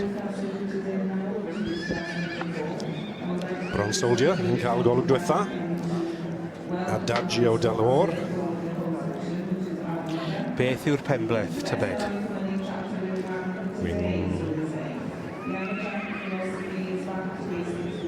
Credu fi'n gwybod beth digwyddith, ond hwy wedi dysgu yn y gwaith hyn i gadw'n geg ar gau, achos ta beth ni'n arfer gweud, mae'r pethach yn mynd yn rong yma. Ja, mae'n cadw fynd, mae'n mynd i gymaru to. Lawr i'r ebol blwydd gorau fyd. Ballingar.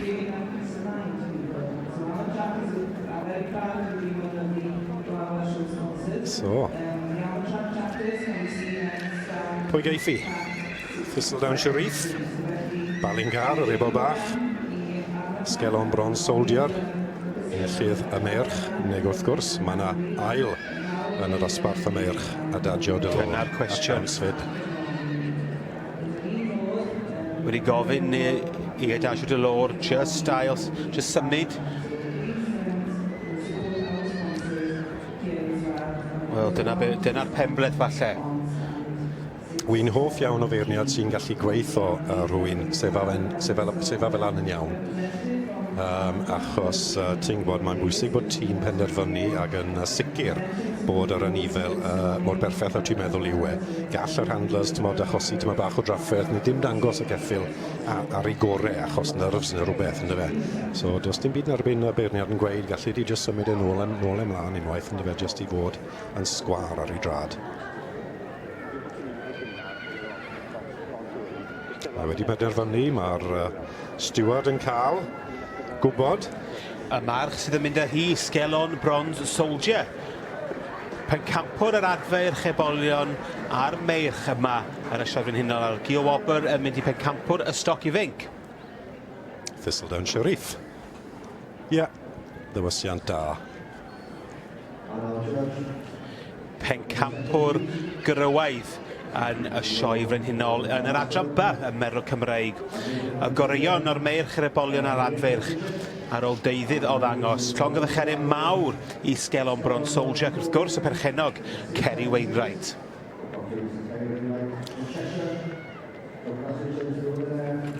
Ie, os ni'n gallu gweld Ceri Wainwright allai rhoi arian ar y ffact bydd hi'n llifen fel babi yn rhywle ar y cama. Bydd hi mor bles.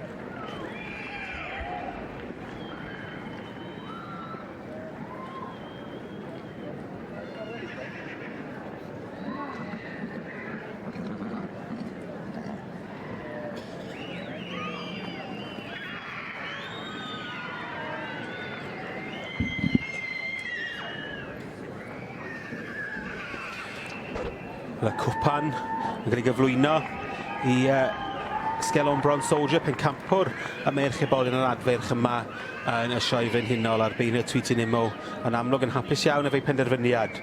Mark sydd wedi ennill dipyn yn y gorffennol ac yn heiddiannol iawn yma yn bencampwr yn y sioe frenhinol eleni.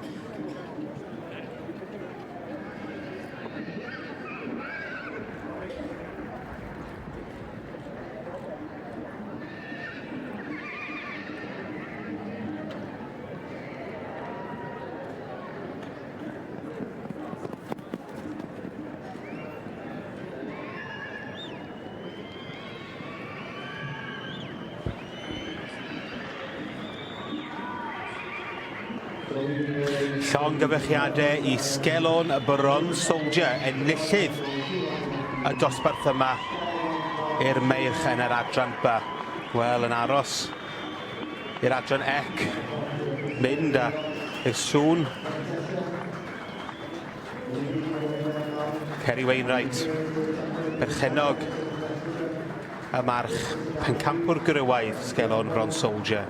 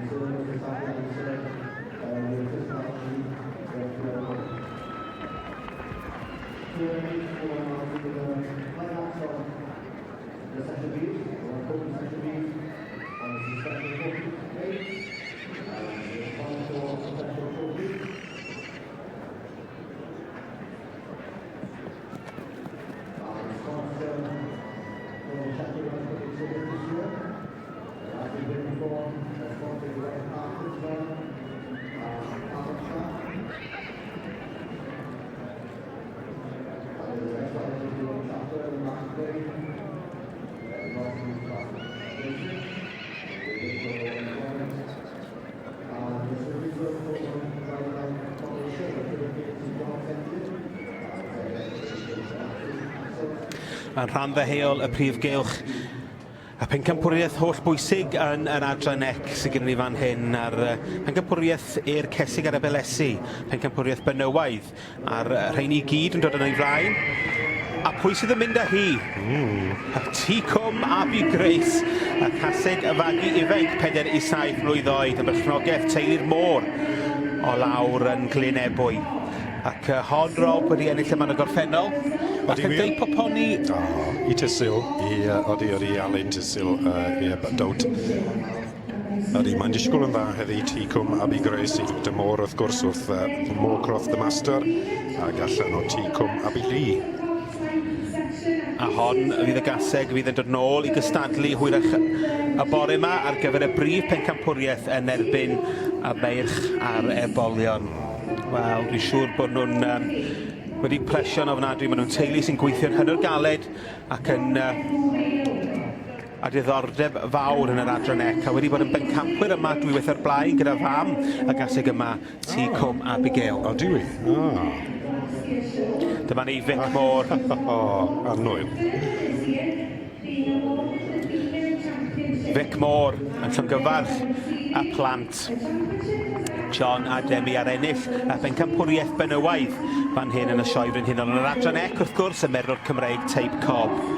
T-Com Abby Grace yn dilyn traddodiad teuluol. A Gio Wobber yn mynd i 7-3-1.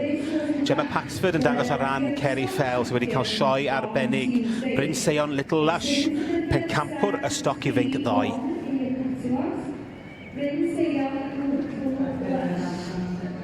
This is the property of Mrs. Kerry Fell, shown by Gemma Paxford, winner of the Derby Filly class on page 227 of the catalogue. And I see the sponsors have been donated to the gate. Locksley, the very thankful of the sponsorship this year, and Susanna Taylor, who is here today to present the awards.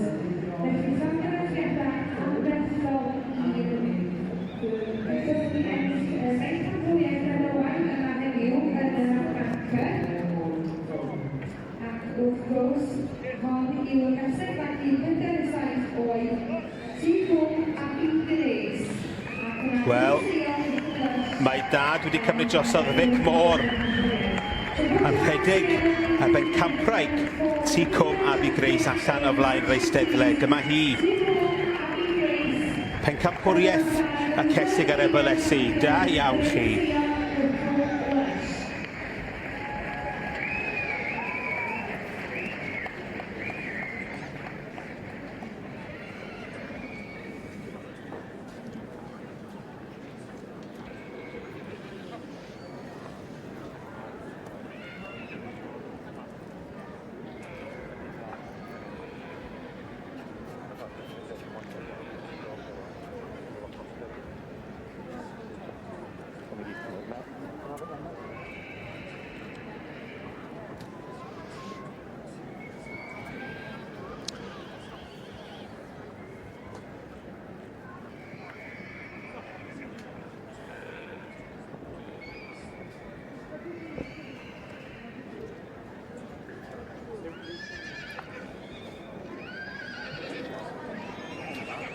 Mae pethau yn llythrenol poethi yma. Pencampwriaeth yr adran ba, y Merlod Cymreig, ac Rob Jones sydd yn cadw cwmni i fi fan hyn y blws o webi, a dyn ni'n edrych mlaen i'r bencampwriaeth yma. Wy'n edrych mlaen i'r gaseg hyn wrth gwrs wrth yn wad i a wedi cael ei fagu gyda Tom Best, brydfa Waxwing sy'n wrth ei ffenni, a dyma'r pencampwr yr ebolasu neu gesig yn gynharach bore yma, Waxwing Persuasion, o hon yn ffefryn mawr, wedi ennill fel blwydd, 2 flwydd, 3 flwydd, a mae'r 4rydd amser mae'n ennill yn y cylchyn yn y sioe frenhinol. Ond bydd ddim yn rhwydd os geiff i y brif bencampwriaeth, achos mae yna un bach fel hyn, Heniath Arietta. Wrth gwrs, bencampwr y stoc i Finc ddoe. Is-bencampwr oedd Is-bencampwr. Thistledown Sharif, poni melyn, wylwn ni'n cystadlu yn y gwrw. Gath yr cyffyle ifenc, gath hon yn is-bencampwr.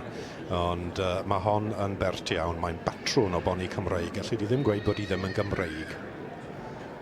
Richard Miller yn cadw bach o drafferth i ddala lan ar smydiad na, yn dod i ben ma nhw. A dyna ni'n ar diwetha, so i atgofio mae'r gore o'r merch neu adfer Sgelon Bron Soldier yn erbyn pencampwr yr ebolasu neu cysig Waxwing Persuasion, ac wedyn Thistledown Sharif, y gore o'r cyffyle ifanc, ac Heniath Arietta, yr is-bencampwr yr cyffyle ifanc. Tweety Nimo y beirniad, hi sy'n cael y fraint yn rhydedd o celfeirniadu'r adran yma a Merlod Cymreig yn y sioe frenhinol, ac dwi'n siŵr fydd hi mor fanwl ac oedd hi'n gynharach wrth gwobrwyo'r pencampwr yn y sioe.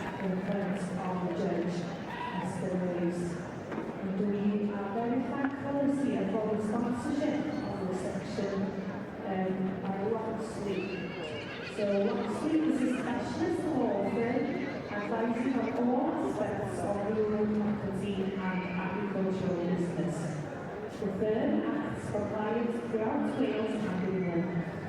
Roxley's lawyers advise on car sales and purchases, agricultural tenancies, planning and developments, wills and probates, succession issues and property disputes.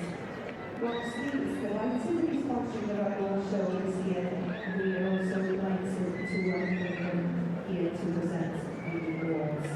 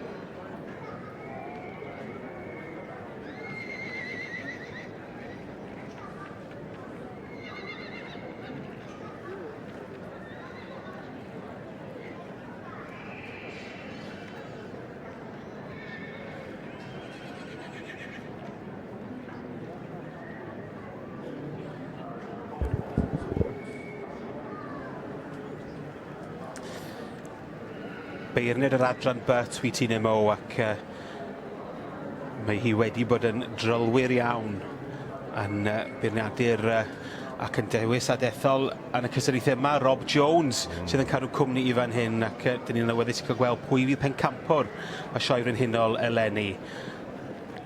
Oes penderfyniad wedi wneud, trafod gyda'r Stewart. Rob, lle mae Charin chi'n mynd? Diddorol iawn. Mae eitha anodd ar diwedd yr adran, ond i fi yr gaseg las mewn dwylo brydfa waxwing sydd yn dal yn ligad i ar hyn o'r amser. Ond mae'r march yn digon David i giro ddi. Ie. A dyna beth sydd wedi digwydd. Sgelon Bronze Soldier wedi cael y wobr prif bencampwriaeth yr adran by i perchynnog Kerry Wainwright. Yn ffefryn bach i, wrth gwrs, Waxwing Persuasion, y gorau o'r cesig neu'r ebolesi yn is iddi. A da iawn Kerry Wainwright. Mae'r march hyn wedi cael siwt lwyddiant dros y blynydde, ond dim cweit wedi ennill y goron hyn. A fi mor bles i rhywun sy mor ffein a Kerry, wrth gwrs, i gael llwyddiannus, diwrnod bach llwyddiannus, ac wrth gwrs yn ennill yr hen enwog cwpan coed coch am prif bencampwr yr adran by. Pencampwr yr adran by yn sioe Frenhinol Cymru 2019.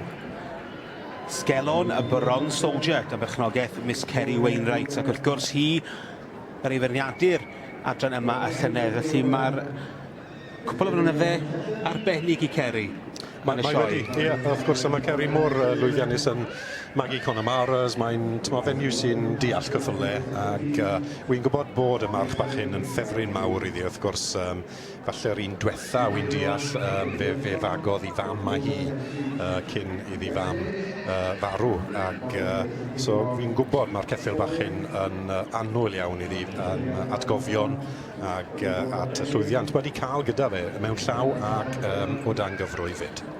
Wel, dyma ni'r pencampwyr. Sgelon Bronze Soldier, y march, a mynd â hi ar gil wobr, wrth gwrs, i Waxwing Persuasion a gas y glas. A llongyfeiriad mawr i'r perchnogion. Camp a hanner bod yn buddigol fan hyn yn y sioe frenhinol.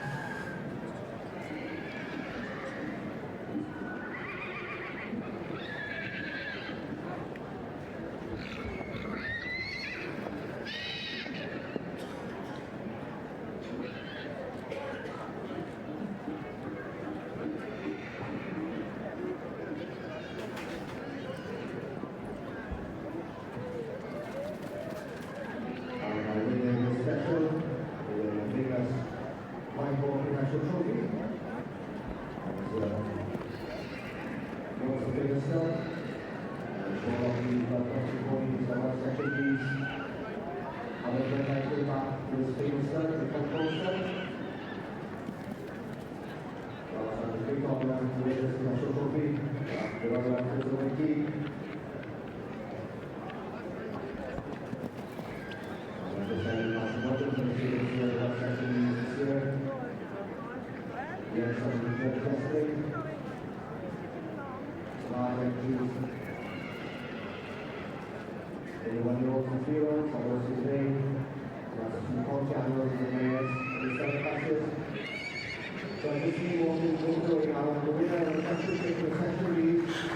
Sgelon y Bron Soldier, pencampwr yr adran by yn y sioe brenhinol, a llon gyfrchiadau enfawr i'r perchenog Kerry Wainwright.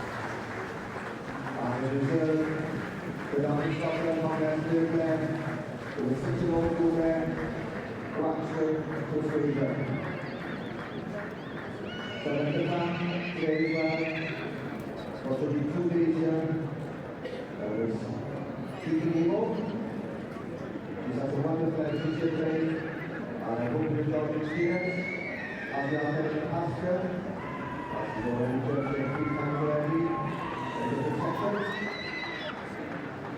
I'm sure we're all excited. I'd like to thank you for the excellent job today, and your sleep. So that you can use maybe a gas, now center, or small around. Nimo o Alba, y la pisada que tengo que le doy a Pedro, han visto que hay historia del vídeo para el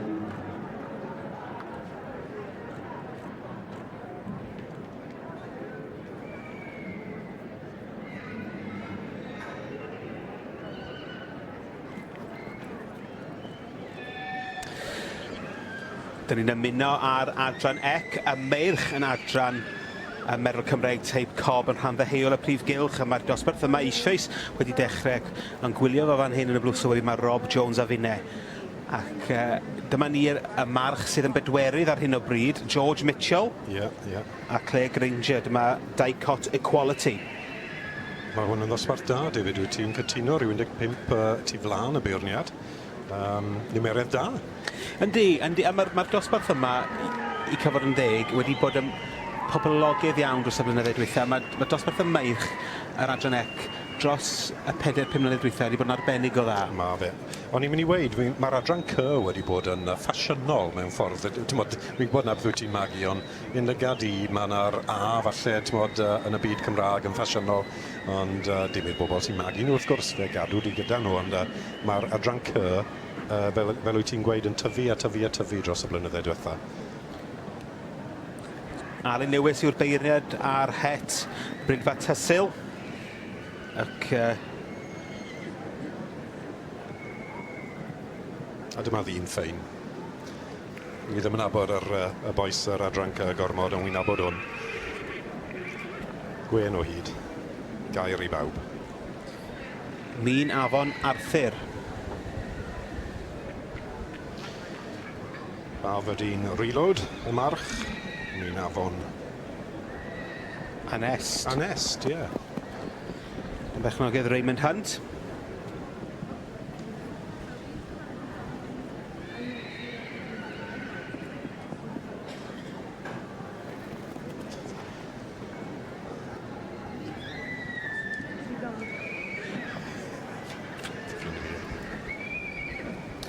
Dyma ni'r march a'r coesau gwynion wedi fynd o flaen y beirniad.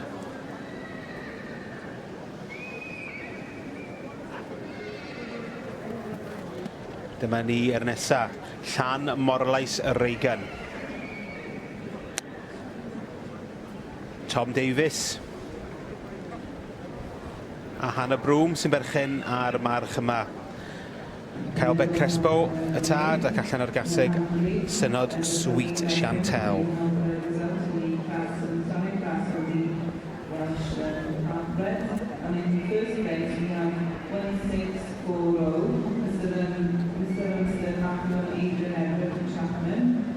Yn cerdded mewn lle syth yn troi wrth gwrs yr un o'r drefn ym mhob un o'r dosbarthiadau yma yn ei gael trotio nôl.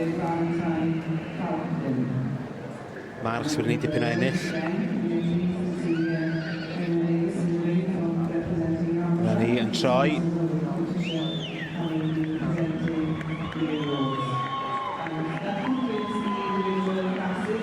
Ar ei newis y beirniad. Ni'n cael gweld os yw Llan Morlais Regan y march yma yn symud yn dda ac yn syth ac yn gywir, ac dwi'n meddwl i fod o. Ond tybed, pwy fydd yn mynd â hi yn y dosbarth yma i'r merch yn yr Adran Ec?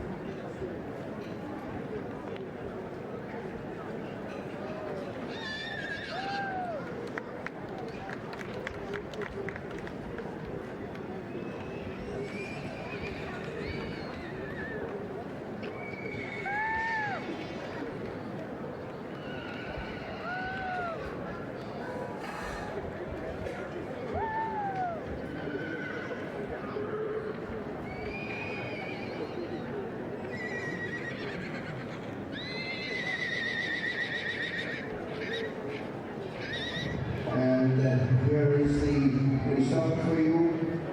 Dosbarth 3-3. This is the game yn adran y rhan Cymreig, pencampwriaeth i'r Cesig a'r Ebolesi sydd dan ein sylw ni fan hyn, ac Rob Jones sydd yn cadw cwmni i fi fan hyn yn y blws o webi, ac yn un sydd wedi hen arfer ymwneud a wedi bod yn rhan o pwyllgor y ceffylau rhanfyd Cymreig gyda'r Gymdeithas. Dros y blynyddau o dy wir.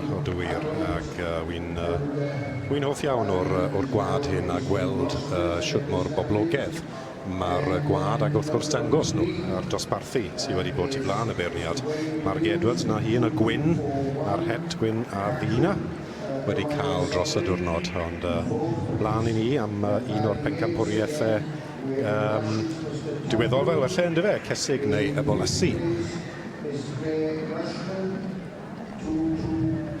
Margi yn trio cael dy bach o drefn yn ei phen falle, atgofio pwy dyle fod yn y cylch.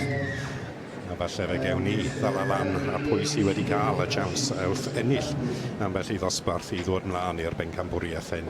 A mae Cesig neu Eboles y gorau. Wrth gwrs fel arfer, mewn pencampwriaeth mae'r ail yn gallu cystadlu fyd.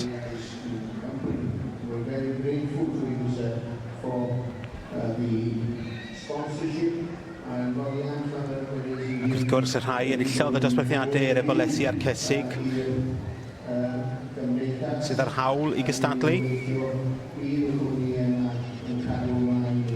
Odi, a mae fe'n digwydd digon aml. Ni yn eitha aml yn gweld, ti'n gwybod, yn Is Bencampwr wrth ddod yn ail mewn dosbarth, achos falle bydd y berniad yn bod hoff gyda hi neu fe yr ail dros unrhyw unillydd arall.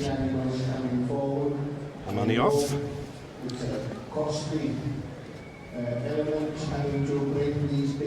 Jeanette Walker a Shelito Miss Moneypenny yn illydd yr cysig gwag neu adfarch o dan 104 a 8 cm a ponies, fel wy'n gweud. 1-6-1-1 yn yr un dosbarth. Falmai Thomas mewn Pleasant China Doll. Falmai, wrth gwrs, o Sir Benfro yn enwog iawn yn magu cyffel yr rhan fryd. Da iawn. Llanadd Fair Play wedi cael ei magu gyda Len a Ann Bigley. A fe enillodd hon y cysig gwag neu adfarch dros 104 a 8 cm y cyffyle, y dosbarth i'r cyffyle gwag neu adfarch.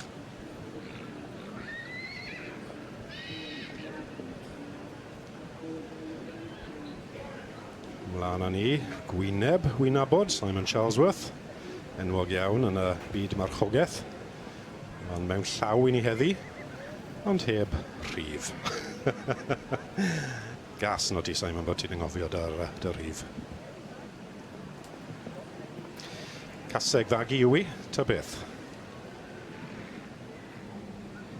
Fe gewn ni enw ddi mewn amser. David, ni'n nabod Simon yn dda, bydde ti'n meddwl bod fi yn gwybod yn well na anghofio number. Ystwyth Special K, y perchnogaeth Richard a Jean Evans, cefn llwyn piod llan i lar. Mae hon wedi dylan i gadi drych ar symodiad hwn, amgeffil mawr, ti'n gwybod fe. Dyma bach o wad Cymraeg, i'r gofio, mae'r adran 12.5%. Hon wedi bod yn ail.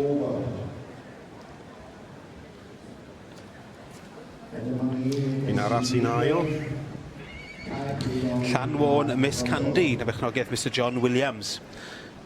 Yr o dosbarth i'r ebolysu adferch neu y bolion. Neu 3 mlwydd oed. Wel, dyna'r rhai o'r rhai sydd yn cystadlu yn y bencampwriaeth yma yn rhan i'r rhanfryd Cymreig. Bencampwriaeth benywaidd ar gyfer y cysig a'r ebolysu.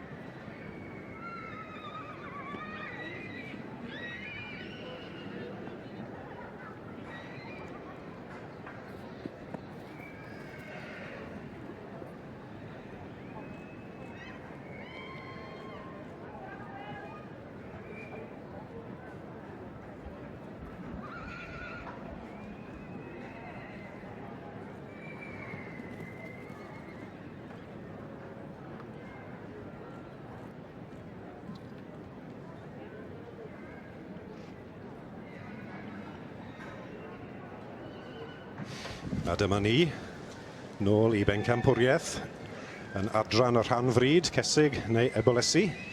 Mae'r beirniad, Margie Edwards, Brifan Nefydd, wedi cael golwg ar bob un o'r merched hyn sy'n cystadlu. Mae llond cilch i gael, y cynta ag ambell i ail mewn bob dosbarth. Mae'r safon yn gryf, dyma Margie ni'n gweld yn y siaced wen. A wi ddim yn siŵr bod beth wedyn ni, bod i'r sgwrt mae fe'n bert, ond mae digon o liw fyna. Sefyll mas, ond beth sy'n mynd i sefyll mas yn y dosbarth iddi hi?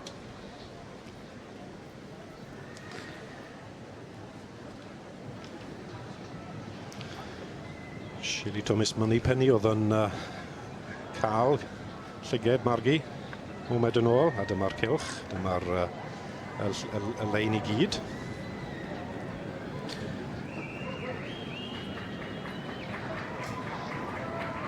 Wel, trafod efo'r stiward gwn i canlyniad.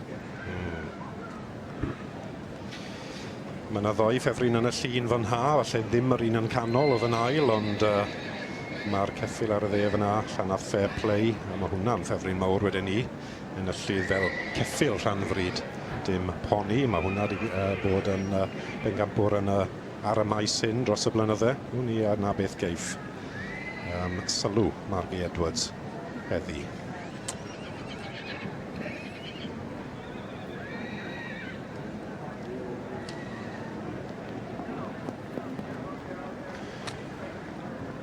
Yr gaseg gwag sydd yn mynd â hi. Ie, y poni yn difer, ie. Shillito Miss Moneypenny i Jeanette Walker, sydd yn ennill y goron fach hyn. Caseg fach wedi cael ei fagu gyda Mrs S Cheshire, Dean Hills Royal Portrait, y march, ag Brachan Tiara yw'r fam. So dyna dewis Margie Edwards am pencampwr yr cesig neu ebolysu yn yr adran Llanfryd. Pencampwr yn Llanfryd Cymreig. Dyma'r pencampwriaeth i'r cesig neu ebolysu, y pencampwriaeth benywaidd. Ac hon yn cael ei wobrwyo i Shillito Miss Moneypenny, yn bechnogaeth Mrs Jeanette Walker, a'r beirniad Margie Edwards yn y het, sydd yn cyflwyno'r rhosglymau. Llongyfeiriad mawr i Mrs Jeanette Walker.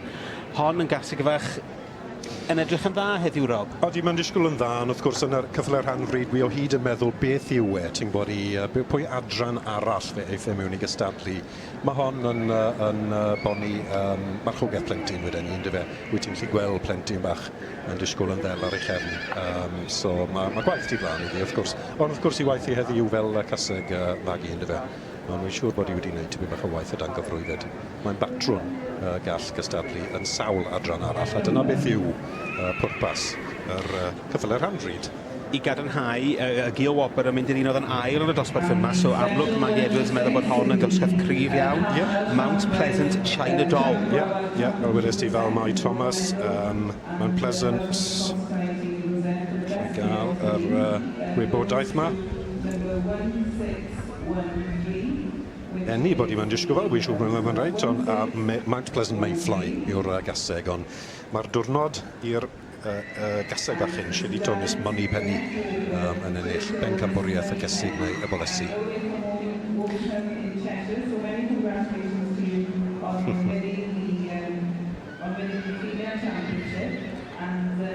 Shillito Miss Moneypenny,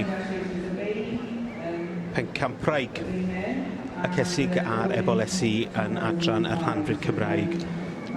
Llongyfeiriadau Mrs Jeanette Walker, dyma hi yn cael trotian o flaen yr eisteddle.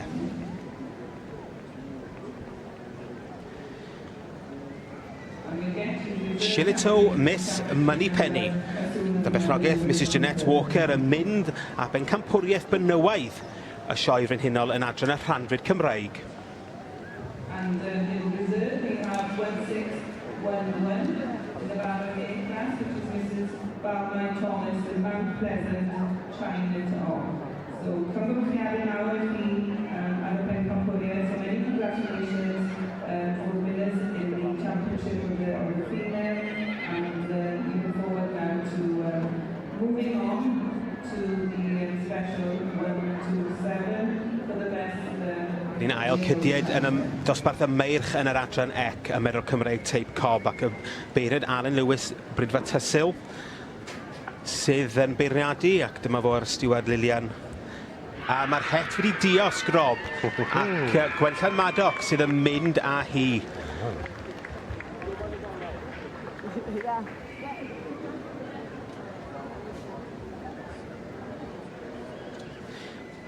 Dosbarth y meirch yn adran ec, y Merol Cymreig Tape Cob. Ac Alan Lewis, y beirniad, yn gwobrwyo'r wobr gynta i Derek Dykes. Dyma ni'r march Gwenllan Maddock.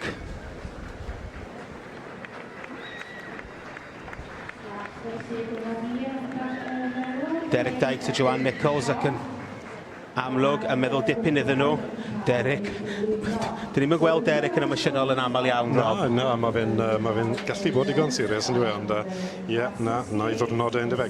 Gwenllan Madog wrth Parc Marfel ac allan o Gwenllan Awel y Gasteg. Tirios Aragon yw'r ail.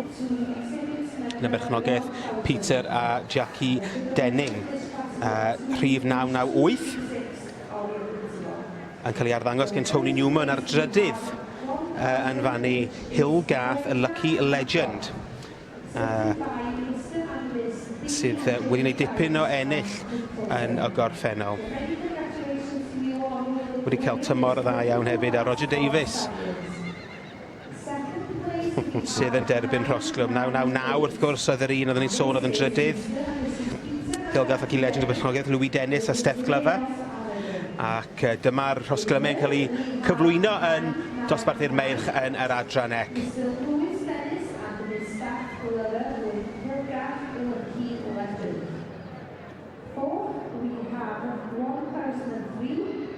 Miss C. Ranger and Mr. E.P. Mitchell with Dykos Equality. Fifth, we have 996, Mr. R.J. Davis' Chloe Tango. And in sixth place, we have 1007, Mr. Raymond Hunt with Minawan Arthur. Felly, llofgymaffiadau mawr i'r ddigol yn y dosbarth hwn, sef i'r Mil yn ato, sef Gwenllan Madog. Ac yn anail, mae gen ni'r 998, Mr. a Mrs. Peter Jackie Denning gyda Tereos Aragon. Ac yn drydydd yna, 999, Mr. Lewis Dennis a Mrs. Steph Glover gyda Hillgath Lucky Legend. Ac wrth gwrs, wrth ennill dosbarth hwn, mae'n gol wrth gwrs Gwenllan Madog hefyd yn derbyn o wobr arbennig 69. So by winning this toss, Gwenllan Madog also wins the Special 69 Bolivia Hydaf Optional Order Cup, dedicated by his family for the Black Stallion. So put your hands together, ladies and gentlemen, for Awr iddyn nhw. Gwenllan Madog. Dy berchnogaeth Derek Dykes a Joanne Nicholson yn mynd a dosbarth y meirch yn yr adran ec. Llongyfarchiadau mawr iddyn nhw.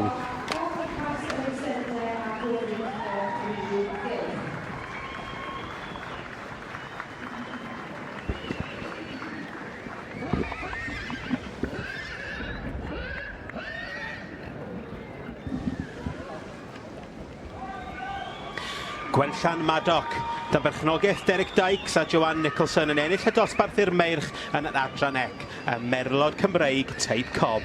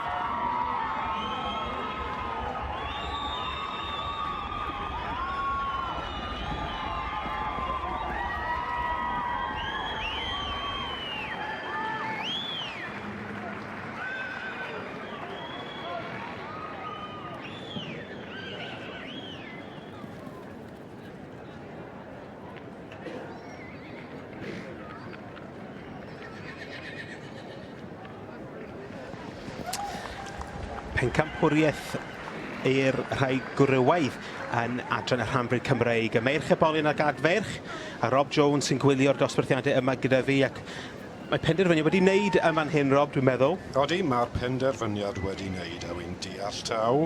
Brookvale Celtic Isle sydd yn cael y bencampwriaeth hyn enillydd yr dosbarth y meirch yn yr adran rhanfryd a fi'n bles iawn i weld Penstrumbley Awl Atif yn is-bencampwr.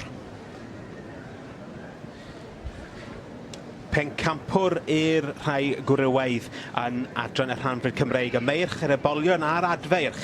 Ac Brookvale Celtic Isle yw'r un sydd yn ennill y bencampwriaeth yma, yn berchnogaeth Matthew Everett ac Adrian Chapman. Llongyfarchiadau mawr iddyn nhw. Y Gil Wobr yn mynd i adfarch. Adfarch oedd yn llwyddiannus iawn yma llynedd tan gyfrwy yn brif bencampwr tan cyfrwy'r sioe. Penstrumbley Awl Atif a Maggie Edwards y beiriad yn llongyfarch y cystadleuwyr a pob chwarae teg iddyn nhw am troi'r anifeiliaid am allan cystal. So many congratulations to you, always been Robert and Yorkshire. We're very happy journey for you home this evening, I'm sure. All the way back up to North England. So many congratulations on winning with your base iron, Brookvale Celtic Iron. And in reserve we have 1620. Ie, dyma'r is-bencampwr yn yr gystadleuaeth y merch ebolion neu adferch Penstrumbley Awl Atif. Fel wedon ni'n gynharach yn edrych ar yr adran hyn, mae hwn wedi bod yn prif bencampwr y sioe o dan gyfrwy. Wedi cael ei farchogaeth gyda'r fersi wrth i ben heddi, Tori Thomas.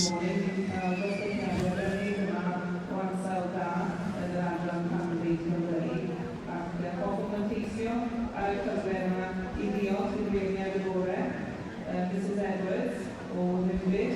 Weithio bod wedi mwynhau bod yn y ffeithiol, a wedi mwynhau wrth i ni yn y ddynes sydd wedi dod ger bron yn y bwrdd yma. So felly, diolch o galon chi am rhoi'ch amser i ddod yma, i Lanelwyn, i ddeniadu'r dosbarthiadau bwrdd yma. Thank you very much to our judge this morning, Mrs Margaret Edwards from the Newydd Stud in Denby. I hope that you've had an enjoyable morning looking at your... Pencampwr y meirch ebolion a'r adfeirch yn adran y rhanfryd Cymreig yn cael ei wybrwyo i Brookvale Celtic Isle, llon gyfrechiadau mawr iddo fo. To the champion and to the reserve champion, Ilva Shafri, and give them so your acknowledgement, all the hard work that goes into preparing these animals to come out here today and looking at their very, very best. So, diolch yn fawr iawn i chi.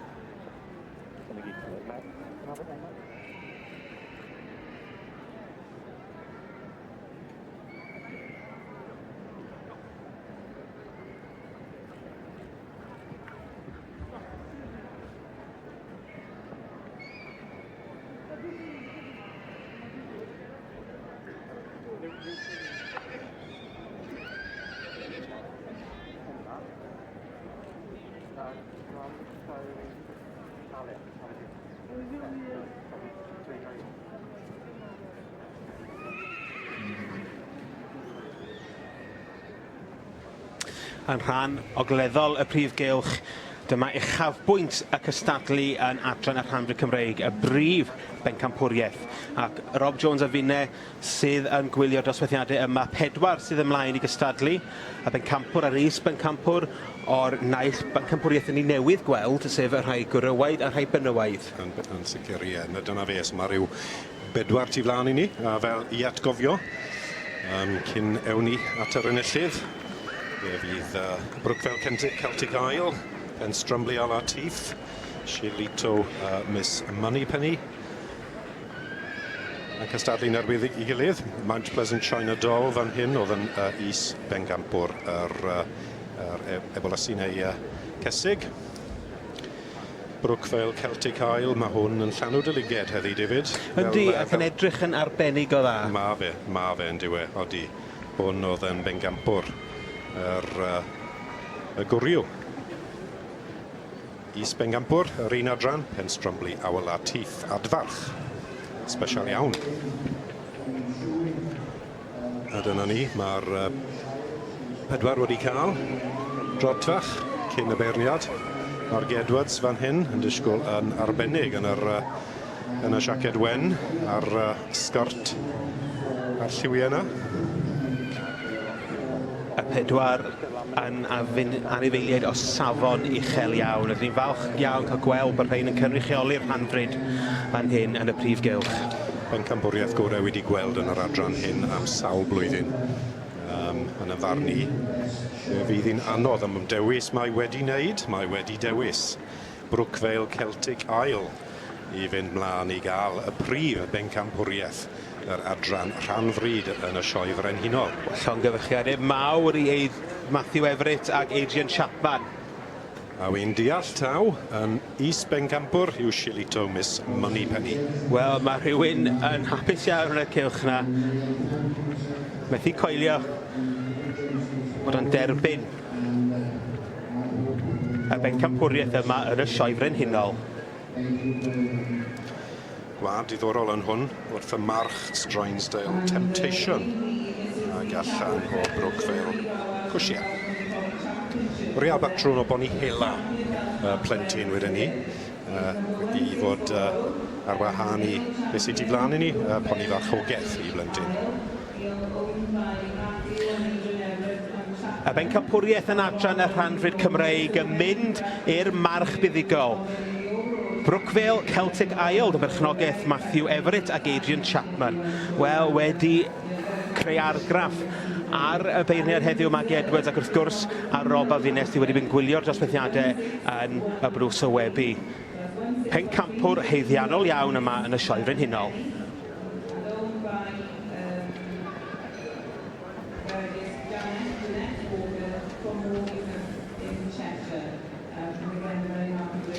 Ie, mae'r rhaid atgofio wrth gwrs yn y llodd hwn ma a fe gath er bencampwriaeth blwyddyn diwetha, so dim ar tro cyntaf mae fe wedi wneud mor dda yma. So fe eith hwn mlaen wrth gwrs i'r cystadleuon mwyaf pranhaw yma yn y cylch gystadleuaeth yr Cadi i gyffyle mewn llaw. Ni'n edrych mlaen i weld ar y nifel hyn yn dod mlaen fel ceffil Rhanfrid i gystadlu yn hwyrach yn y diwrnod.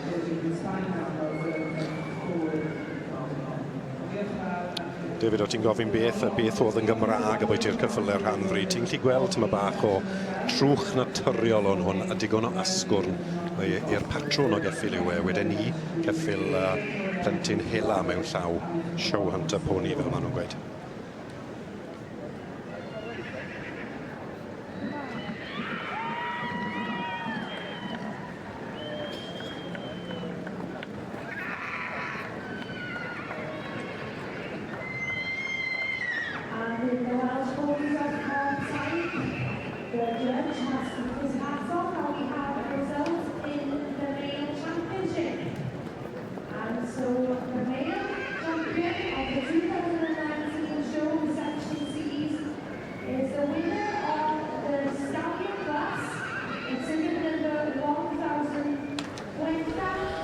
Dyma pencampwr y Rhanfrid Cymreig yn y sioe frenhinol. Brookvale Celtic Isle, dy berchnogaeth Matthew Everett ac Adrian Chapman.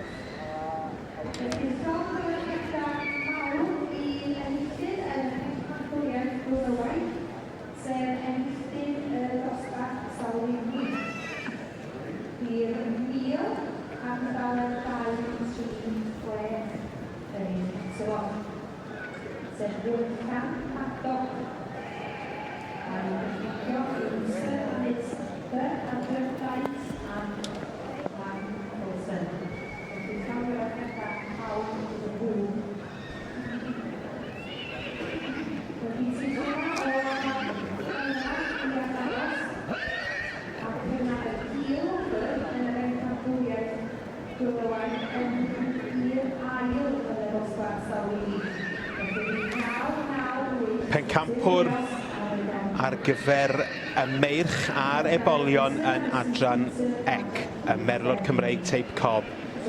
Ac pwch ar y teg, pencampwr Gwrywaidd yn y sioe eleni yn mynd i Gwenllan Maddock yn nillydd dosbarth y meirch. Derek Dykes y berchenog a Joanne Nicholson.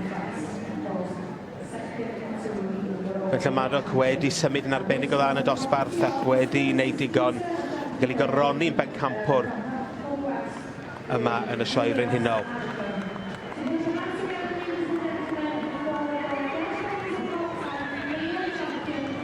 Gwenllan Maddock, pencampwr Gwrywaidd y sioe frenhinol yn yr adran ec y Merlod Cymreig Teip Cob. Derek Dykes y berchenog yn i'r ddangos ac wrth gwrs heb anghofio partner Derek Joanne Nicholson. Dwi'n siŵr sydd wedi bod yn gweithio'n galed i baratoi'r ceffyl yma. Ac yr ilon gyfer, swap bach wan. Derek a Tony Newman oedd yn ail yn cymryd y gil wobr. A mynd i'r ddangos i hynny o flaen yr eisteddle, pob chwarae teg.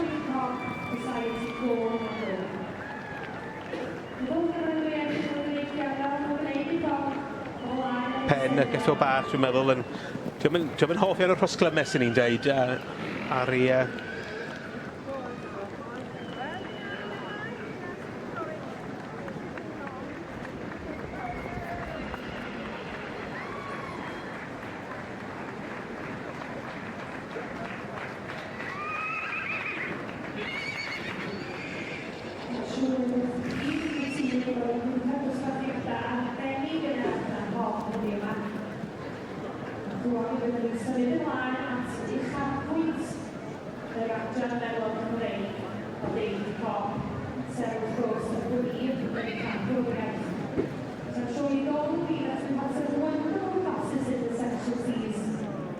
Tuesday and today. The male champion and reserve male will now be joined by the female champion and reserve female as we reach the pinnacle of the section. The champion, Welsh Pony, Whiteside.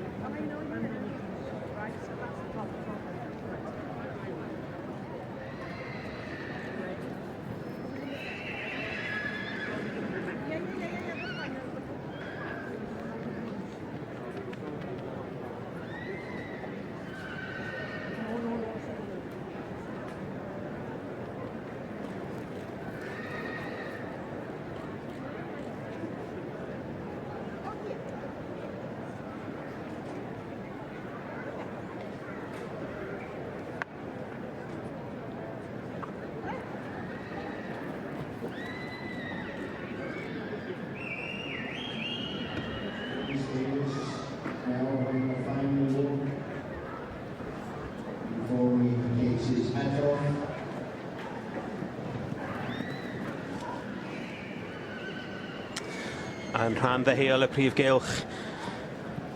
Pencampwriaeth, prif pencampwriaeth yr adran ec. A Merlwr Cymreig Teip Cob ac Rob Jones sydd yn cadw cwmni i fi fan hyn yn y blws o webu ac mae wedi bod yn adran arbennig i ddilyn heddiw. Mae'r adran C wedi bod yn gryf, ond i sŵn ddo, mae'r adran D wedi bod yn gryf. Mae'r ail gorau wedyn ni i Alun Lewis Brydfa Tysil sydd i flaen i ni nawr yn berniadu yr adran blwyddyn hyn. Mae'n rhaid dweud, mae Alun yn disgwyl yn ffres iawn, does dim diferyn o hwys arno fe i weld. Dwi'n siŵr bod hi'n wahanol o dan y jacket na, ond mae'n disgwyl.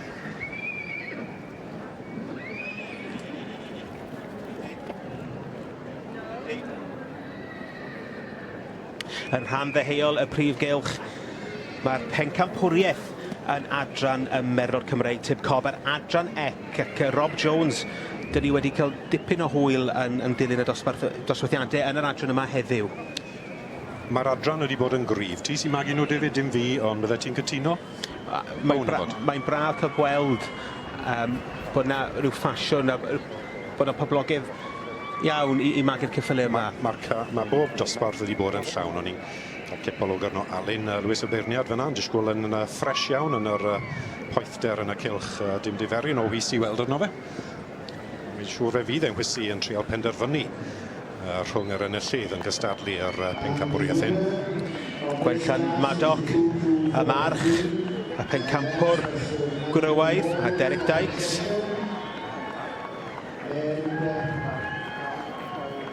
A'r Cymarfo, Gwellan Awel yw'r gwad. Wedi symud yn gyson. Ydy we.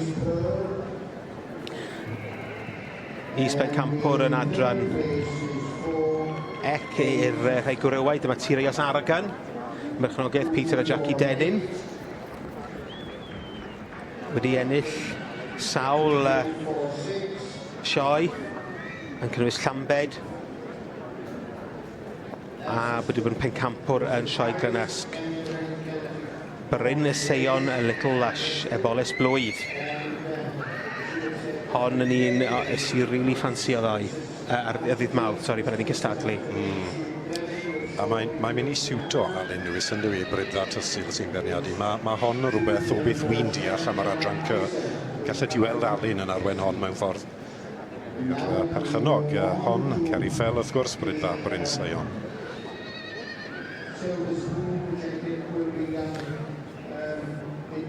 Pob un wedi rhedeg allan, a dyma'r pedwar ohonyn nhw'n camu ymlaen o flaen yr eisteddle.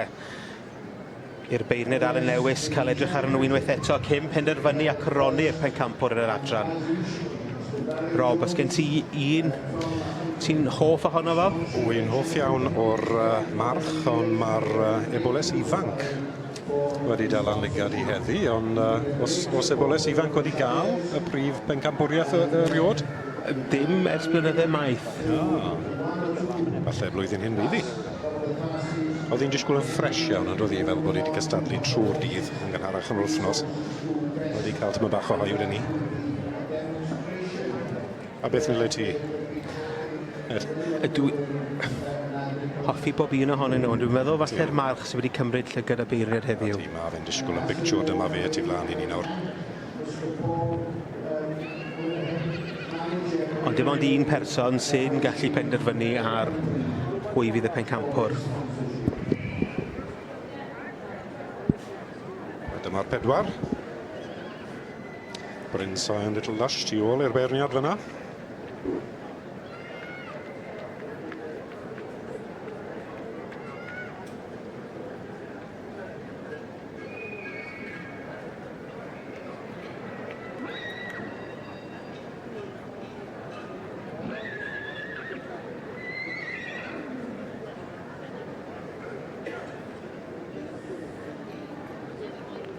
Wel, Alun Lewis sydd wrthi penderfynu ar pwy fydd pencampwr adran ec y sioe frenhinol. Dim eto, mae o'n camu nôl, does dim penderfyniad wedi wneud, ond dwi'n siŵr bod yn disgwyl i stiward ddod ato fo mwyn iddi gyrroi cyfarwyddyd. Iawn nhw.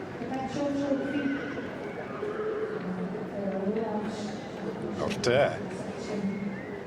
Y march sydd yn mynd â hi, Derek Dykes Da iawn. a Joanne Nicholson, llon gyrfychiadau enfawr. Y Gio Wobber yn mynd i'r gaseg, John Moore a T. Cwm a fi Grace. Wel, dwi'n siŵr mi fydd Joanne a Derek wrth i bodde wrth cipio'r pencampwriaeth yma yn y sioe frenhinol. Llon gyfarchiadau mawr iddyn nhw. Ar diwedd dydd mae'r ddoen yn bar, yndyn nhw. Ma'n oriel batrwn.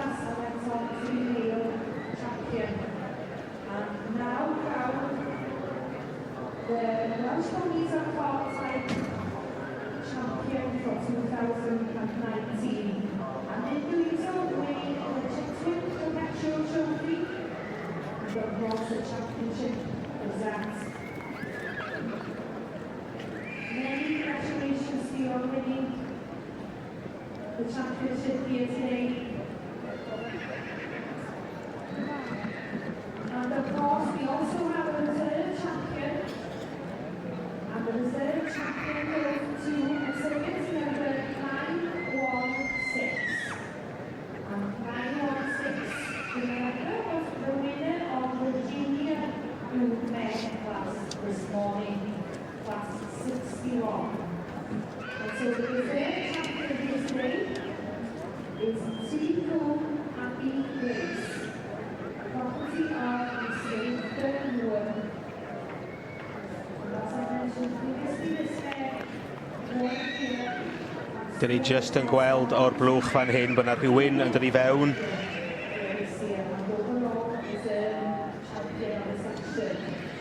Bod partner Derek Joanne Nicholson yn dod i ymuno â fo.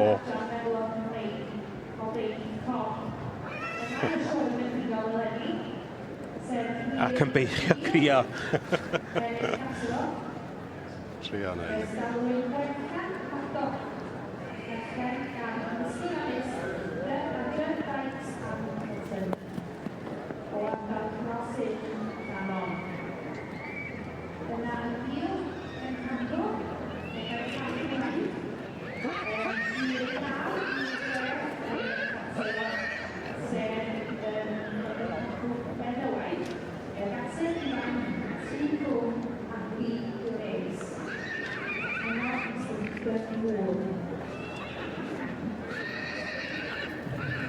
Now we reach the grand finale, in fact, because this is the championship of the Shire.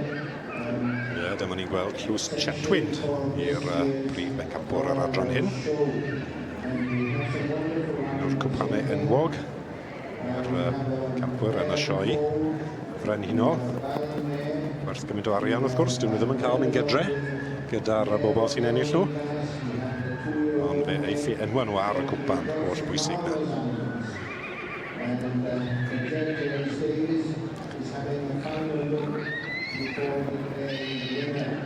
Mae Joanne wedi mynd ar cwpan bwysig na i cael tybach o amser gyda fe.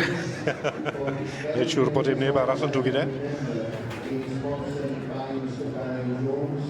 Odi, mae Derek yn llefen fed. Dwi byth wedi gweld Derek yn llefen eriod, fi ddim yn credu. Mae'n ddwrnod mawr, mae'n ddwrnod bwysig. Emosiynol, wrth gwrs.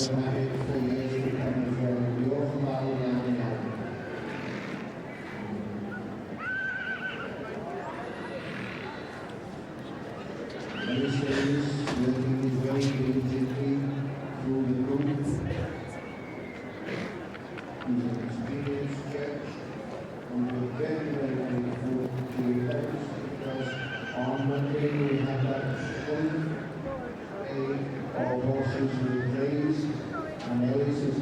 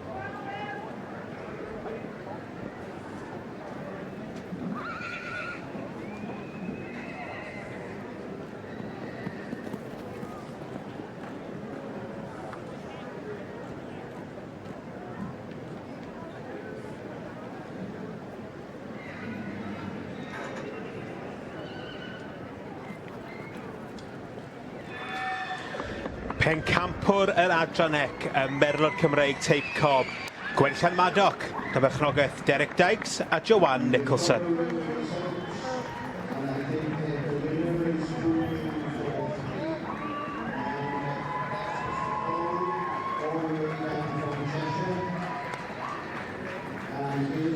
Y march sydd wedi symud yn gyson trwy gydol y dosbarthiadau y bore yma ac yn cael ei ddilyn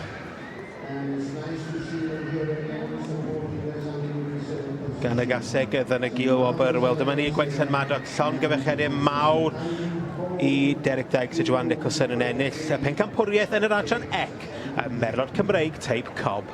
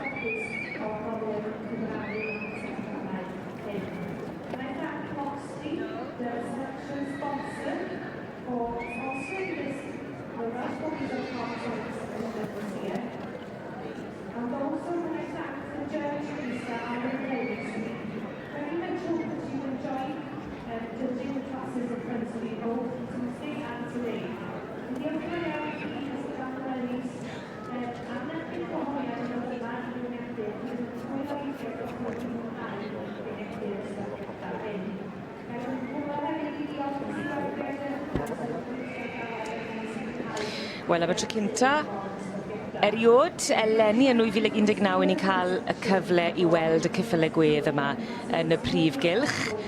Yma yn rhan gogleddol y prif gylch a mae wirioneddol yn olygfa hyfryd. I ni'n edrych ar bencampwriaeth y ceffylau gwedd fan hyn. Ac na enillydd. Yn wir, mae gyda ni bencampwr. A pencampwr eleni, Man y Farm Jubilee Girl, eiddo Andrew Colwood. Ond dwi'n meddwl mae'r cydd bencampwr i ni'n gweld ar hyn o bryd ar y sgrin. Owen Griffiths y fyny yn cadw golwg ar y prif gylch ac yn digwydd bod Owen yn ddifyr iawn gyda'r ceffylau gwedd yma, newyddion da eleni. Bod na fwy ohonyn nhw yma eleni yn mwyaf ers 2015. Mae yna gynnydd yn y ceffylau gwedd sydd wedi bod yn cystadlu yn 2019. Wel, ie wir, a'r beirniad eleni, Mr Ellis Davies. Wel, wrth gwrs mae Mr Ellis Davies wedi bod yn nghlwm ar adran ceffylau gwedd ers blynydde maith yma yn y sioe frenhinol. Wedi cael ei eni ei fagu ar y gwyr ger Abertawe. Ac yn enw cyfarwydd iawn. Maen nhw'n osgeiddig, a maen nhw'n annwyl, a maen nhw'n dyner, i bod nhw'n fawr. Llon gyfarchiadau gwresog i bencampwr y ceffylau gwedd, Man y Farm Jubilee Girl, yn eiddo i Mr Andrew Colwood, ac yn enillydd heiddiannol iawn, ac yn sicr wedi plesio'r beirniad Mr Ellis Davies o ardal Llanrhidian yn y gwyr.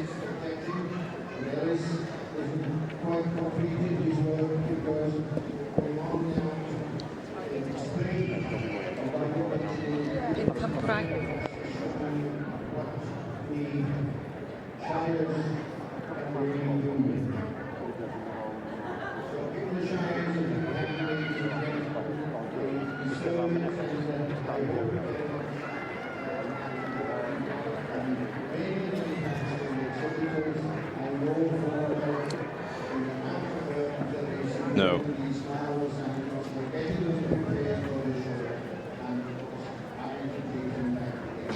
Mae'n olygfa hyfryd bob dydd Iau yma yn y sioe pan ni'n croesawu y ceffylau gwedd mewn i'r prif gylch. Ac ar hyn o bryd, 'ych chi'n edrych ar bencampwr y ceffylau gwedd, caseg fendigedig Manor Farm Jubilee Girl yn eiddo i Mr Andrew Colwood.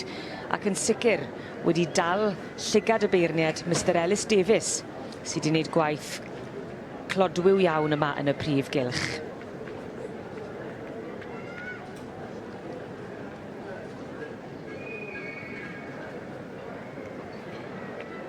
Owen, mae'n wledd o hyd pan ni'n gweld y ceffylau gwedd yn llythrennol yn dod mewn i'r prif gylch. Mae hynny'n hollol wir. Mae'n taflu ni'n ôl i'r gorffennol yn diwe o'r amser y fi. Ond yn parhau i fod yn atyniad mawr iawn yn y sioe ar draws Cymru a thu hwnt wrth gwrs. Ond wrth gwrs mewn ffordd gyda'r ceffylau gwedd, mi o'n nhw'n cael eu defnyddio gyfer gwaith ar y fferm flynydde nôl. Bosib bod hynny ddim yn wir bellach, ond braf i gweld y brydwyr yma'n parhau i gadw'r ceffylau er mwyn cadw'r bryd yn fyw. Ac er y maint, mae yna urddas yno o hyd. Ydy, mae hynny'n hollol wir. Maen nhw'n gewr un dyn nhw, ond maen nhw'n tu hwnt ysgafn droed ac mae natur ffein iawn i'r ceffylau yma. Felly unwaith eto, llon gyfechedig gresog i'r pen campwr. Dyma ni, Manor Farm Jubilee Girl, y gaseg gath â hi ac yn eiddo i ŵr hapus iawn, Mr Andrew Colwood.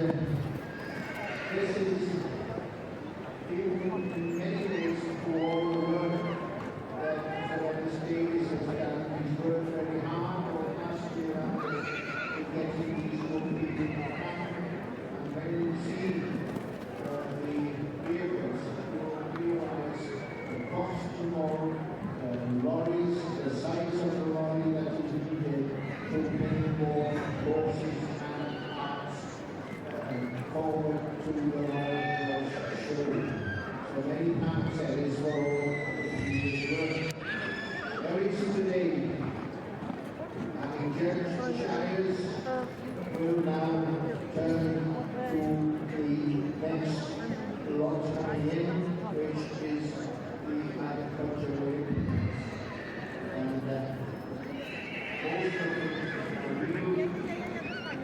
here they come. And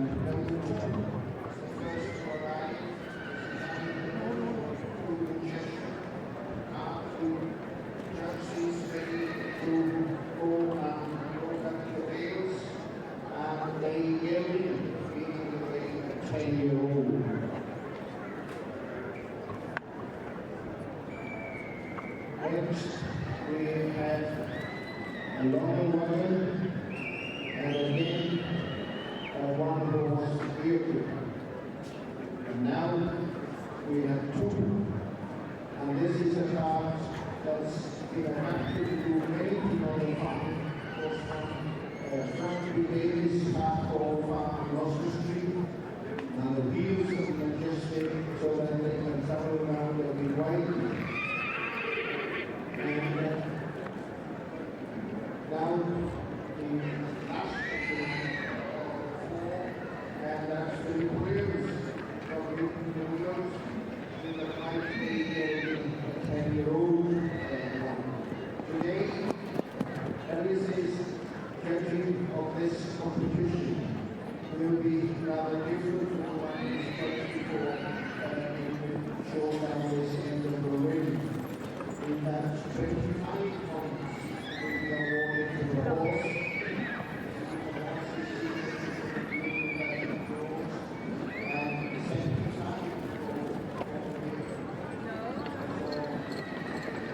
75 there's fighting people judging the horse in that Lord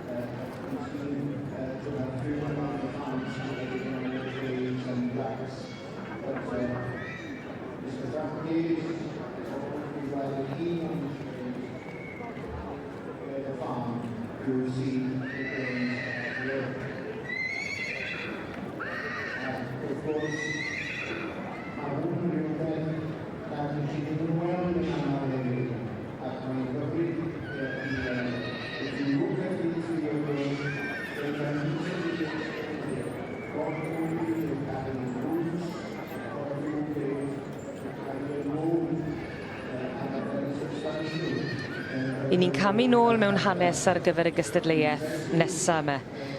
Ac ar gyfer y cerbydau amaethyddol, y cyffele trwm mewn harnes i ni'n gweld ac yn rhyfeddu at y cyffele gwedd yma. Ac yn beirniadu'r gystadleuaeth yma eto, fel yn flaenorol gyda'r cyffele gwedd, Mr Ellis Davis o Lanrhudian yn y Gwyr. Ac Owen Griffiths yn gwmni fi yn edrych ar y gystadleuaeth yma. Ac Owen, maen nhw wedi agor y prif gylch yn llawn i roi cyfle, mae'n siŵr, i'r cerbydau a'r cyffyle yma i gael ei dangos ar ei gorau. Ie, mae hynny'n hollol wir. Fel sy'n sôn Mr Ellis Davis o'r Gwyr sydd yn beirniadu'r gystadleuaeth yma. Mae gyda ni 4 ymgeisydd yn cystadlu. Ac mae'r cyflymder petai wedi arafu peth gyda'r cyffyle gwedd yma i gymaru â'r cofiau Cymreig ddoe wrth gwrs. Ond braf gweld nhw yn cael eu cydnabod ac yn cael y sylw haeddiannol yn y prif gylch hefyd, achos pan wyt ti'n edrych ar hanes a pa mor allweddol a pherthnasol mae'r ceffyl yma wedi bod yn ein hanes ni, yn sicr gyda'r rhyfelodd a gyda'r ameth hefyd.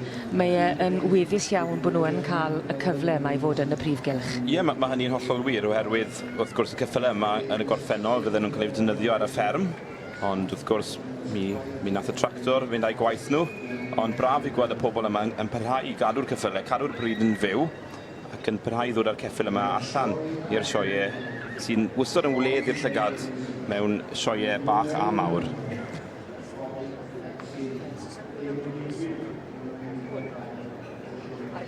Ar hyn o bryd, ni'n gweld cerbyd o ardal Dorset ac yn cael ei dynnu gan Harry yn eiddo i Mrs Maggie Smith. Mae Harry yn ddeunaw llaw o ran uchder ac yr rhai sydd yn berchen ac yn gyrru y cerbyd arbennig yma ac yn berchen ar Harry yn dod o ardal Llangollen. Ac Owen, dyma ti gerbyd sydd yn brin iawn. Mae i weld yn gerbyd unigryw yn dywe, a dwi'n siŵr bod tipyn o oedran ar y cerbyd hefyd, ond yn amlwg mae'r perchnogion wedi cadw'r cerbyd i edrych yn arbennig o dda ac yn parhau i cael defnydd allan ohono fe. Yn ôl sôn prif nodwedd a prif bwrpas y cerbyd arbennig yma oedd i gario gwair a hefyd i fod yn rhan o'r gwaith cyffredinol bydde yn digwydd o ddydd i ddydd ar y fferm.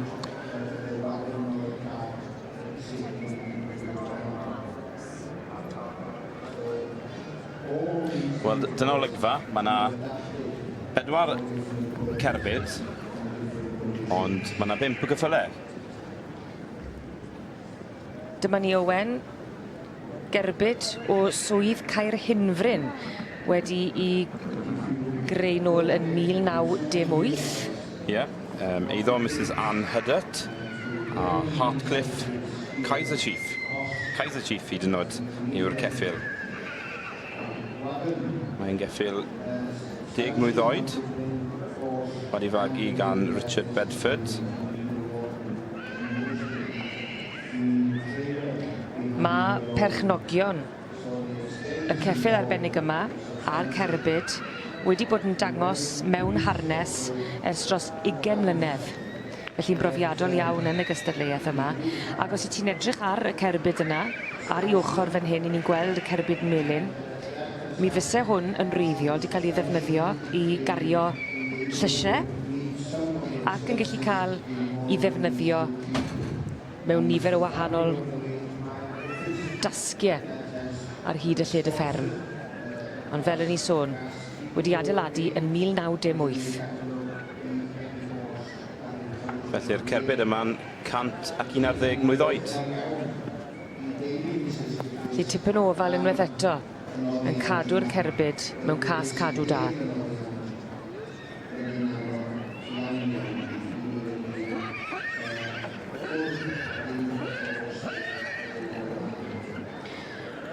Y cerbyd nesaf ni'n gweld, cerbyd o swydd Amwythig wedi adeiladu nôl yn 1910.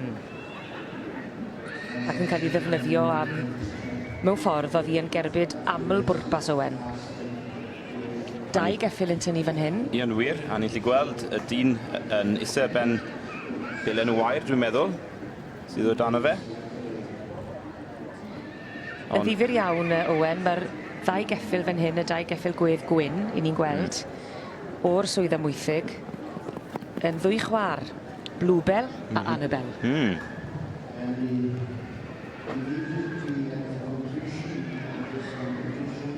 Ond yn edrych yn draddodiadol iawn. Ac Ellis Davies, y beirniad, yn cael cipolwg manylach. Ar y cyffylau a'r cerbydau, felly y pictiwr cyflawn ni'n edrych arno fe fan hyn, Owen. Mae'r pictiwr fel nes i sôn, y cyfanwaith, y cwbl ei gilydd de, dylwn ni weid, y ceffyl a'r cart Mae'n edrych hefyd pa mor ddiogel yw'r cerbyd a pa mor dda maen nhw wedi cadw'r cerbyd ar hyd y blynydde. Wrth gwrs mae Ellis yn hen law gyda'r cyffyle gwedd. Mae wedi bod yn steward ar y prif gylch yma yn y sioe frenhinol ers blynydde maith, nôl i'r 70au, dwi'n meddwl. Ffermwr oedd e fel gwaith, ond bellach wedi ymddeol. Ar un ola, i gael yn sylw ni. Cerbyd o swydd Warwick. Ben yw enw'r ceffyl, ac yn 19 llaw tipyn o uchder ar y ceffyl arbennig yma. Os ych chi'n edrych ar y cerbyd yma'n dod o swydd Warwick. Yn gan mlwydd oed, felly tipyn oedran ar hwn hefyd fel y lleill. Unwaith yn rhagor, ie. Felly, dwi'n meddwl, Philip Williams, dwi'n meddwl, sy'n berchen ar y ceffyl yma. A'r ceffyl eto yn 10 oed, mae'n ddrwg da fi. A'r lliw coch, wrth gwrs. Debyg iawn i'r cart. Ie, y lliw yn gweddi berffedd. Wel, dyma ni'r beirniad, Mr Ellis Davies. Ellis, wrth gwrs, wedi cael crynlwyddiant yn y gorffennol gyda'r gysylltiaeth aredig, wedi bod yn bencampwr Cymru, deirgwaith, ac unwaith trwy Bryden. Ac ar gyfer taleth yn beirniadu rhyw 7 sioe y flwyddyn.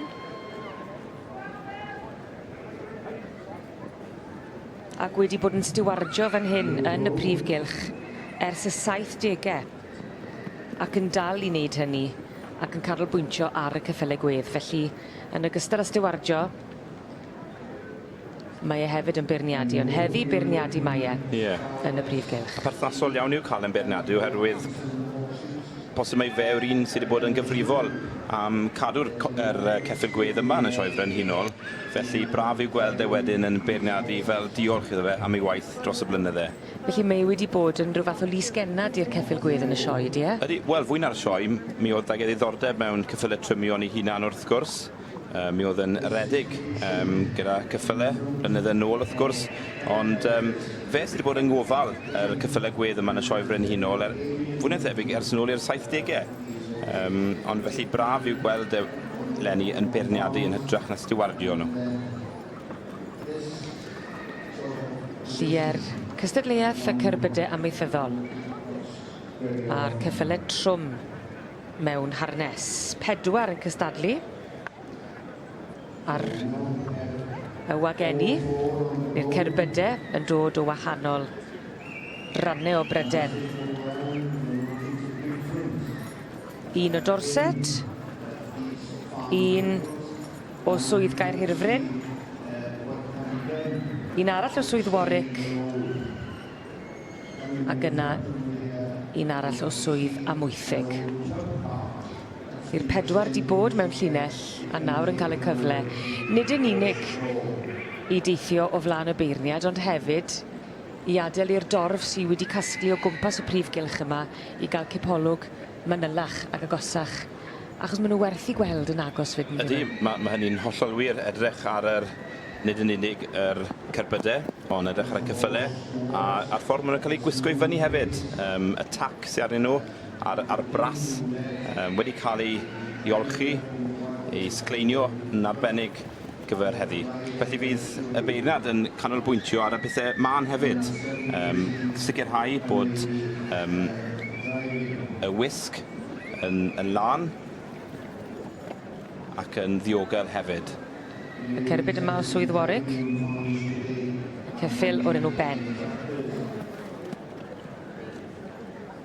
A fel petai'r cyffyle yma wedi arafu'r diwrnod i lawr. Y cyffyle yma'n addfwy'n iawn, wrth gwrs, ond yn wledd i'r llygad ar yr un pryd.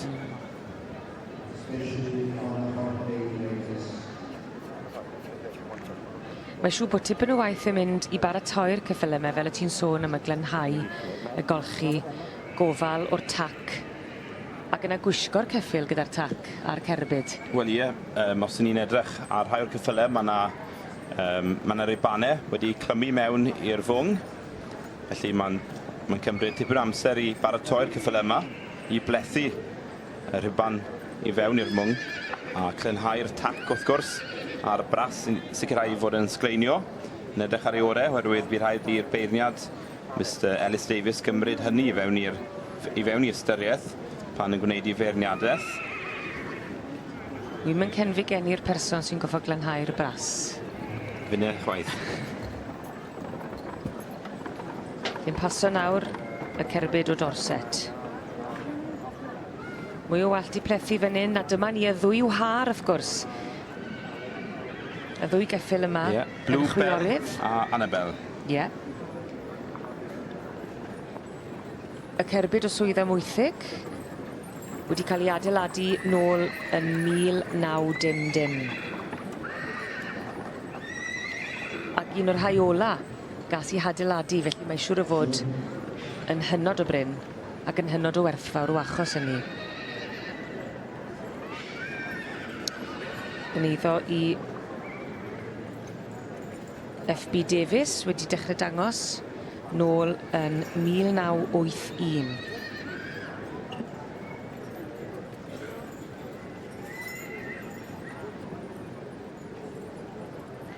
Felly'r cyffylau nawr yn cael eu tynnu nôl fewn i res.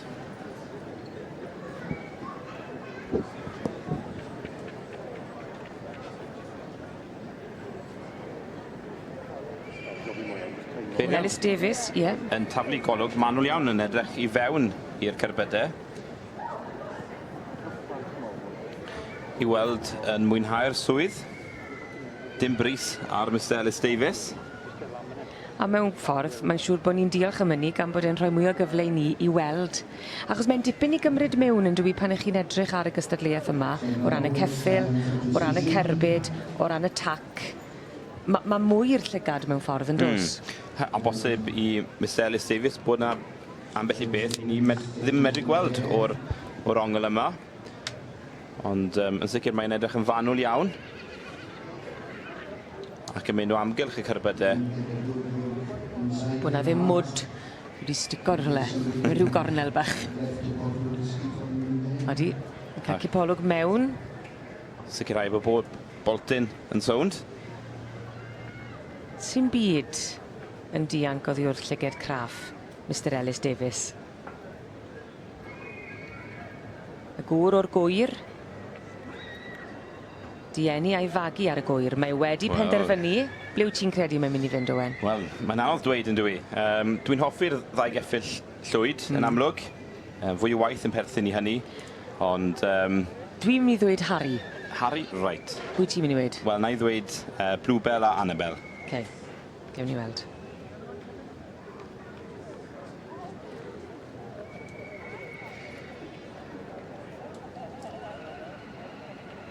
Unrhyw eiliad nawr. Byddwn ni'n gwybod os mae ti neu fi sy'n gywir. Here we are now. I think a presentation is going to be made. The sponsors announced family of Mrs Griffiths who sponsored this class. And as I said, we're very, very grateful for the sponsorship.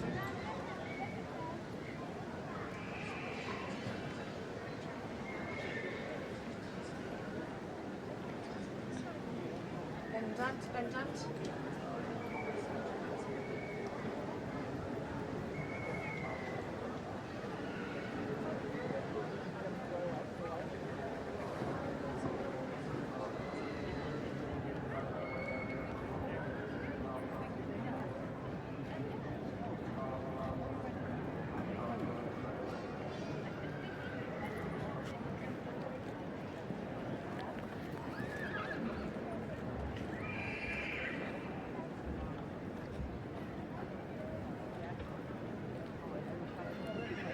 And the view from here is Mr.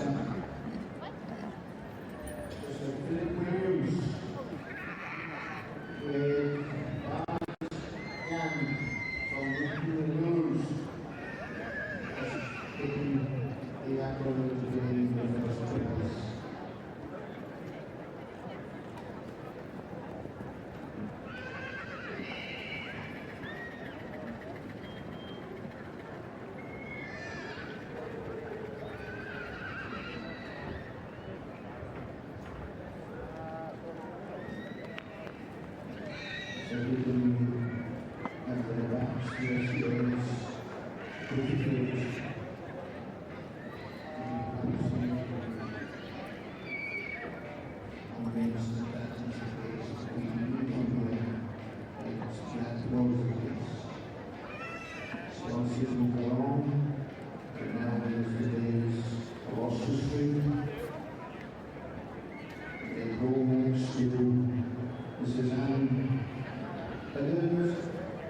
From Cheshire.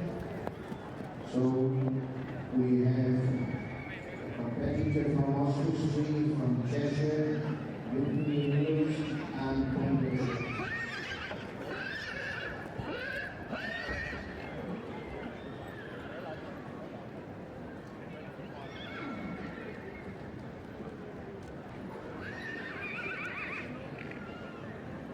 When they move off, ladies and gentlemen, give them a big hand, they deserve it.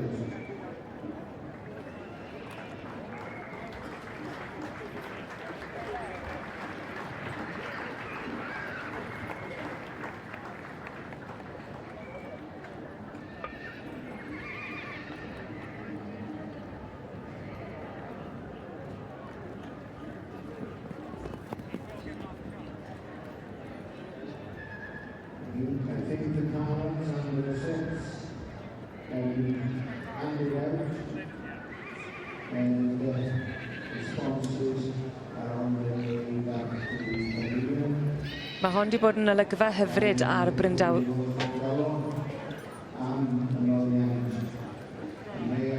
Mae hon wedi bod yn olygfa hyfryd ar Brynhawn ddydd Iau yma yn y prif gylch. Cystadleuaeth y ceffylau trwm mewn harnes gyda'r cerbydau amaethyddol.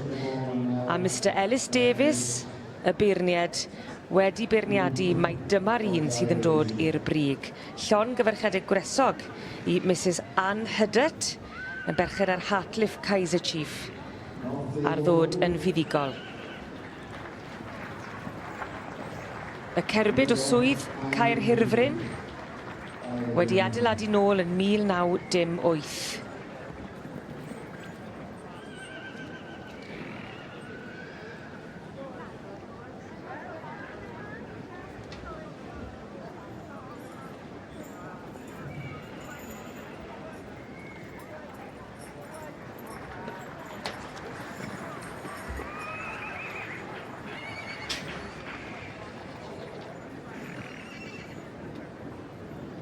Sorry, the winner is 2214, and that's Mrs. Ann Hydet, the Hartliff Cases Chief, and all the way from Cheshire.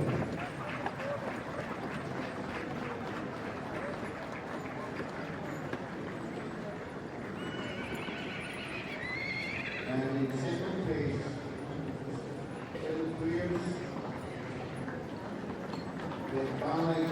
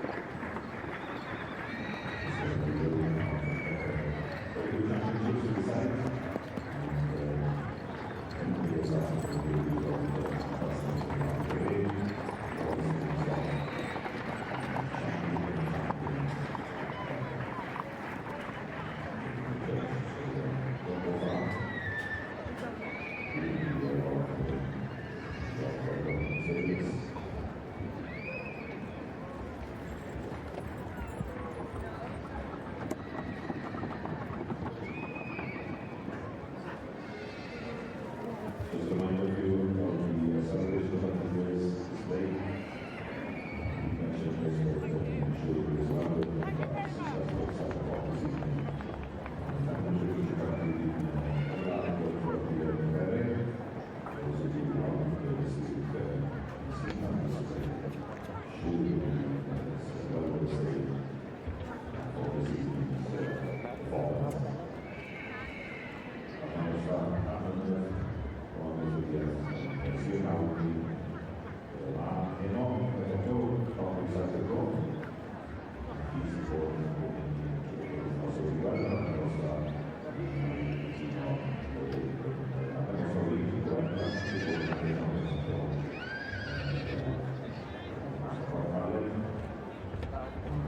sure you should have the lab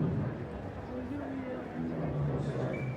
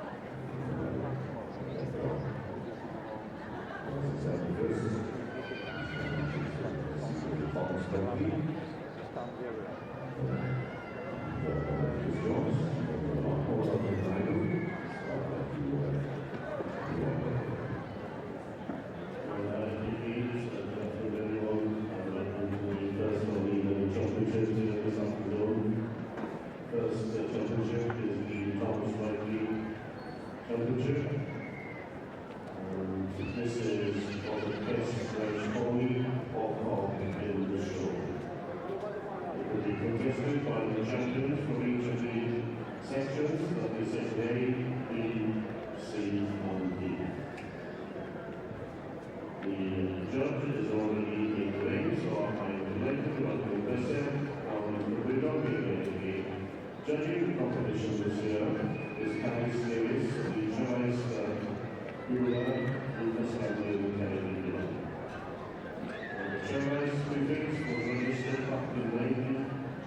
of you who are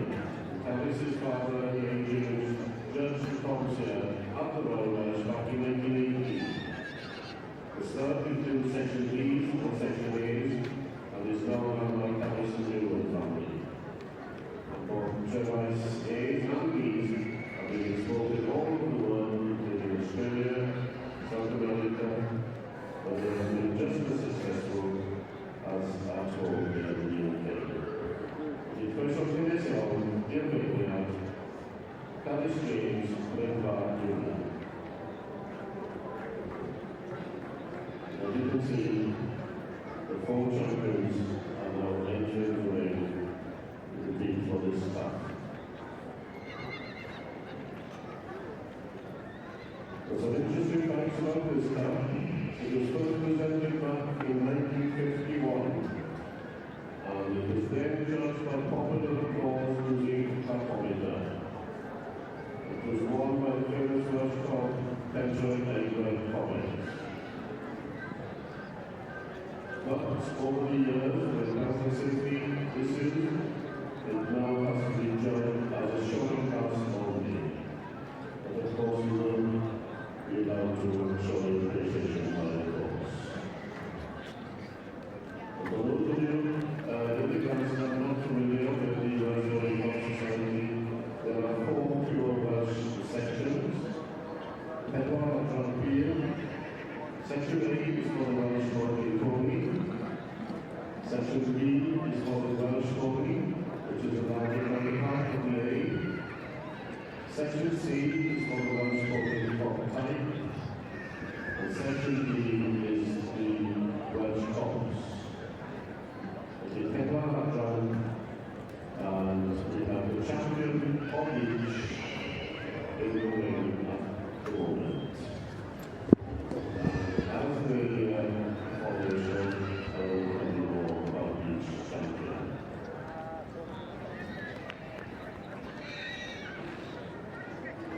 Judge Carys James of the Church and Having an additional these animals.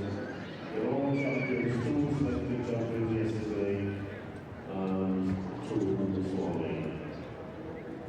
Now the first to parade in front of the grandstand is the champion section B. Mae'r pencampwriaethau yn parhau ac yn poethi hefyd. Ar hyn o bryd, i ni'n edrych ar bencampwriaeth y Tom yn Sprightly.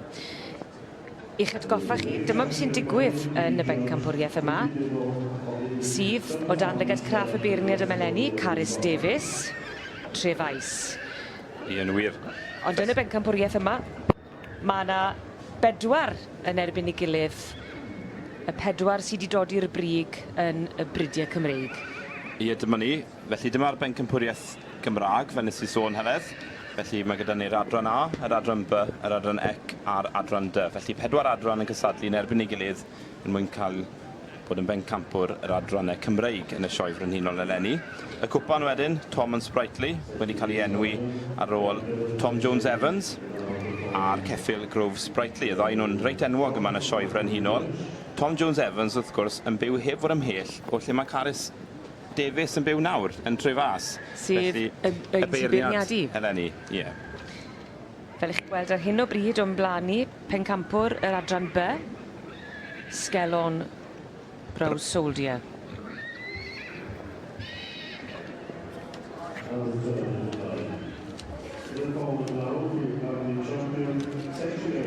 Felly, dyma ni'r beirniad, Mrs Carys Davies, a'r steward Gerald Brown. Ti sôn am Tom Jones Evans, sydd yn rhoi'r enw Tom i'r wobr Tom and Sprightly. Sprightly of Grove Sprightly. I geffyl ond Tom Jones Evans yn un o 17 o blant i hun. Ydy, mae hynny'n hollol wir. Felly'r gystadleuaeth yma wedi cael ei cyflwyno nôl yn dechrau'r 50au. Yn ystod y blynydde cyntaf hynny, mi oedd yn cael ei gwneud gan ddefnyddio clapometer. Ond erbyn hyn mae yna feirniad i gael yn y cylch i roi peniadaeth ar y cyffylau unigol. A mae yna stori ddifyr ynglyn â'r clapometer yn dos. Wel, y sôn yw, cyn i fi gael yngeni wrth gwrs, ond yn 1953, mi oedd yna geffyl enw Dinarth Watto yn ôl y sôn, a mi oedd e'n geffyl mor dda, mi oedd yna gymaint o floedd o'r gynulleidfa, mi nath yr clapometer explodio, maen nhw'n dweud. Ond yn y llwyr eraill o'r gorffennol, i ni wedi gweld pentreuddfa Comet yn mynd ar wobr yma, ni wedi gweld Ceilan Calon Lan yn mynd ar wobr yn ogystal, ond wrth gwrs mae yna nifer o gyffylau da iawn wedi mynd ar wobr yma yn y gorffennol. 'Y ni'n gweld y gwpan yn cael I drosglwyddo I ganol y prif gylch ar hyn o bryd, wrth i'r pencampwyr fynd yn erbyn I gilydd yma gyda'r bridiau Cymreig. Ar hyn o bryd o'n blanu ni'n gweld Gwenllian Madog, pencampwr yr adran C. Ie wir, Gwenllian Madog wedi cael ei fagu, digwydd bod, heb fod ymhell o Gastell Newydd Emlyn. Ond Dykes a Nicholson yw'r perchnogion ar hyn o bryd. A maen nhw'n byw yn, wel, heb fod ymhell o Nebo. Heb fod ymhell wedyn o Aberaeron yn Gorllewin Cymru. Ond Brydfa Gwenllian a fagu fe. Yr adran B wedyn, Sgelorn Bronze Soldier. Kerry Wainwright yw'r perchenog. Dyma pencampwr yr adran B eleni.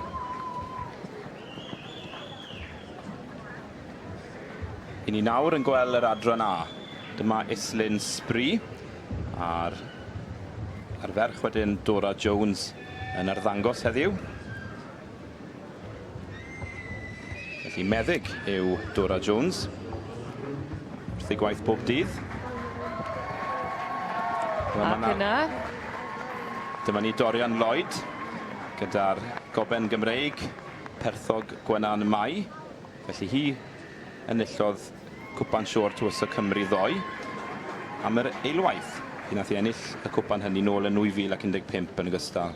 A gwraig Dorian Lloyd dan dimlad eithriadol. Unwaith yn rhagor, ie. Ie, tra'n cael cyfweliad gyda David Oliver ddoe. Dyma'r adran ec, Gwenllian Madog.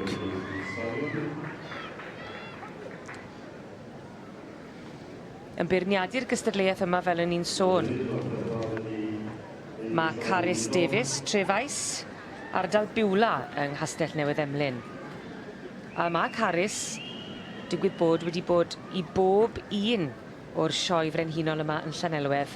Mond yn colli yn 1985, pan oedd hi'n disgwyl I hael blentyn, sef gwawr. Felly cefndir Carys, mae gyda nhw gobiau Cymreig ym Mrydfa Trefais yn ogystal â adran A.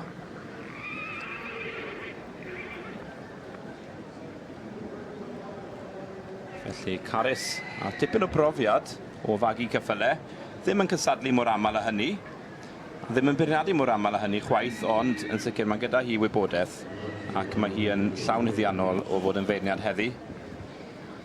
A Brydfa Trefais wedi bod yn magu cobiau Cymreig a merlod mynydd Cymreig ers y 40au. Y Brydfa wedi gofrestru gan tad cu Carys Davies, S.O. James a'i fab, nôl yn 1959. Wel, dyma ni'r adran A, sef y lleiaf o'r Brydiau Cymreig. Islyn Spree yw'r gaseg. Sian Islyn Powell Jones yw'r perchenog o draws fynydd, a'r ferch wedyn Dora yn arddangos. Hi nath ennill pencampwriaeth yr adran A ddoe o dan y beirniad Mr Colin Tibby. Felly'r adran A ydy'r cyntaf I fynd ger bron Carys. Mae'n cerdded I lawr tuag at y steward, Mr Gerald Brown. Islyn Spree allan o Islyn Havoc ag Islyn Asprey.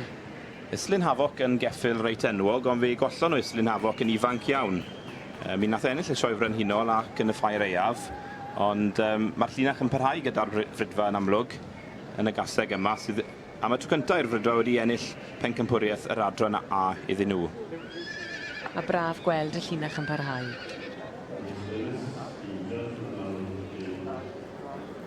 Wel, dyma'r ail, geffyl I Carys taflu golwg a'r adran B yw'r ceffyl yma. Iddo Kerry Wainwright, Sgelorn Bronze Soldier. Felly, dyma'r ceffyl I ennill cwpan coed coch. Ac unwaith eto, bencampwriaeth yma'n cael y cylch cyfan fel ych chi'n gweld ar hyn o bryd. Ac yn braf iddyn nhw gael yr holl le. Sioe yn ei gogoniant. Sgelon Bronze Soldier fan hyn. Pencampwr yr adran B. Y merlod Cymreig.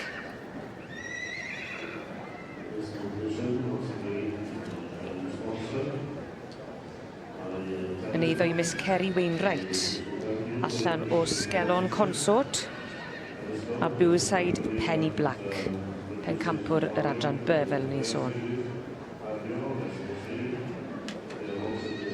Carys Davies yn beirniadu y bencampwriaeth yma ar ddiwrnod ola'r sioe y dydd Iau. Carys yn ffarmio gyda'i gŵr Hyw.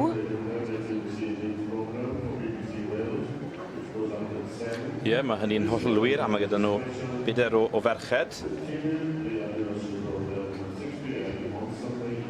Rhyw chydig bach llai na 1,500 o fefed.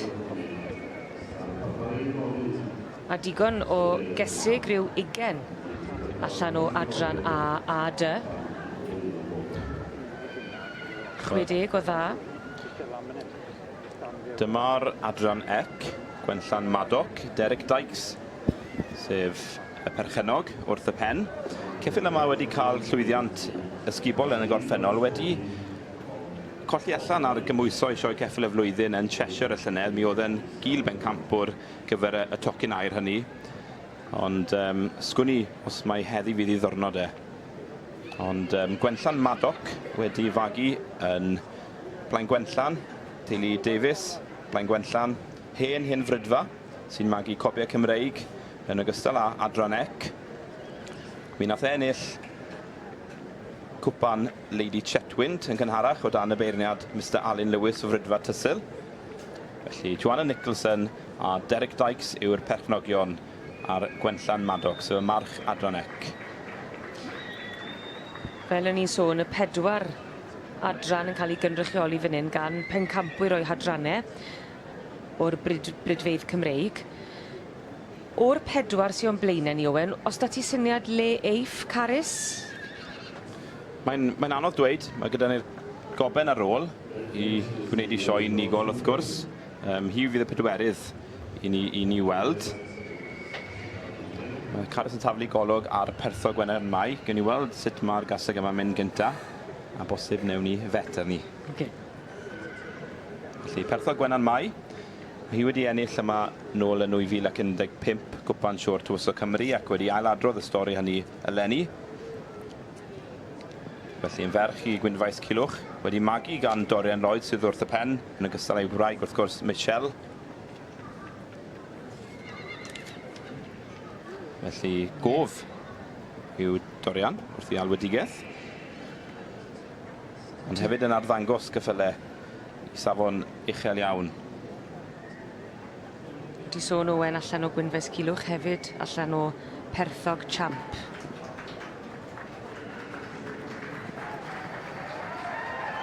Ac yn dipyn o ffefryn gyda'r dorf, fydden ni'n gweud, pencampwr yr adran D. Ie, bydden ni'n dweud hynny hefyd. Dwi'n meddwl bod hi rhyw 7 oed, dal yn ifanc. Felly wedi ennill y cwpan am y tro cyntaf yn 2015 yn 2 oed.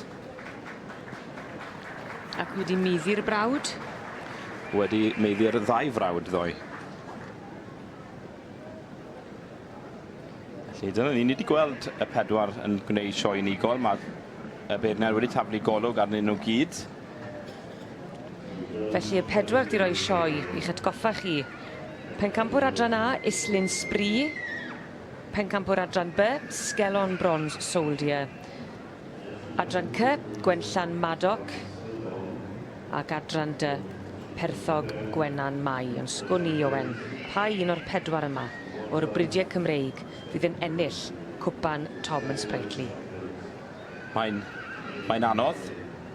Mae pob un o'r rhain wedi bod yn bencampwyr. Fedrith unrhyw un o'r rhain fynd ymlaen wrth gwrs i fod yn bencampwr y Tom and Sprightly. Ond wedyn fyddwn ni'n gweld beirniad eraill yn dod mewn ar ôl y gystadleuaeth yma i feirniadu. Felly fedrith y safleoedd cael ei newid yn hollol pan mae'n feirniad gwahanol oherwydd tas personol yw'r beirniadu i gyd wrth gwrs. A mae wych gweld y 4 ochr yn ochr ei gilydd yn dweud. Ydy, mae hynny'n hollol wir. Yr adran A, B, C a D. Ti'n gweld y patrwm yn newid yn dweud o dy flaen? Ydy, mae hynny'n hollol wir.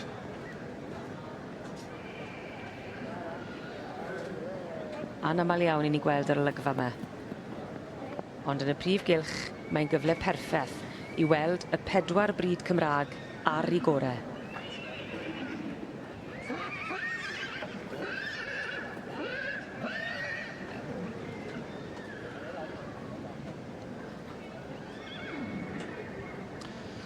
Mae'n reit anodd i fod yn onest, oherwydd pan ni'n edrych ar rhain, maen nhw gyd ar ei gorau. Maen nhw gyd wedi ennill i dosbarthiadau i ddechrau, wedi mynd yn bencampwyr wrth gwrs, felly dyma ydy'r goreuon. Mae'r Adran Ec yn sefyll yn tu hwnt o Bert, yn sefyll yn sgwar, yn ogystal â'r Adran B, wrth gwrs, Sgelor Bron Soldier. Felly Gwenllan Maddock, yr Adran Ec ar y chwith, a Sgelon Bron Soldier. Felly mae'r tensiwn yn codi. Codi. Mae yna... Wyt ti'n mynd i roi bet dychmygol ar y peth? Dwi'n mynd siŵr os wi eisiau i fod yn onest. Wi'n mynd i weid... Mae rhwng C a D, a wi'n mynd i weid.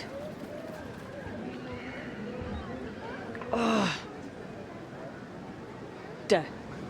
Reit, da fi ddim clem i fod yn onest. Wi ddim yn mynd i roi pen ar y bloc heddi. Maen nhw gyd mor dda, mae'n mor anodd dweud i fod yn onest.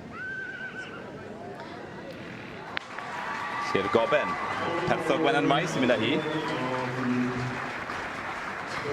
A dyma chi'n gweld yr un fydd yn dal yng nghwpan Tom yn Sprightly, y gorau o'r bridiau Cymreig yma yn Llanelwedd 2019. Dorian Lloyd yn wyneb cyfarwydd iawn yma yn y prif gylch ac yn diolch i Perthog Gwenan Mai am sicrhau i bod e yn dal gafel yna ar y wobr gyntaf.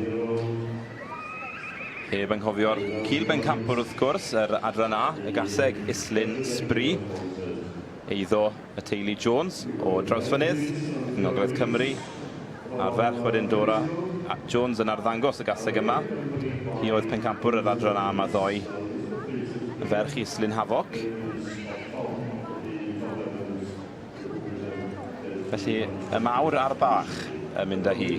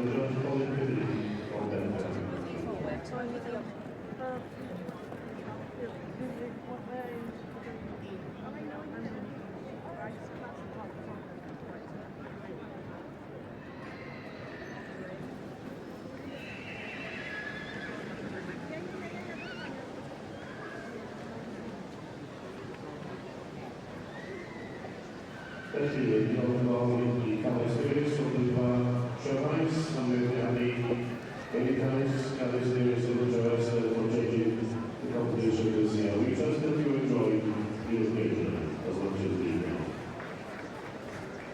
And of course, many thanks to our sponsors, the continued sponsorship by Tennis Club, and to Elvis, Elvis, and others for coming on to make the presentation.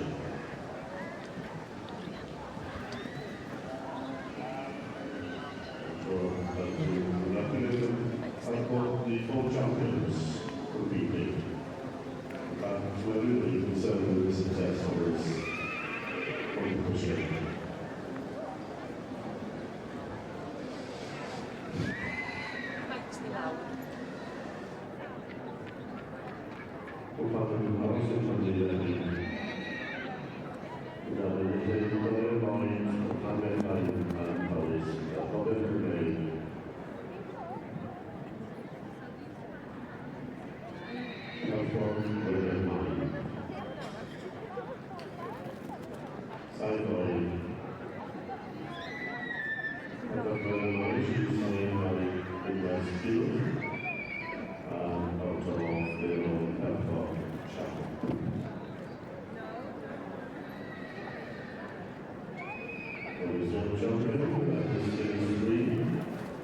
Choose the open as well, outside by the cover, out of this must be. Two open, winners.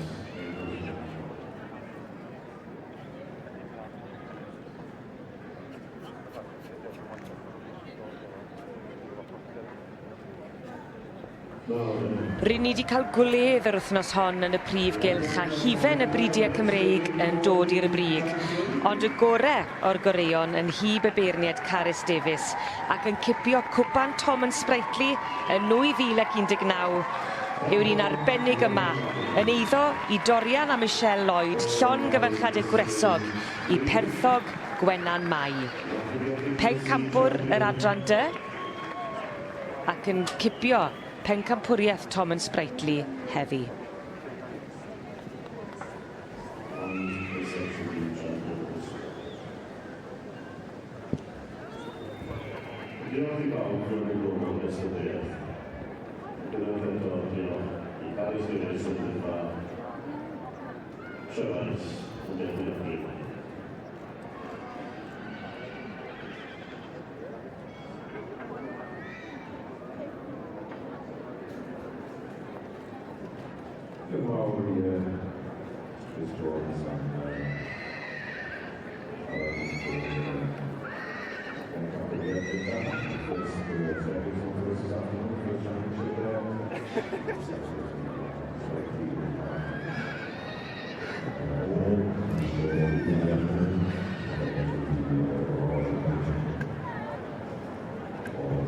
Dyma ni pencampwr y Tom Sprightly. Mae pethau'n poethi yma. Mae'n poethi yma. Heb y hat, mae'n digon poeth, ond ie, mae'n eitha ni, ie.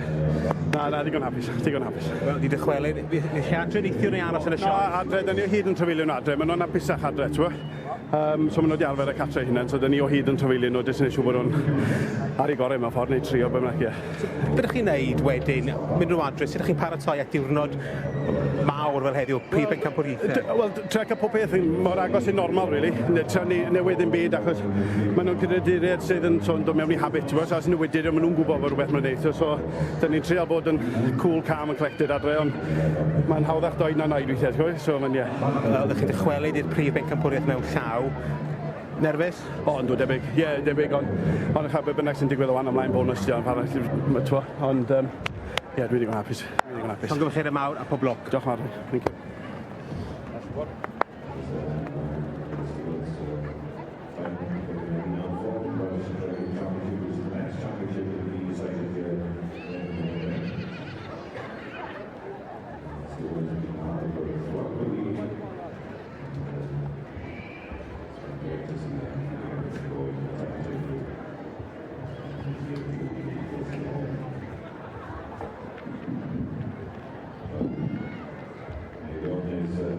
Thank you.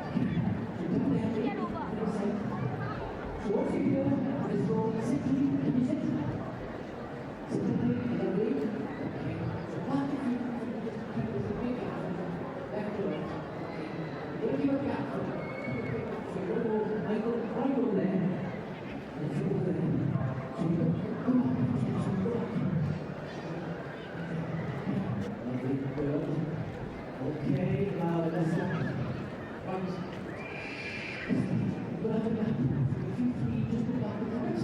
Always in there.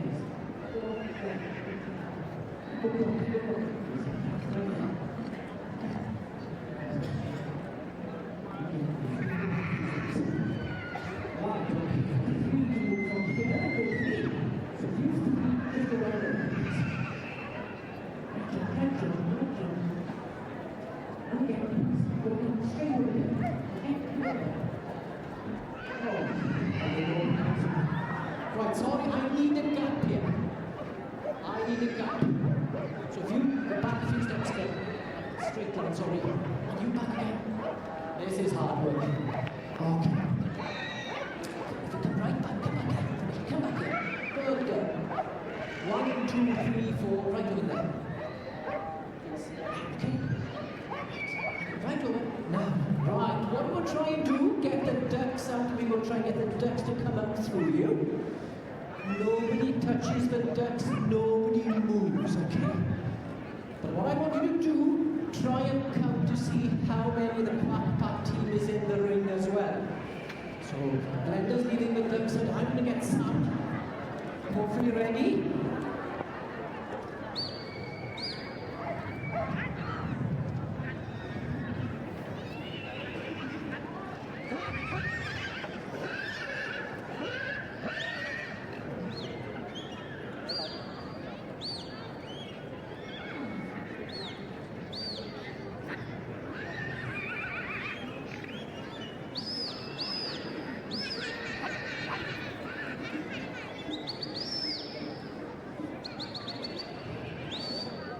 Oh my God.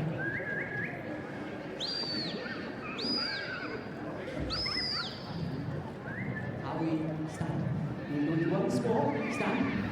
Stand. Nobody moves. Stand.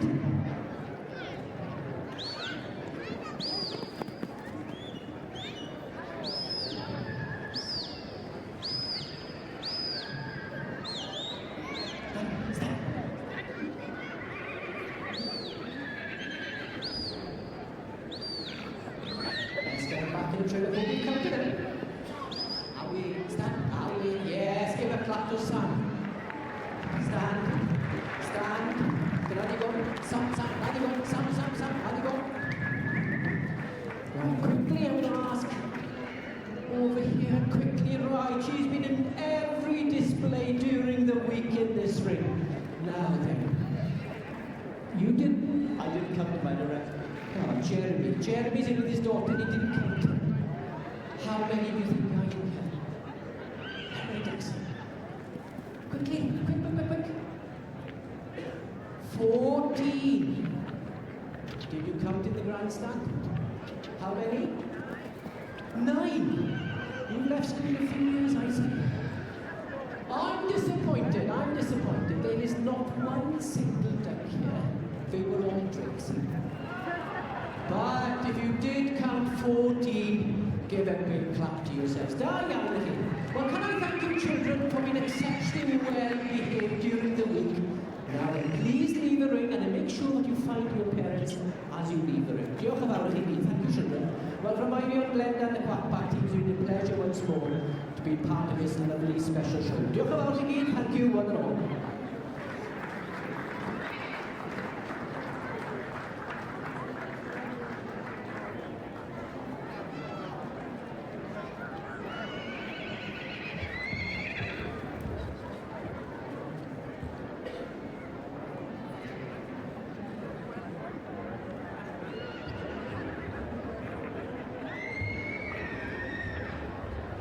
Thank you very much to Mayor Owen. He's down there in front of the Royal Box. This is the last time we've seen him in the main ring. So give him a round of applause, ladies and gentlemen. He's taking us leave there from Sir Roger Long and Sheriff Forestry. And Roger is going to join later on in the main ring to give him a little presentation. Be a big memento of his time here with us in the 100th show. 2019. Diolch yn fawr iawn i Meirion.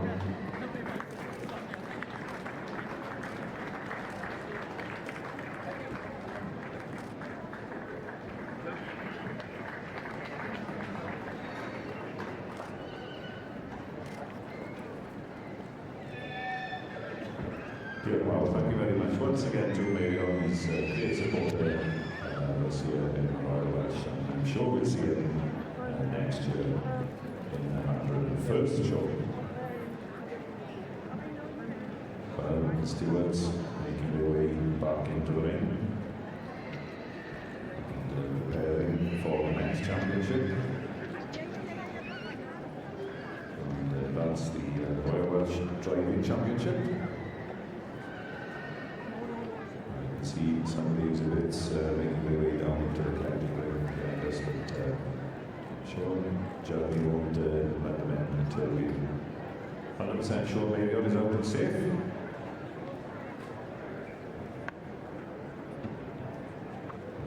Bencampwriaeth nesaf, dan ni'n gweld yn y prif gylch yma i gyrru.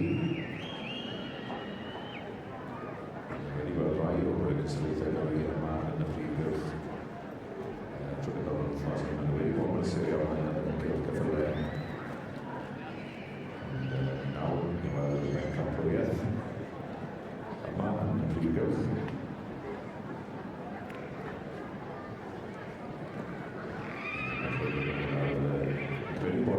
Walters yn cael wedi gwneud I ffordd.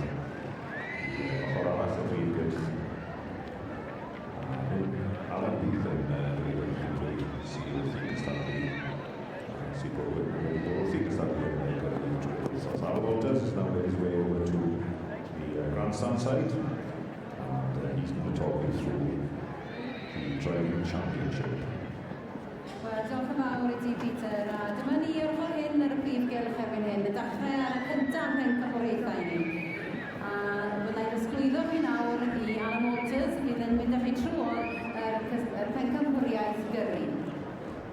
Diolch yn fawr, Nicola. Mae ni'n gweld o'r blaen sy'n mynd in. Dyma y dau oes sy'n mynd trwyddo ar y drafod yn arall. As you see in front of you here now, then you have the classes that come through later on. There are two classes being demonstrated out here. There, in the first part there you see a smaller pony pulling a show wagon. That came through the Welsh driving exhibits. That was the Supreme Champion in the Welsh driving exhibits. Os welwch chi yn cynta nawr yn y cyffil llia, bydd yma'n trwyddo gyda show wagon yn y dosbarthiadau cyffylau Cymreig. So dyna gofyn yn yr adran. And then you can see the second exhibit there, that gives you the private driving section, the private driving section. So, two horses, which will be either simulation and the show wagon into the Welsh driving sections, the other one into the private driving. The Society acknowledges the thanks to the sponsors of this championship. USA and Arthur K. Thompson and Cameron Holland Backwoodspur. After being proudly part of this great event and thoroughly enjoying the different spectacle of Royal Welsh. Yn y prif gylch, dyn ni'n parhau ar thema o'r bencampwriaethau ac pencampwriaeth gyrru y sioe frenhinol. Ac Rob Jones sydd yn gwylio'r gystadleuaeth yma gyda fi, pencampwr yr adran gyrru Cymreig. Ie, wir, Senny Kendall yw'r ceffil bach broc hyn. Wedi ennill y bencampwriaeth yma yn y gorffennol. Ydy, ma fe. Cwbl o weithiau wy'n deall. Yn ddiweddar fyd. A'r ceffil ddi. Ie, wedi dod trwyddo'r private driving fel hyn i'n gweud. Ceffil smart di ar coesau gwynion hyn.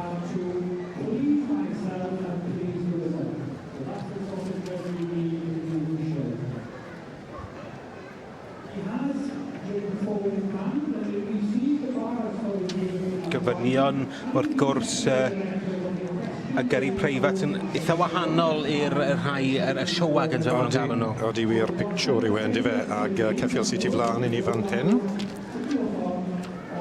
Yw Plains Royalty, ceffil di. Wedi cael ei fagu wrth y march Plains question mark ac allan o Plains Clymero. Wedi perchynog yw Mr Neil O'Reilly. Gwrs Richard James o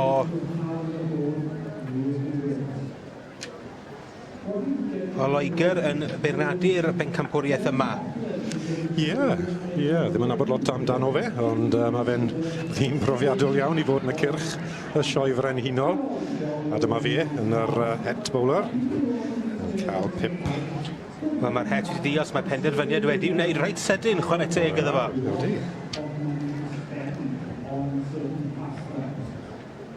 Pwy sydd yn mynd â hi i trafod efo'r stiward? Neu wedi gofyn iddo gymryd allan i wneud ar y ddangosiad mae nhw.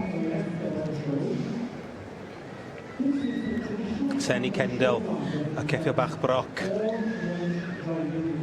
Ie, i'r perchynog, Miss Granger a Mr Mitchell. Plasterw Hallmark, y tad a Senny Katie yw ei fame. Ond diw'r gwad ddim mor bwysig ar pictiwr heddi. Pencampwr, gyrru Cymraeg.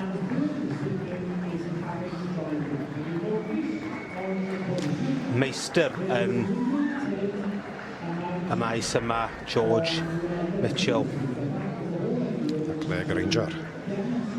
Cerbyd yn partneriaeth arbennig iawn yn gyrru'r ceffylau yma wedi ennill y bencampwriaeth yn y sioe frenhinol gyda sawl ceffyl ar sawl achlysur. A di wir. Cerbyd sioe sydd tu ôl, Kendall. Bwysig bod y pictiwr yn reit, bwysig bod yr anifel yn syml iawn ac yn un sydd yn matcho'r cerbyd tu ôl. A wedyn ni bod y pictiwr hyn yn un da iawn, digon da, fel wedon ni, i gael bencampwriaeth yr gyrru Cymraeg yn gynharach.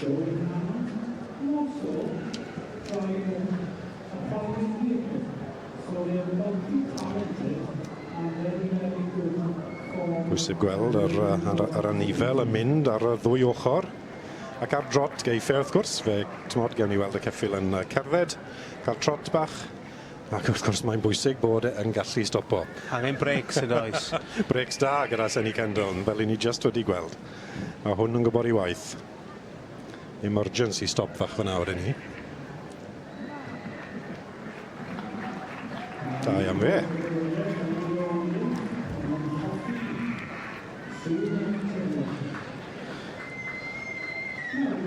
Dysa mas ar ôl i Senny Kendall tu lan i ni fyny. Yn y pellter, ni'n gweld pencampwr yr dreifo preifat. Cerbyd yn hollol wannol. Mae hwn fel am fynd am spin prynhawn di Sul. Mae hynny'n bwysig ydy o byd y gyrru preifat, bod chi'n gallu mynd allan i'r capel ar fore di Sul a gallu stopio, bod gen y ceffyl manners mewn ffordd ac yn gallu stopio i siarad efo cymydog neu fynd chi allan am reid bach yr teulu. Ie, ond wrth gwrs mae rai bod ti'n disgwyl yn dda yn neud y siwrne fach na. Mae hwnna'n bwysig yn yr gystadleuaeth hyn.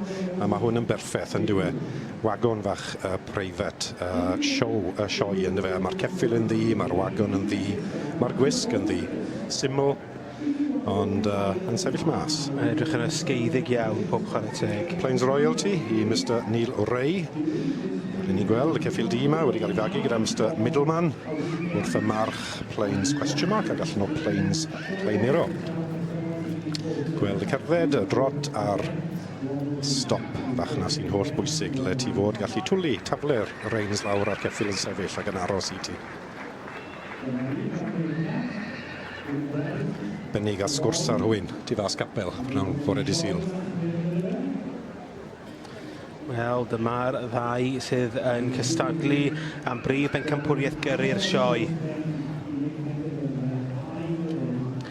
Yn aill wedi bod yn bencampwyr yn ei adrannau.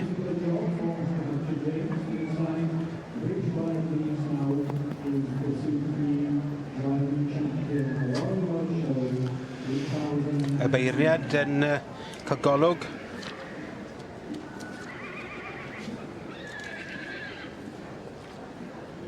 Wrth gwrs, sgoffach chi Richard James o Loegr yw'r beirniad.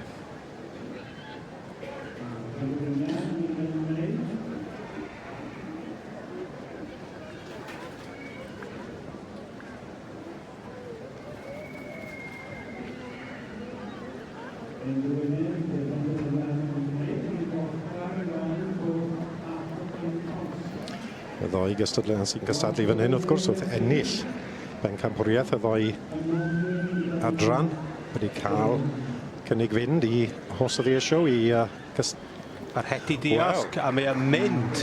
Plains Royalty. Enillydd y gyrru preifat. Yn bictiwr, yn edrych yn hyfryd ac yn ysgeiddig heddiw. Odi, mae fe wir. Mae'r gwisg, mae popeth yn reit, wrth gwrs. Mr Neil Ray, y perchynog. Hwn i o tyfies i Gyrru.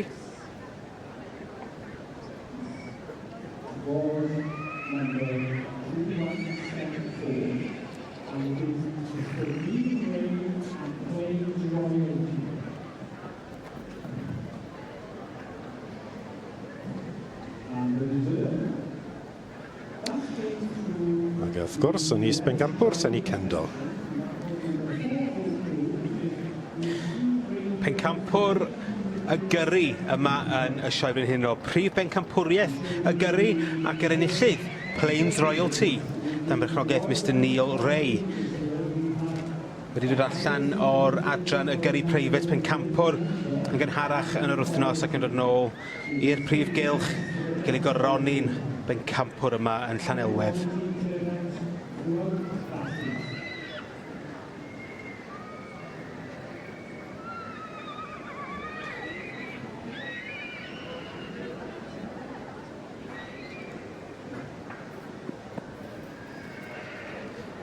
Y Gil Wobber yn yr adran yma yn mynd i'r ceffil bach broc. Dyn ni'n gweld yn fan ni Senny Kendall, pencampwr yr adran gyrru Cymreig.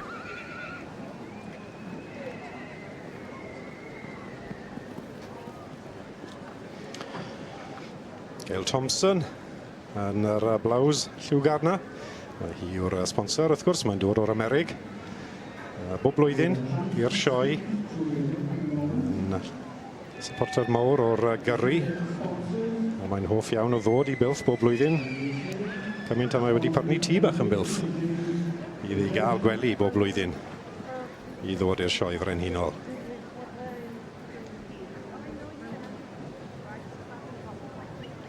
Mae'n bwysig cael y lluniau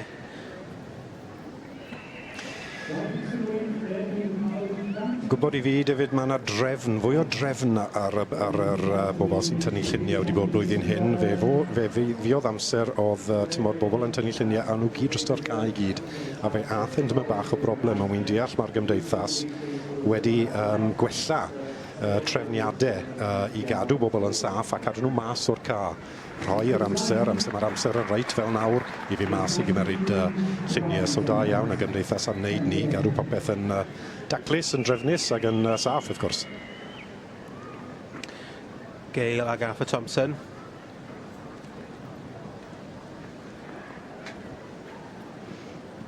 Wrth gwrs, noddwyr hael a gystadleuaeth yma fel oedd Rob yn sôn.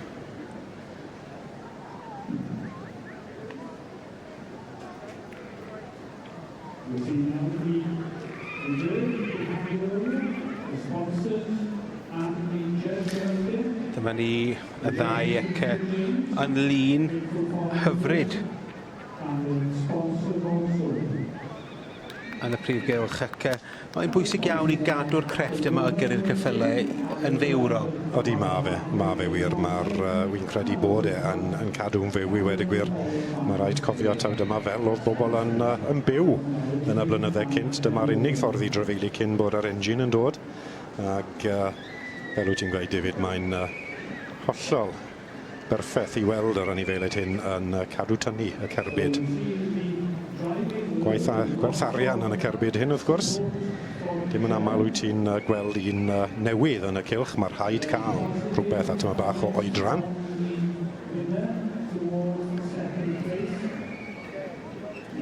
Plains Royalty yn neud ei waith yn dda. Mae'r rhaid gweud un peth trafeili, ond mae'n holl bwysig bod yr anifel yn gallu sefyll. I ti cael mynd am dy fusnes, cael sgwrs bach Darwin gan bod ti yn trafeili. Dim byd yn wath na rhyw geffil sy'n camu nôl ymlaen. Dyna beth sydd wedi cael y bencampwriaeth hyn. Yr bencampwriaeth gyrru yn y sioe frenhinol.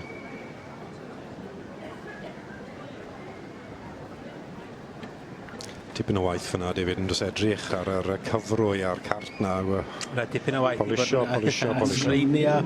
Ac wrth gwrs i gadw'r anifeiliaid yma'n ffit ac i gael nhw i fynd yn iawn hefyd. Mae yna dipyn o waith a chrefft i hwnnw fyd. Dim ond rhyw 7 o oed yw'r anifel hyn. So tipyn bach o gamp i dod i'r safon hyn mor ifanc.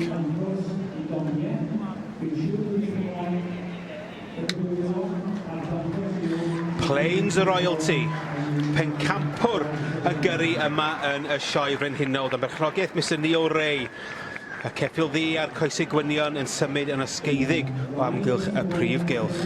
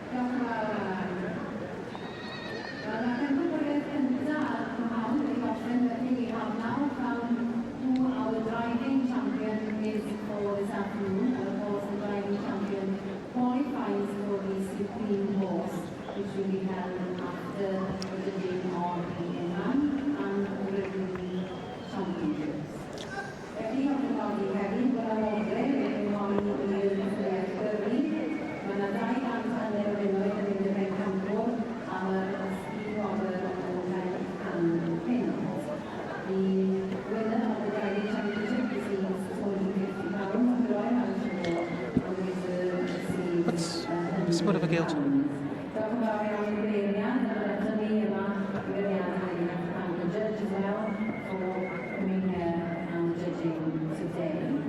It is interesting because what you see here this afternoon, gentlemen, is the accumulation of months and months of work and years in the cases, especially on some of the videos. And these are the creme de la creme of the approximately 3,000 entries that we have received here at the Royal Welsh in its 100th show. Ydy ni'n fath dros ben wrth i ni wedi cynnau nid yn unig wedi ymgeisio, ond wedi dod i'r sioe, wedi cefnogi'r sioe ar ôl penderfyniad anodd iawn yn mi ynglyn â'r gwerthu a ffwrdd. So, felly, we are very pleased that so many quality exhibits have been presented to the various classes, be it in the new ring or the horse ring.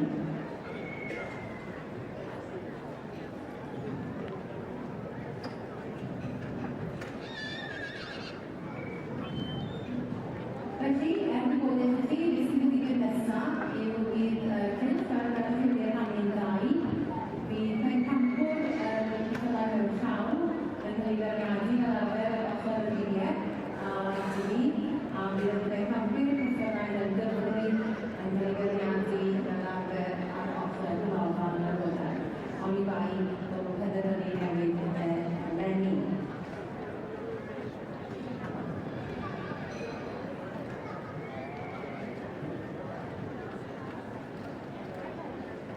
But for those of you that would like to know a bit more about the London show, although the society was established in 1904, this first show actually held in Aberystwyth. It is testament to the fact that it then had 442 livestock entries compared to a total of 8,000 by this year.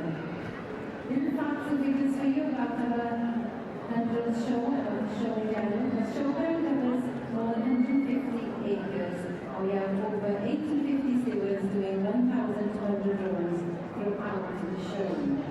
There are over 3,000 sheep and 46 different breeds, 22 breeds of cattle, both beef and dairy, and 4,000 sheep are shown at the show during the shearing competitions. There are over 800 stables here on the showground for the equine exhibitors, and in addition to this, the Pine Foster we have a new equine arena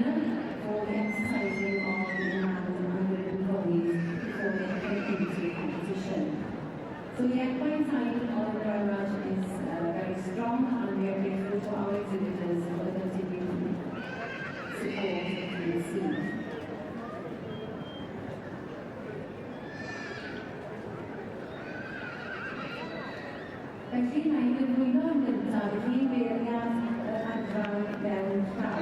First of all, I'd like to introduce the judge for the Royal Welsh Maiden Times Championships, which is also the Cuddy Championship. We would like to welcome our judge, Mr. Tim Widgett, from Wellingborough.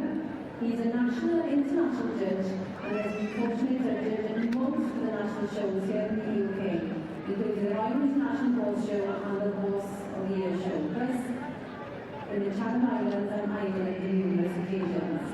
He has overseas appointments, which include traveling to Australia, South Africa, and the Netherlands. His other interests are developed through teaching and meeting producing inventing, dressing and showing, which led him to judging. Mr. Widgett is a judge on the panels of the British Show Horse Association, Sports Horse, the Show Register, and the British Show Pony Society, and he is currently president of the USHA. Ladies and gentlemen, please welcome our in-hand champion judge, Mr. Tim Widgett. Give him all that, ladies and gentlemen.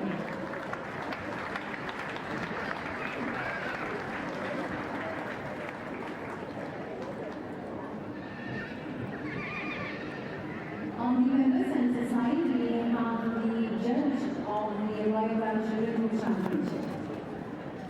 Mr. John Keane, who has recently moved to the Ysgafari in Monmouth, is on the British Show Horse Association board.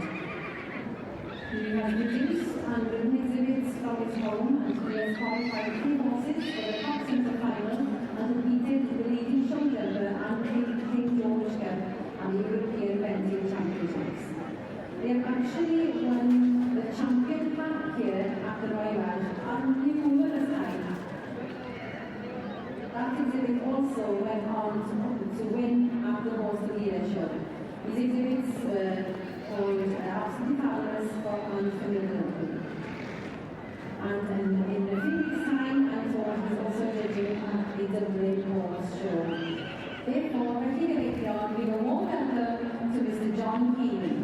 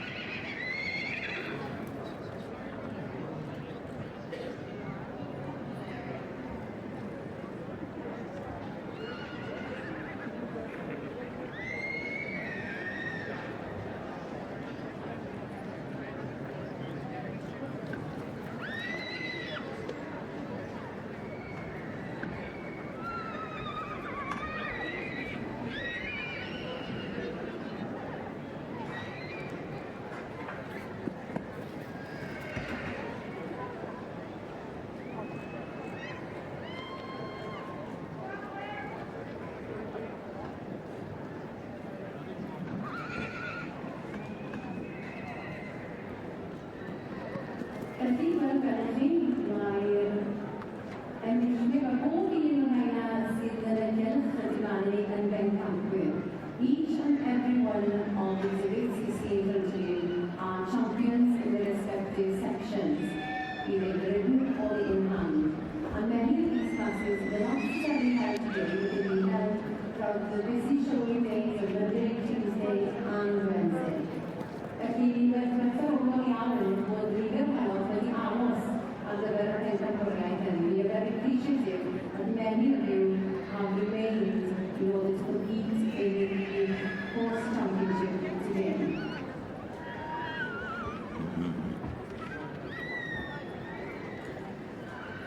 Therefore, to give a little bit of background, the eligibility for the in hand is that the object of the competition is to find in-hand horse or pony champion. The champion horse or pony from each of the following breeds is eligible to compete.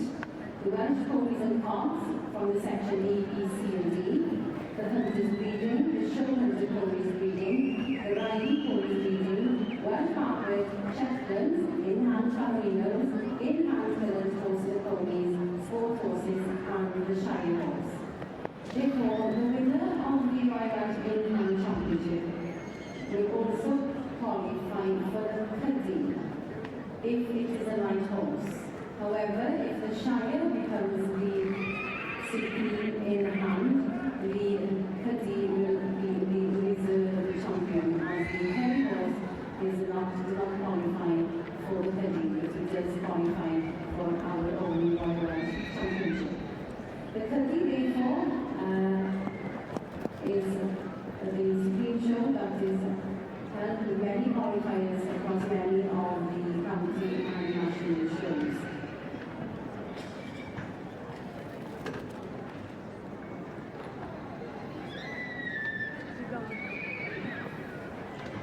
With regards to the ring section, the eligibility, of course, is the Welsh pony and cob type, the Welsh cob, which are in section A, B, C, and D in the saddle, the hunter's riding, the working hunter also, the tutor riding ponies, ridden cobs, the leading rein and first driven, the Welsh leading rein and first driven, mountain and moorland working hunter ponies, ridden Cavalinos, ridden coloured horses and ponies. Mae'n poethi ar sawl lefel yma ar ddiwrnod ola y sioe frenhinol yn Llanelwedd. Mae'r gwres yn llethol, ond mae'r cystadlu yn benboeth hefyd.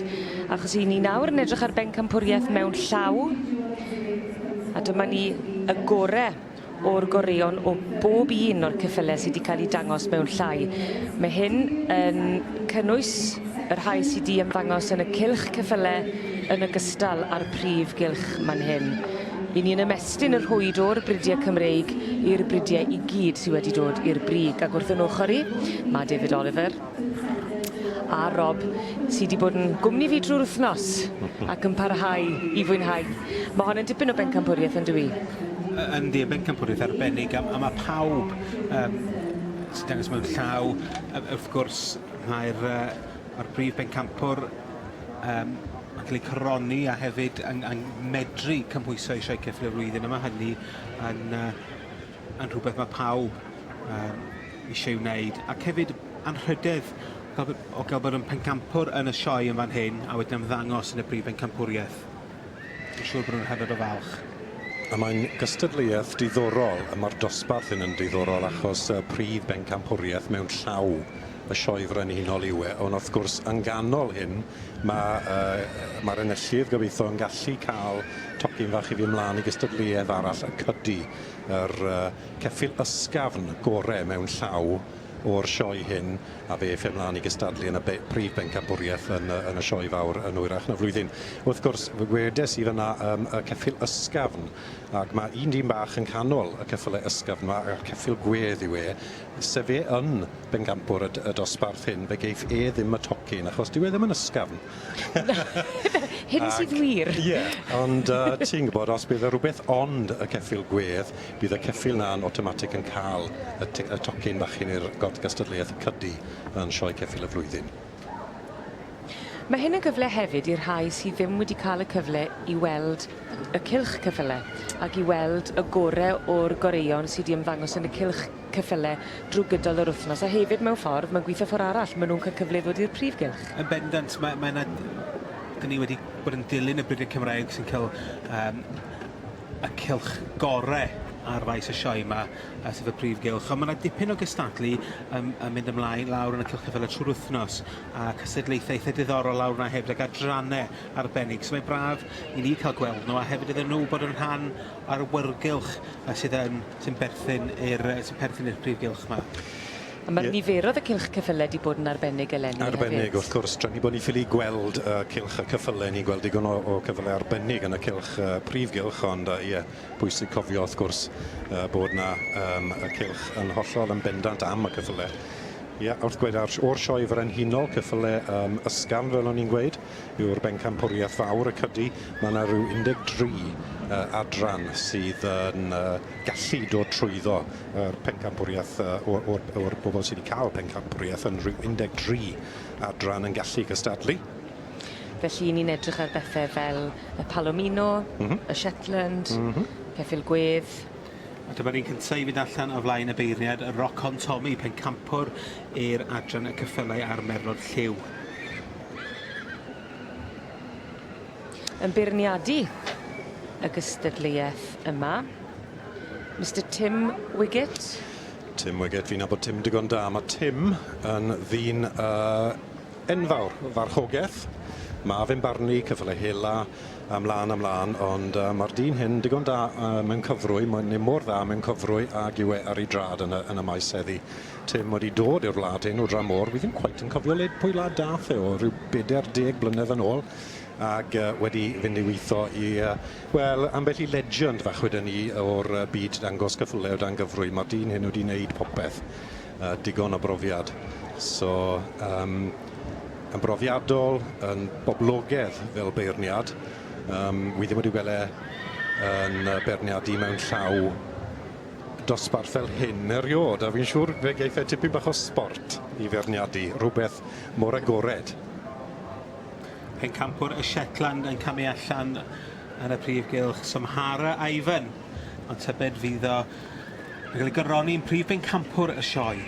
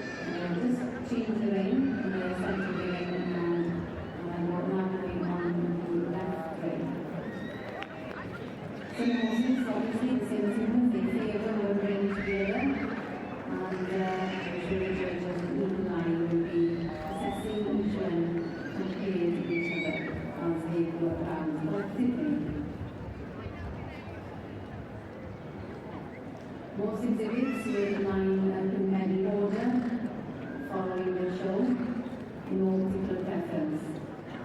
But Lion Cow, of course, I mean, either show, in hand, now going one at a time, so the judge can assess the exhibit from the side, and we're looking for where you're going, tapping up, movement, up action, and as well as assessing according to the description, I presume.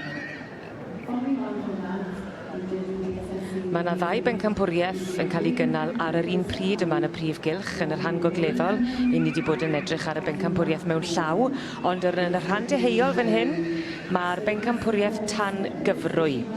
Ac yr rhain oedd y gorau'r goreuon sydd wedi bod yma yn y prif gylch a'r cylch ceffylau tan gyfrwy. Ac o dan parch, wel mae parch gyda fi am y beirniad yr bencampwriaeth hyn, John Keane. John wedi ennill yr Hacks fan hyn sawl gwaith a ceffyl enwog iawn, formidable. Ond ar ôl sŵn am ryw hac, rhyw geffyl, ni'n mynd am y poni bach hyn, a hynny yw Simon Bigley a'i ferch ar gefn Waitwyth Wild Apricot. Fe fodd hon yn bencampwr yr ceffylau Cymraeg arweiniol wedyn ni. Ac am brofiad iddi hi i fod yma yn y prif gylch ar ôl dod i'r brig yn y cylch ceffylau yn cael y cyfle i ddod i mewn fan hyn. Ddod i flan y genedlaethfa, di tipyn bach o bresiwr, ond wedi wir. Evie Bigley, wrth gwrs, oedd hi'n cystadlu yn y bencampwriaeth yma llynedd hefyd. Gyda Waitwyth Wild Apricot. Gofyn bod yr anifeiliaid yn cadw lan ar handler. Ti'n edrych fan hyn yn yr adran hyn am rhywbeth sydd ddim yn tynnu, bod ti ddim yn goffo gweud gormod wrth fe le fynd. Dim ond bod e'n dilyn yr handler a gwrando i'r plentyn. Waitwyth Wild Apricot allan o Tiffwyl Midas a Bengad Wild Apricot. a Miss Bigley wedi wneud yn arferchog. Y beirniad John Keane, dyma fe. Mae hwn yn ddyn, wel, brofiadol ag illai weid.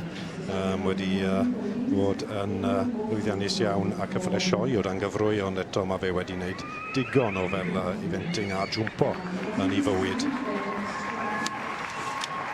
Dim byd lot bydd y dyn hyn ddim yn deall a bod ti rhyw geffil o dan gyfrwy. Dyma ni mlaen to. Honni arweinol plentyn yw hwn, ar wahân i'r un, ond yn Gymraeg ni'n gallu gweld mae'r gwisg a mae'r turnout yn wahanol fan hyn a'r blethau pethach tyn bach yn fwy siarp. Mrs Prosser fi'n nabod sydd yn arwen.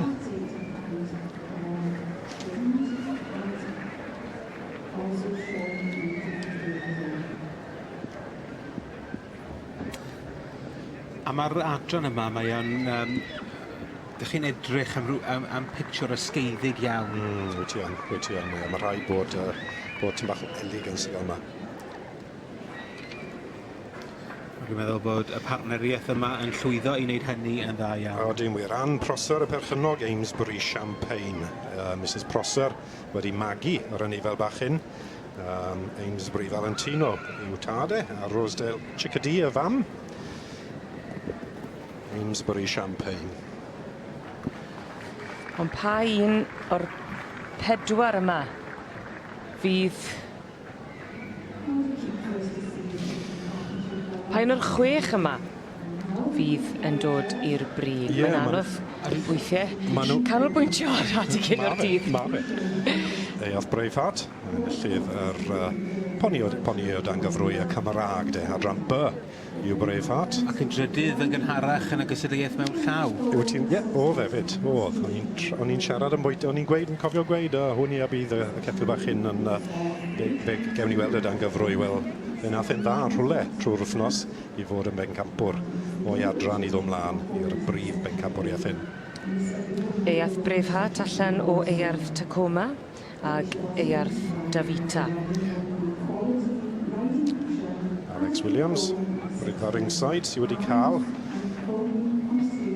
siawns i gael i reid o fe. Dwi ddim yn aml yn reid o hwn, so tipyn bach o waith jyst i jwmpo arno fe a cael y gorau mas o fe yn y gystadleuaeth hyn. Felly, 6 yn y bencampwriaeth tan gyfrwy, ond pa un fydd yn mynd â llygad y beirniad John Keane.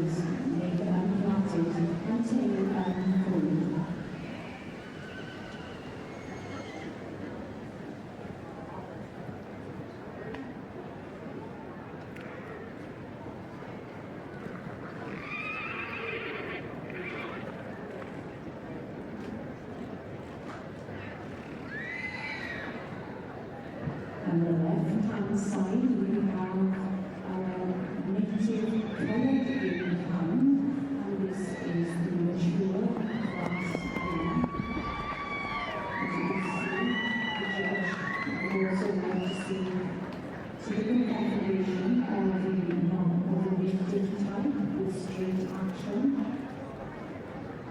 and show quality of their type.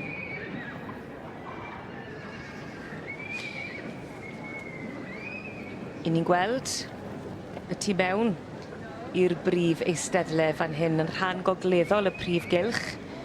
Pencampwriaeth mewn llaw sy'n cael ei feirniadu ar hyn o bryd. Yn beirniadu Mr Tim Wiggett. A'ch atgoffa chi, dyma bob un o'r ceffylau sydd wedi dod i'r brig yn y cystadlaethau mewn llaw yma yn y prif gylch yn ogystal â'r cylch ceffylau hefyd. Ac mae yn dipyn o wledd i'r llygad Rob a David yn dwi pan ni'n cael y cyfle i weld rhai o'r ceffylau sydd wedi bod yn cystadlu yn y cylch ceffylau a maen nhw wedyn yn cael eu gwahodd i fod yn rhan o'r bencampwriaeth mewn llaw yma yn y prif gylch. Yndi, mae'n braf cael gweld rheini yna. Dydyn ni wedi cael cyfle i weld yn barod yr wythnos yma. Mae pob un ohonyn nhw'n pencampwyr yn ei adrannau ac yn heiddiannol iawn o fod fan hyn i bawb cael gweld nhw. Mae dan ni amrywiaeth o ran, mae dan ni'r bridiau Cymreig, wrth gwrs, yr A, B, C a D. Mae dan ni'r Hanfryd. Dyma ni'r ceffyl hela yw galon Hunter Pony Breeding ac dibyn status symbol yw hwn ac Mae hwn yn un diddorol I fi. Mae dibyn status symbol yn perchen I fenyw Dai Nicholson fe ddath gros o De Affrica I fyw yn Lloegr a wedi dod a cwbl o geffylau gyda hi I ddechrau magu draw fan hyn. Oedd hwnna ddim yn chip. So fi ddibawn o fod yn enjoyo tymor bach o prize money heddi dal I nôl am yr arian mae wedi hala I gael y ceffil bach yn gros y wlad hyn. Ond da iawn Dai Nicholson. Ac yn sicr yn dangos bod wedi bod o fydd iddi hi I fentro ac I fynd amdani. Wi'n nabod Dai digon da. Oedd hi'n gweud mae De Affrica yn lle pert ac yn special a na le oedd hi'n byw trwy I bywyd. Ond oedd hi'n moyn dod I gystadlu a byw, ti'n bod, yn y wlad hyn. Achos oedd hi'n gweud, wel, dyma le mae'r gorau o magu cyffylau. A wy'n cytuno, David. Wrth gwrs. O'n I sôn am y gwahanol fridiau sydd yma ar bridiau Cymreig, yr hanfryd. I ni newydd weld y ceffyl hela I fagu. Fyddwn ni hefyd yn gweld y Shetland, y Palomino, y ceffyl lliw, y ceffyl gwedd. Digon o amrywiaeth o Shetland fel I ni'n gweld o'n blaenau ni fan hyn. So mae Haro Ivan yw'r boi bach hyn. Y ddelwedd o Thelwel yn dod i'r meddwl yn syth. Wyt ti'n reit. Digon o flew, digon o garacter wedyn ni. Boblogaidd iawn rhannodd y Shetland. Wyt ti'n gallu cael fel standard Shetland fel maen nhw'n gweud. Mod, wedyn ni dyna beth yw hyn. Ond maen nhw'n mynd lawr I fel miniatures bach fyd. Maen nhw fel cathod bach. Fel cŵr bach. Di gario un yn y handbag ele.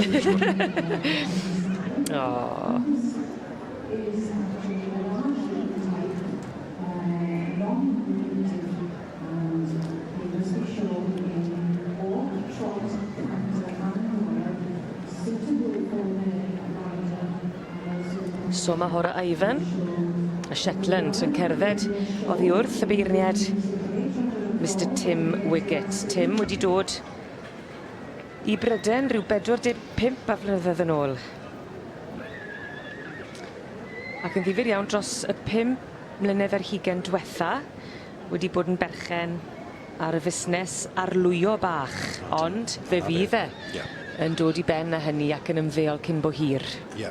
Wrth gwrs, gystadleuaeth hyn bydd rhan fwyaf o'r ca yn gobeithio taw rhywbeth Cymraeg fe eith mlaen I fod yn brif bencampwr a cael y tocyn I gystadleuaeth y cydi.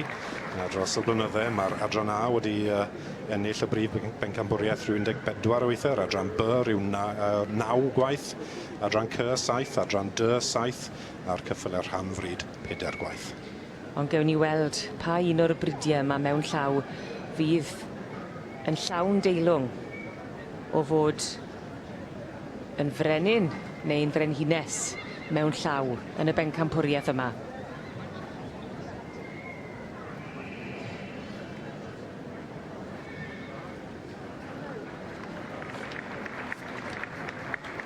Lly digon o waith o flaen y beirniad Mr Tim Wiggett wrth iddo fe feirniadu y bencampwriaeth yma mewn llaw.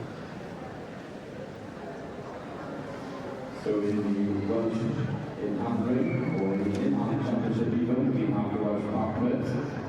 So we can contain a minimum of 12.5% Welsh blood. They can use for multitude of participants from Britain to dressage and fencing. There is no time for the session of the fact that they will contain a minimum of 12.5% Welsh. They can be any colour. It can be seaboard, highboards, black, chestnuts, and all the other colours, of course.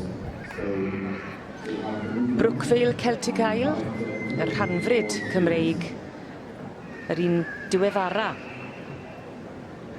I drotion o flaen y beirniad ac yn gobeithio dal llygad y beirniad hefyd, sef Mr Tim Wiggett, ac yn bwysicach na dim dal y bencampwriaeth mewn llaw yma yn Llanelwedd yn 2019.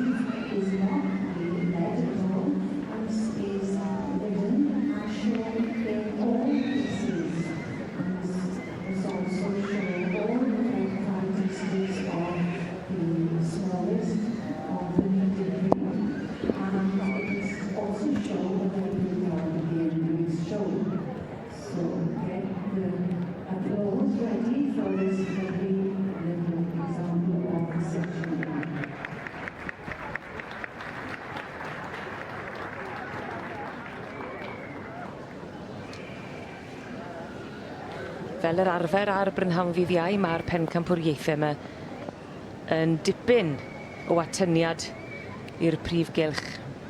Digon yn y brif eisteddle yma yn edrych ar y bencampwriaeth. Yn y llaw dde ar hyn o bryd, ni yn edrych ar y pencampwriaeth tan gyfrwy, tra bod y mewn llaw yn digwydd ar ben arall y prif gylch. Ond yma mae'n llyged ni ar hyn o bryd, a hefyd mae llyged y beirniad John Keane. Ydy, mae John yn cael golwg ar ceffyl diwethaf i fynd. Yw poni bach a glas mae Isilfels Nushki i Georgia Awgna i drafod i Harold a i Fetswt o'r Iseldirodd. Dyna diwetha gael gwneud sioe unigol o flaen yr holl brofiadol John Keane. Dyma fe yn yr swt las.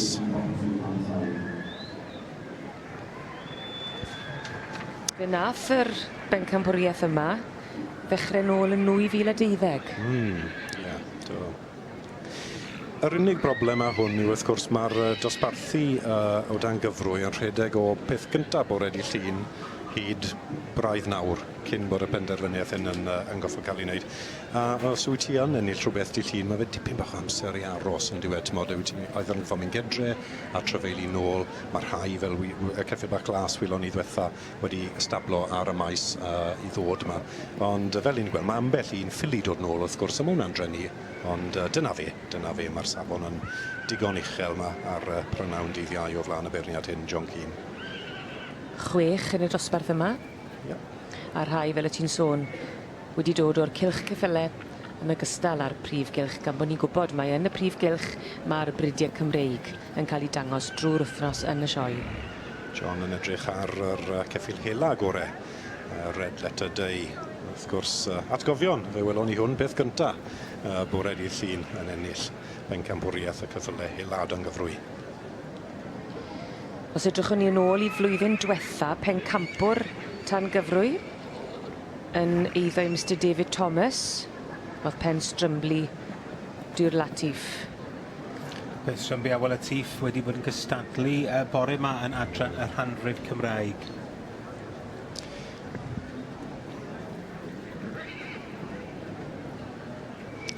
Weithwyth Golden Apricot yn cael llyged Mr Keane ac yr poni dyd i ôl iddo fe fydd nesaf Amesbury Champagne i Mrs Ann Prosser.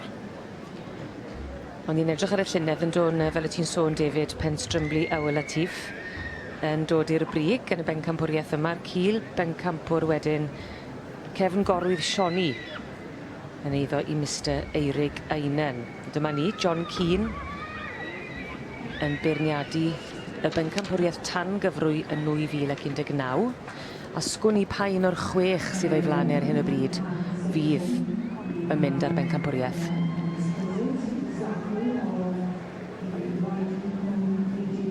Un o'r rhain yn mynd a'ch bryd chi, fechgyn? Ie, y ceffyl hela i fi. Ie? Ac i fi fyd. Ni cytuno am unwaith, wir? Pam? Edrych yn hyfryd, wedi troi allan arbennig o dda, a mae'r ffordd o fynd mor hawdd efo'r ceffyl yma Red Letter Day. A Zara Owen sydd yn marchogaeth, does dim ffwdan neu'n byd efo'i mae'n isten dawel, ac beth ydych chi'n gael yn co-character.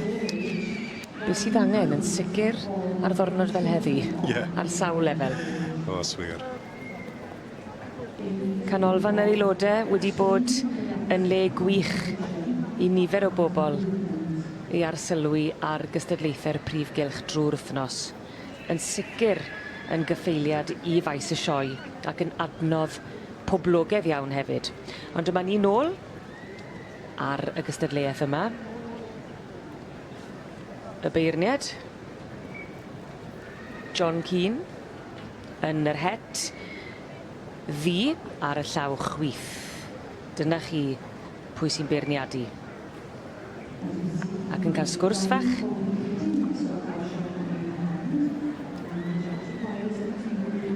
Lle yn hapus iawn gyda'r hyn mae wedi weld hyd yn hyn.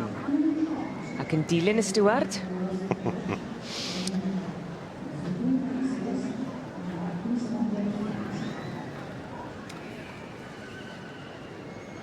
A'r ceffyl hela yn ei blaen. i gael cymharu nhw fe gilydd falle. So'r Tynnu mlaen 3 wy'n credu, mae tair ffefryn bach wedyn ni. Ar hyn o bryd mae'r ceffyl hela fel wedes ti David, y Red Letter Day.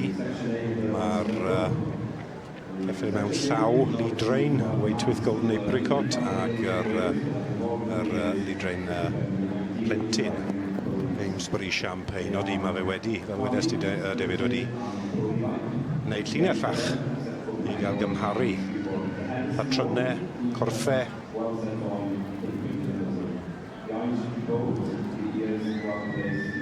Y 3 yna yn edrych yn arbennig, yn sefyll allan os ni'n deud yn y dosbarth yma heddiw. Mae wastad, mae ceffylau plant wastad yn denu diddordeb pobl hefyd yn dyn nhw. Wel, mae fe, odi hwnna'n reit, wi ddim yn gwybod. Mae fe'n cute iawn, ond wrth gwrs mae rhaid bod nhw'n example bach da o'r adran yn dwse. Pob parch i'r plant yn y ceffyl hela wy moyn.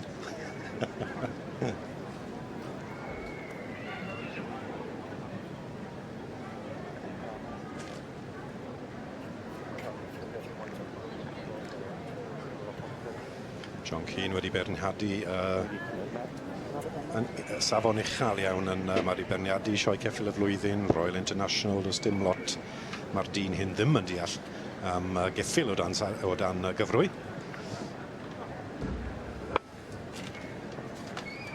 A'r 3 hyn sy'n cael ei gadw i'r blaen. 3 ffefryn bach yn glir. Red Letter Day, Palomino, Waitwyth Wild Apricot. Yr un bach di ar ei ochr, Amesbury Champagne. Ond pa un fydd yn dod i'r brig a fydd yna newidiaeth? So next in Hungary we have the World Trophy of Section B. The World Trophy is typically reserved as a Section B trophy and is a hardy quality trophy, often described as a rising trophy. Heledd, does dim eisiau fi ofyn, os e wir, beth yw'r ffefryn di gwed? O'n i wedi Palomino a Wyt ti mynd i weid O'n i'n gwybod beth ti'n mynd i weid na. Yn ôl y record dros y blynydde diwetha, dyna'r un sydd fel arfer yn denu'n sylw i, ynddo fe? Wy'n deddol o gytuno gyda chi eleni, wi yn credu mae yna rhywbeth am Red Letter Day. Perffaith, mae bethach yn dod â gilydd yma. Mae yna rhywbeth gosgeiddig, parod, llonydd, y ffurf. Mae'n edrych fel sy'n y benderfyniad, mae'r steward yn cerdded yn bwrpasol o flaen y 3.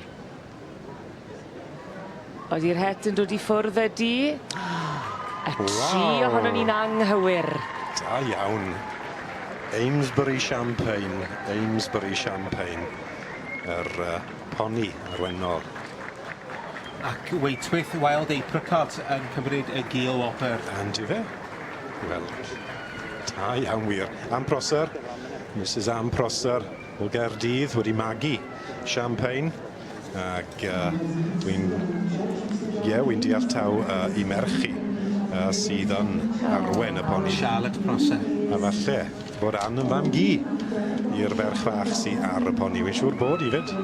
Mae'n flin da fi Ann os ydy hwnna wrong. Risg dda iawn fyna ro. Wel. Ac wrth gwrs Simon Bigley yn Isbengampwr fyna. I ni mwynhau pencampwriaeth tan gyfrwy ar ddydd Iau y sioe ac i ni hefyd yn mwynhau yr olygfa yma. Ac am olygfa wych ac am wen sy'n gweud ac yn datgelu cyfrolau. Llon gyfarchadau gresog i Amesbury Champagne, ddath i'r brig yng nghystadleuaeth a pencampwriaeth tan gyfrwy. Ac yn marchogaeth Amesbury Champagne, Charlotte Prosser. Wy'n siŵr Rob a David wedi wneud i gwaith yn wych prynhawn yma. Yn y safon hyn i wedi gwir dyle mae bob un o'n nhw yn bencampwyr, so gallu di ddewis unrhyw un, tymod Geel Whopper wedyn i Waitwyth Golden Wild Apricot mae'n mlyn da fi i teulu Bigleys, Brydfa Llanar wrth gwrs. Evie Bigley yn marchogaeth. Ond dyma'r seren heddi, Charlotte Prosser. Wedi sicrhau bod Amesbury Champagne yn cipio pencampwriaeth tangyfrwy yma yn Llanelwedd 2019.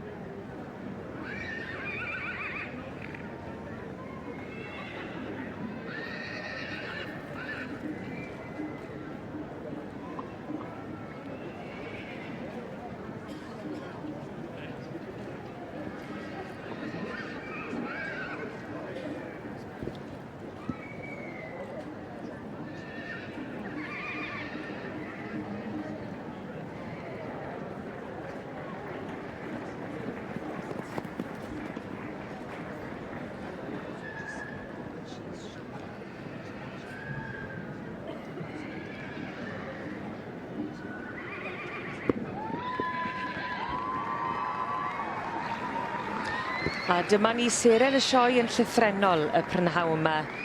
Y mwynhau gwledd yma yn y brif gylch yn Llanelwedd ac yn cipio pencampwriaeth tangyfrwy.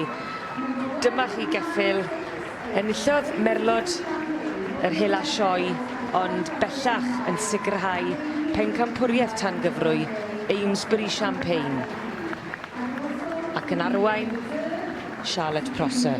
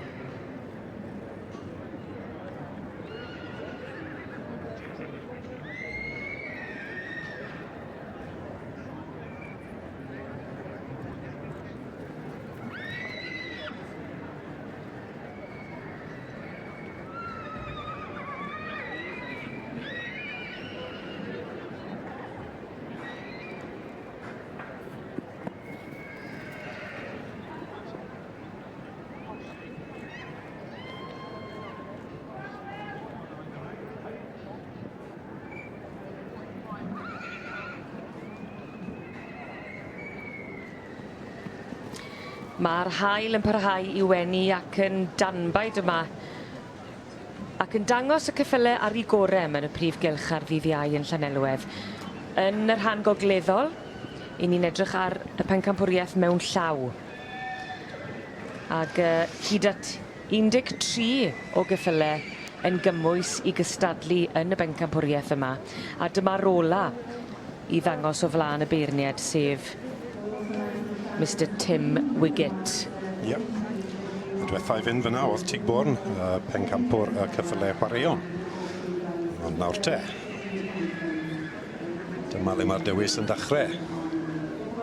I atgofio, mae'r dosbarth hyn yw pencampwriaeth, prif bencampwriaeth mewn llaw y sioe frenhinol, ond mae'r gystadleuaeth hyn yn cynnig tocyn I gystadlu yn sioe ceffyl y flwyddyn, ond cynnig tocyn I fynd mlaen i'r brif bencampwriaeth na, dim ond i'r ceffyl gorau ysgafn. A ni'n gweld yn y cylch fan hyn mae yna geffyl gwedd. Os fe fydd y ceffyl gwedd yn dod mlaen fel bencampwr y dosbarth hyn, bydd yr is-bencampwr yn cael y tocyn bach na I fynd mlaen I sioe ceffyl y flwyddyn. A os na yw e, os na tawr ceffyl gwedd yw e, bydd y bencampwr hyn yn mynd mlaen I fod yn bencampwr a cael y tocyn bach na. Ti gyda fi, Helen? O, dwi fi gyda ti. Felly bydd angen ffordd arall wedyn ni i'r ceffyl gwedd I fynd ac I gymwyso I sioe ceffyl y flwyddyn. Ie, wy'n credu bod fi'n reit yn gweud mae yna adran wedi bod i'r cyffylau gwedd. Ni'n gweld y pencampwr tu flaen I ni heddi. Ac wy'n credu bod yr adran I hunan yn cynnig tocynnau I fynd mlaen I bencampwriaeth y cyffylau gwedd yn sioe ceffyl y flwyddyn. Dyna beth yw'r logic wy'n deall. Dyna ni'r olygfa. Yr 13 o geffylau, mae yna gyfle I 13 o geffylau I gymwyso ar gyfer y bencampwriaeth yma. Ac hefyd mae werth nodi, mae nid dim ond y bridiau Cymreig wrth gwrs mewn llaw sydd yn cael ei beirniadu fan hyn, ond mae yna gyfle I pob un o'r ceffylau mewn llaw sydd wedi ennill ynghylch y ceffylau sydd mewn rhan arall o faes y sioe. Wel, mae pob un o'r heini wedyn ni yn cael gwahoddiad I ddod i'r prif gylch a'r brynhawn ddydd Iau I gystadlu yn erbyn y bridiau Cymreig yn y prif gylch.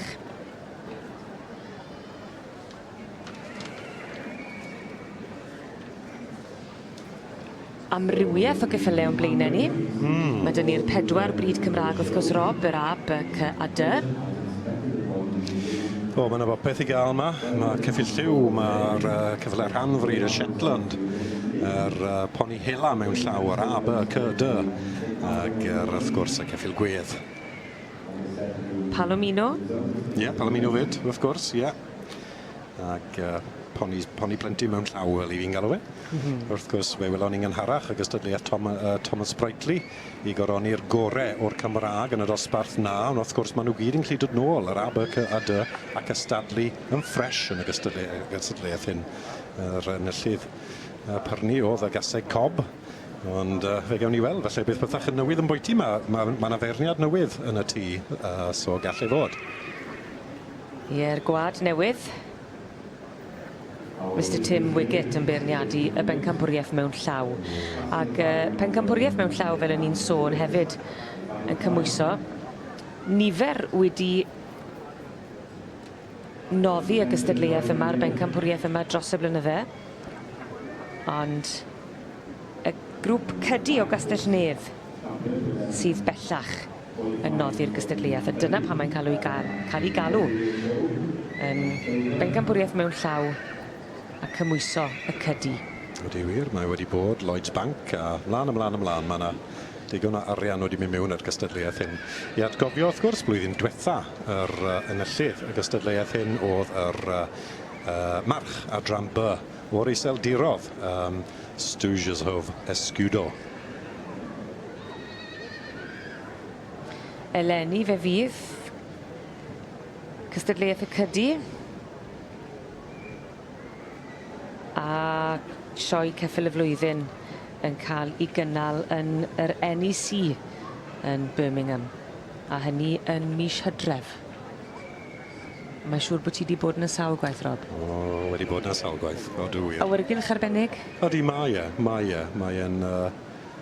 fe'n brif bencampwriaeth y tymor I gyd I bob adran. Odi, y ma fe'n dwmla da I fod na, tipyn o gamp I fod na. Ond odi, mae'n wythnos bach eitha da, dim bod fi'n gwerthu fe.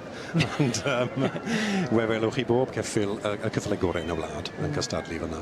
Wyt ti wedi bod yno yn cystadlu ac yn edrych? O dan gyfrwy, odo. Wedi bod digon llwyddiannus dros y blynydde. Odo. Beth wedi ennill, ond digon apus I fod na. Da iawn. Mae'r het I ffwrdd? Mae'r het I ffwrdd. Pwy sy'n mynd I fyna hi? Ble ti'n credu, Rob? Mae'n edrych ar y riding pony wy'n credu, yn farn I.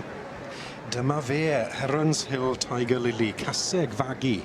Fel marchogaeth plant yw hon.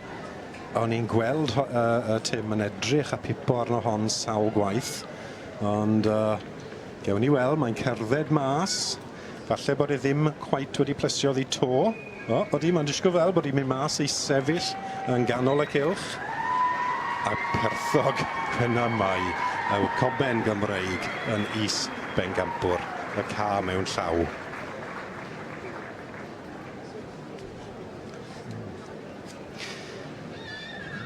Wrth gwrs mae'r gaseg sydd tu flaen I ni nawr wrth ennill brif bencampwriaeth mewn llaw y maes. Gan bod I yn geffil ifanc, mae hi'n cael y tocyn bach air hyn I fynd mlaen I gystadlu yn y gystadleuaeth cydi yn sioe geffil y flwyddyn am yr anifel ysgafn gorau mewn llaw o'r wlad hyn, y flwyddyn hyn. So bydd na wen mawr achos mae fel double whammy yma heddi I'r gaseg bach hyn, Herons Hill Tiger Lily.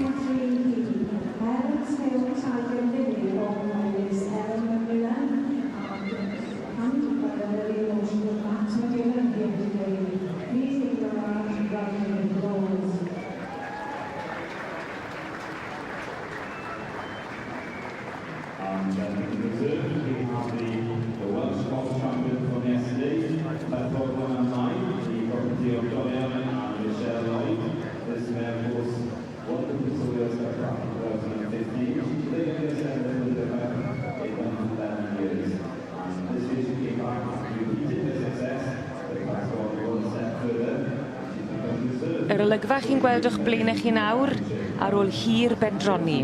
I ni yn gwybod pwy sydd wedi dod i'r brig ym mhencampwriaeth mewn llaw yma yn y sioe yn Llanelwedd ar gyfer y flwyddyn 2019. Mae yna dipyn o chwys fyny, ond mae wedi gwneud I waith yn ardderchog a llon gyfarchedig gwresog i'r gaseg Herons Mill Tiger Lily yn eiddo I Miss Macmillan yn ennill y bencampwriaeth mewn llaw ac felly yn naturiol yn derbyn y cydi ac yn cymwyso I sioe ceffil y flwyddyn yn mis Hydref.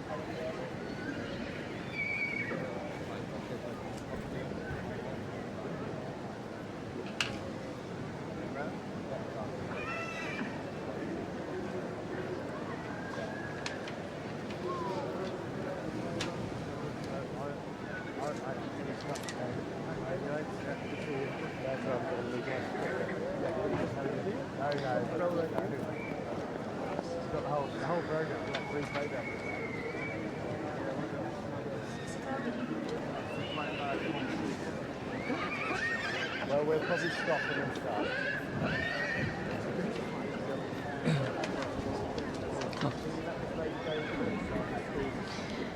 Mae yna dipyn o chwysu wedi dod yma yn y prif gylch y prynhawn yma.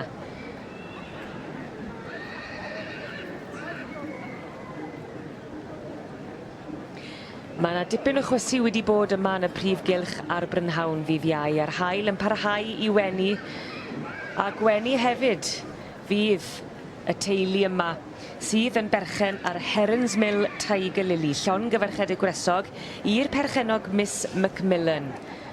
Yn dod i'r brig, yn ennill pencampwriaeth mewn llaw ac felly yn naturiol o ennill y bencampwriaeth yma yn cymwyso i sioe ceffyl y flwyddyn yn 2019 ym mis Hydref.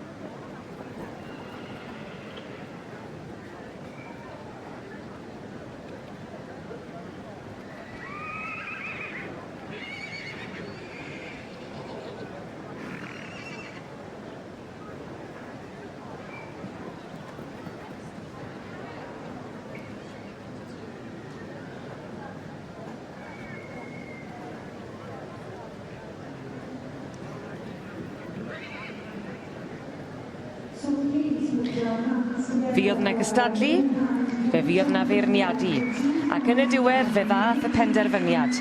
Mai dyma'r ceffyl sydd yn ennill y bencampwriaeth arbennig yma mewn llaw yn Llanelwedd.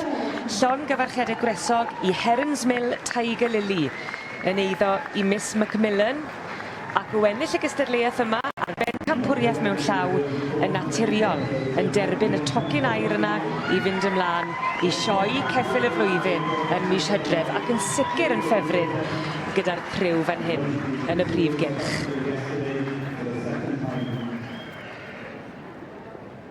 So reserve was the control winner mine, the property of Dorian and Michelle Owens.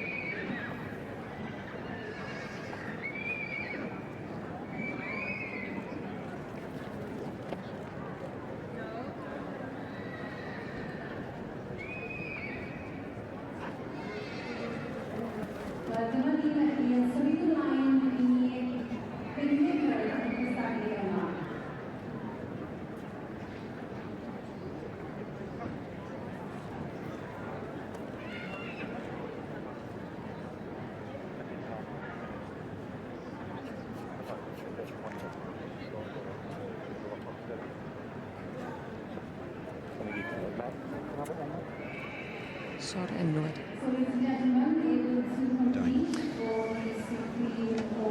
I ni'n gweld pen llanw yr holl gystadlu yma yn y prif gylch ar Brynhawn ddydd Iau.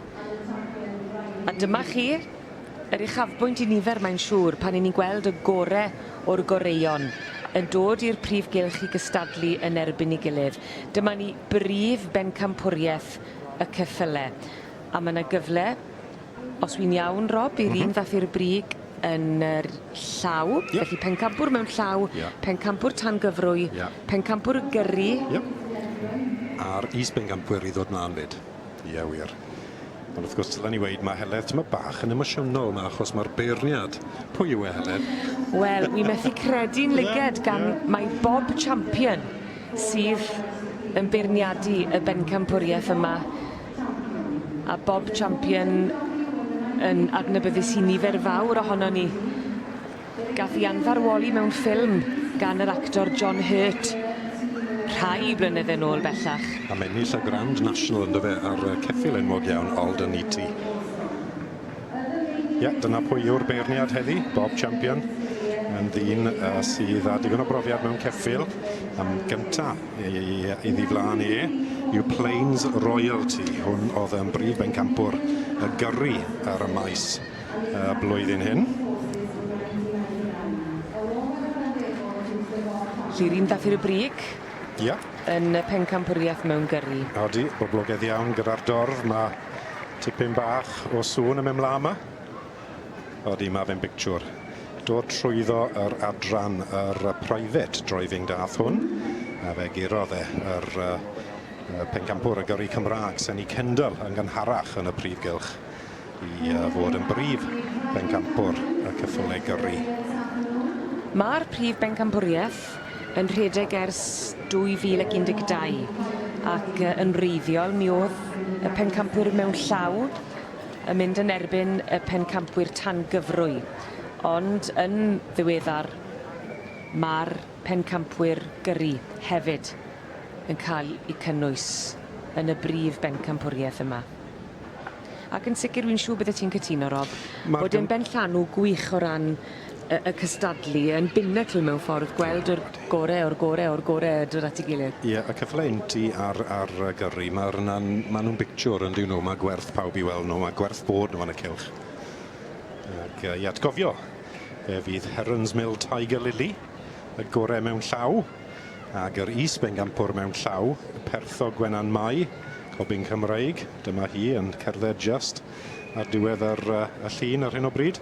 Amesbury Champagne, y poni mewn llaw, Leadrain, ac yr is-bencampwr o dan gyfrwy oedd Waitwyth Wild Apricot. Wel, dyma chi wr sydd wedi cael tipyn o sioe eleni, Dorian Lloyd. Yn diwe. Pertho Gwenan Mai. Mae rhaid bod yn glir wrth gwrs is-bencampwr mewn llaw ar y maes heddi oddi. Mae'n boblogaidd iawn gyda'r genedlaethfa, mae rhaid gweud. Bobl Cymraeg yn dwlu ar Cobyn Cymraeg. Ond fe gath i giro heddi gyda yr poni magi Herons Mill Tiger Lily a fydd hi mas yn rian. A'r un sydd yn amlwg yn timlo emosiwn y sioe yma yw gwraig Dorian sef Michelle. Fe welon ni hi yn cael sgwrs gyda David Lloyd ddo ar ôl iddyn nhw ddod i'r brig. Ac mae'n dangos cyment mae'n meddwl i bawb sydd yn bridio. Wrth gwrs y gyffredinol yn y sioe yma, nid yn unig gyda'r ceffylau, ond yr holl anifeiliad sydd yma o'r moch i'r defed i'r da. Cyment o waith drwy'r flwyddyn yn mynd i'r ceffylau, i'r da, i'r defed. Llafur cariad yn llythrenol a wedyn ni pan maen nhw yn cael i gafel ar y tlws neu'r bencampwriaeth. Odi. Na, mae fe'n tipyn o bunigol i ddod, mae rhaid gweud. Fel wyt ti'n gweud, Heledd, wyt ti'n ffili cymryd rhain mas o drar a cystadlu ar y diwrnod. Ti'n gwybod, mae yna tipyn bach o waith trwy'r flwyddyn yn ganol geia yn y glaw ar eira a'r pwder i gyd, mae rhaid wneud y ceffil. Nesa mas is-bencampwr o dan gyfrwy y maes y flwyddyn hyn, Waitwyth Wild Apricot i teulu'r Bigleys, wel Simon Bigley sy'n arwen.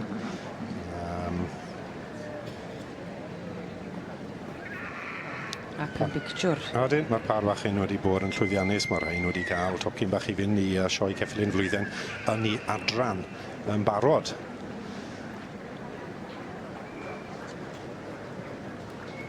Evie Bigley a'r cefen apricot a dad Simon yn ei arwennau. Ac i'ch atgoffa chi, yn beirniadu y gystadleuaeth yma, mae Bob Champion yn enw sydd ddim yn anghyfarwydd, yn enw cyfarwydd iawn yn y byd ceffylau, yn gyn joci, ac ym 1979 fe gas ei anhwylder a gas ei daro gan clefyd y cancer, ond fe aeth ymlaen i guro y clefyd yma. Ac os ych chi'n cofio hefyd, aeth ymlaen i ennill y Grand National ym 1981 ar ei geffyl Alden Eaty. Dwi'n cofio gweld y ffilm neithbwyd ohono fe a John Hurt Arbennig yn perfformio. Oedd e'n wych fel Bob Champion, a dyma fe. Ie, wir. A braf i groesawu fe i'r prif gylch yma yn y sioe. Fel oedd e'n arfer gweud, amser oedd e'n mynd trwyddo'r treatment wrth gwrs, oedd y Grand National oedd e'n ei feddwl trwy'r amser na dyna beth oedd e'n edrych ar i gael y mynd o'r ochr arall. Cryfder meddwl. Ie, odi, bawn o fa. Ie. A mas nawr wrth gwrs, dyma ni yn gweld eto prif pencampwr yr anifeiliaid o dan gyfrwy yn y sioe frenhinol blwyddyn hyn, a hynny yw Amesbury Champagne i Mrs Anne Prosser a'i merch Charlotte sy'n arwen. Champagne, tu flaen i ni. Felly unwaith eto fel ni'n gweld, mae'r bencampwriaeth yma yn rhoi cyfle i gael amrywiaeth ochr yn ochr o'i gilydd, gan bod nhw yn dewis y gorau mewn llaw, y gorau tangyfrwy a'r gorau o ran y gyrru i fynd ochr yn ochr o'i gilydd. A mae'r adran y poni bach hyn fel mewn llaw lidrain fel ni'n gael fe'n beth da i deulu i wneud. Wy'n eitha certain bod y ferch fach sy'n ar cefn y ceffyl hyn yn ferch i Charlotte sy'n arwen. Falle bod fi ddim yn iawn fyna, ond fel arfer mae mam a merch, neu mam a crwt yn cystadlu fel par. A dyna beth yw taith. Eiliad hyfryd iawn. Bob Champion a'r groten fach yn cyfarch i gilydd yn gwrtais iawn. Yn diwe. Diwetha i fynd, diwetha i fynd bydd prif bencampwr mewn llaw. Fe welon ni'n gynharach, ag wrth gwrs y ceffyl sydd yn mynd mlaen i gystadleuaeth y cydi. Yn hwyrach yn y flwyddyn, a dyma fe Herons Mill Tiger Lily. Bob Champion yn amlwg wrth i fodd ar pwysau, ar rôl, ar dyletswydd o fod yn feirniad yma ar y diwrnod ola. Ac mae yna fri ar y bencampwriaeth yma hefyd, achos dyma'r pinnacle yn dyfa. Ie, odi. Dwi ddim yn aml fe geith Bob i ofyn i ferniadu'r gystadleuaeth hyn. Mae'n rhywbeth bach special. Ond mae'n weld yn mwynhau yna'n heddi, mae'n rhaid gweud. Mae fe'n gymeriad, dwi'n deall. Odi? Odi. Ti wedi cwrdd ag e? Wedi cwrdd ag e unwaith, odi. Yn Newmarket ti'n gweld, mae fe'n byw lan a ti'n gweld yn cerdded yn bwyta'r dre yna. Dwi'n dilyn moyn autograff, ond wi byth coet wedi cael hwnna to. Heddiw'r dornod, Rob. Fi lawr nawr, ie. Na ti. Herons Mill Tiger Lily, y gorau mewn llaw ar y ca trwy'r wythnos hyn. A mae hon yn symud yn bert fyd, mae'n rhaid gweud. Symud yn bert iawn. O'r poni marchogaeth. Ia. Adran y poni marchogaeth. Dyna beth oedd dewis y beirniad. Brif bencampwriaeth mewn llaw, Tim Wiggett yn gynharach. Wni beth fe feddwl, fydd yn feddwl Bob Champion am y gaseg. Digon amser i ddod to, i weld pa un o'r rhain fydd yn mynd â prif bencampwriaeth y sioe eleni.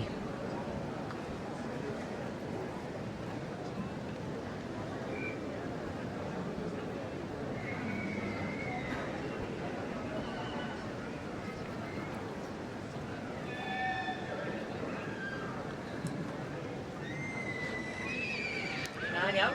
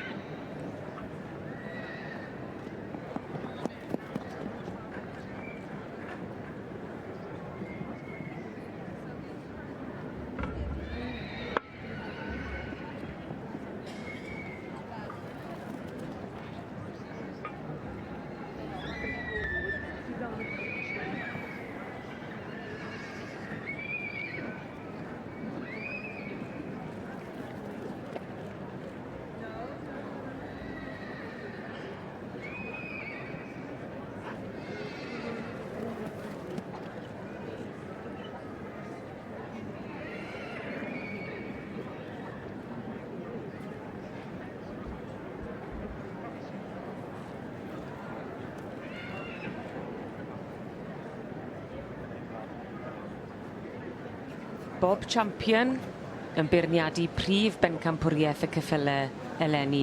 A gweddus iawn yw I gyfenw hefyd gan bod e'n edrych am bencampwr yn y prif gylch allan o'r ceffylau sydd o'i flanau. Y gorau o'r goreion sydd yma. Y rhai dath i'r brig mewn llaw, tan gyfrwy a gyrru. Dyna chi bob champion ar y dde yn wen y glistig-list. Rob, un peth sy'n sicr, mae wedi bod wrth I fodd ar cyfrifoldeb o feirniadu fan hyn leni. Yn glir I fi, yn glir oedd yma wedi bod yn digon cyffyrddus, digon hapus, gair da pawb, mwynhau a pamlau. Pamlau. Rhai gweud, Rob, ges I wefr pan weles I enw ac yna I weld Mae yn ŵr sydd yn enwog iawn ac yn enw cyfarwydd yn y byd marchogaeth yma. Joci enwog ddath i'r brig ar y ceffyl Alderney yn y Grand National nôl ym 1981. Wel, nawr te, mae hwn yn diddorol iawn. Mae'n tynnu rhyw 3 allan. Ac fe gewn ni weld beth yw'r plan yn ddian, ond fi'n gweld bod e'n gadael tu ôl prif bencampwr mewn llaw a dewis yr is-bencampwr. Perffordd Gwenan Mai I ddod flan. Os taw dyna beth mae 3 sydd wedi dod mlaen yn meddwl taw rhain yw ei ffefrion Nawr te, gewn ni weld, dyna beth yw'r dewis. Dyna beth yw'r dewis, a dyna beth yw cael beirniad gwahanol yn dyfe.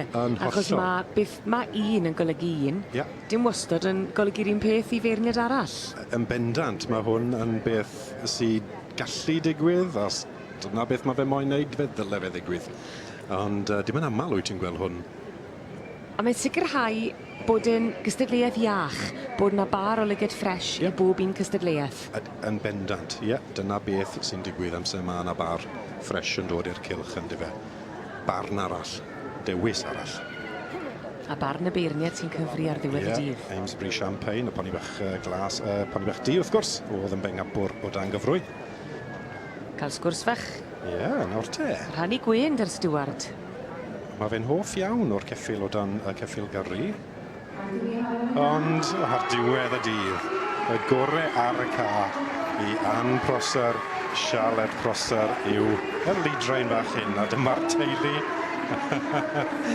A gyda'r poni bach, Amesbury Champagne.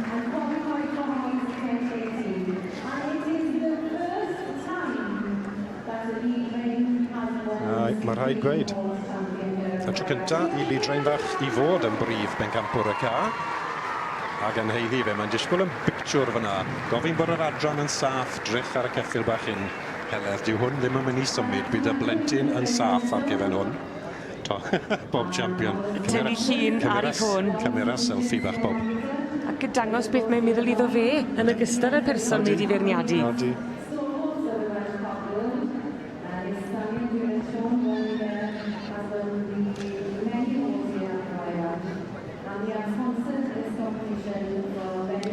Wel, dyma chi groten fach sydd wedi dwyn calon y gynulleidfa, ond yn fwy na dim wedi cipio calon y beirniad heddi. I ni gweld Bob Champion, yr enwog Bob Champion fyna yn y Crys Melyn, wedi bod yn beirniadu prif bencampwriaeth y ceffylau yn y sioe fawr yma yn Llanelwedd. A dyma chi y ceffyl ddath i'r brig, Amesbury Champagne, yn cael ei arwen gan Charlotte Prosser. Ac un peth sy'n sicr, mae Bob Champion wedi bod wrth I fodd yn beirniadu yn y prif gylch heddi. Pan nath ddyfarnu y groten fach yma ar gefn Amesbury Champagne fel y gorau o'r goreion. A'r ceffyl gorau yma eleni, fe dynodd lun ar ei ffôn symudol sy'n dynodi mawredd yr eiliad yma iddo fe yn ogystal ag i'r person sy'n derbyn y brif wobr yma. I also hope to Welsh winner here today.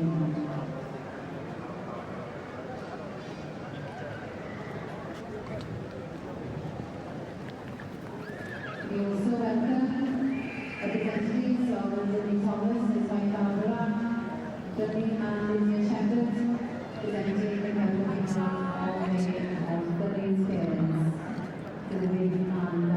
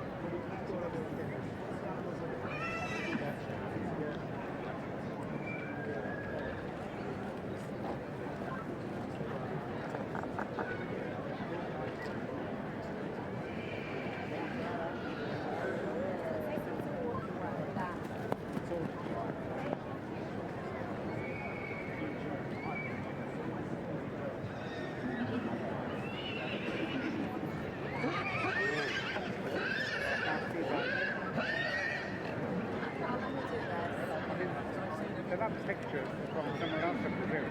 They will, yeah. Welcome our meeting all the way. I would like to thank our judge, Mr. Bob Champion. I hope you enjoyed here at the Royal West. Before now, we can get a show in high and up and a shower in on. We will high into the north and high in the island.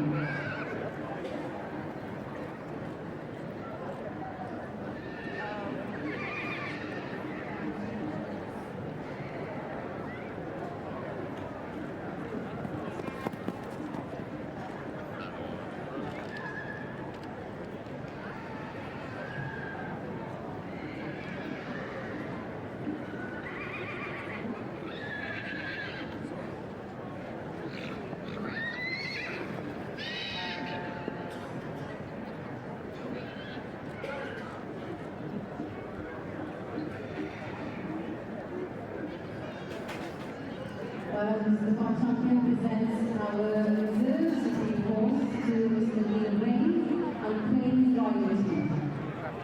Congratulations to you for your round of applause.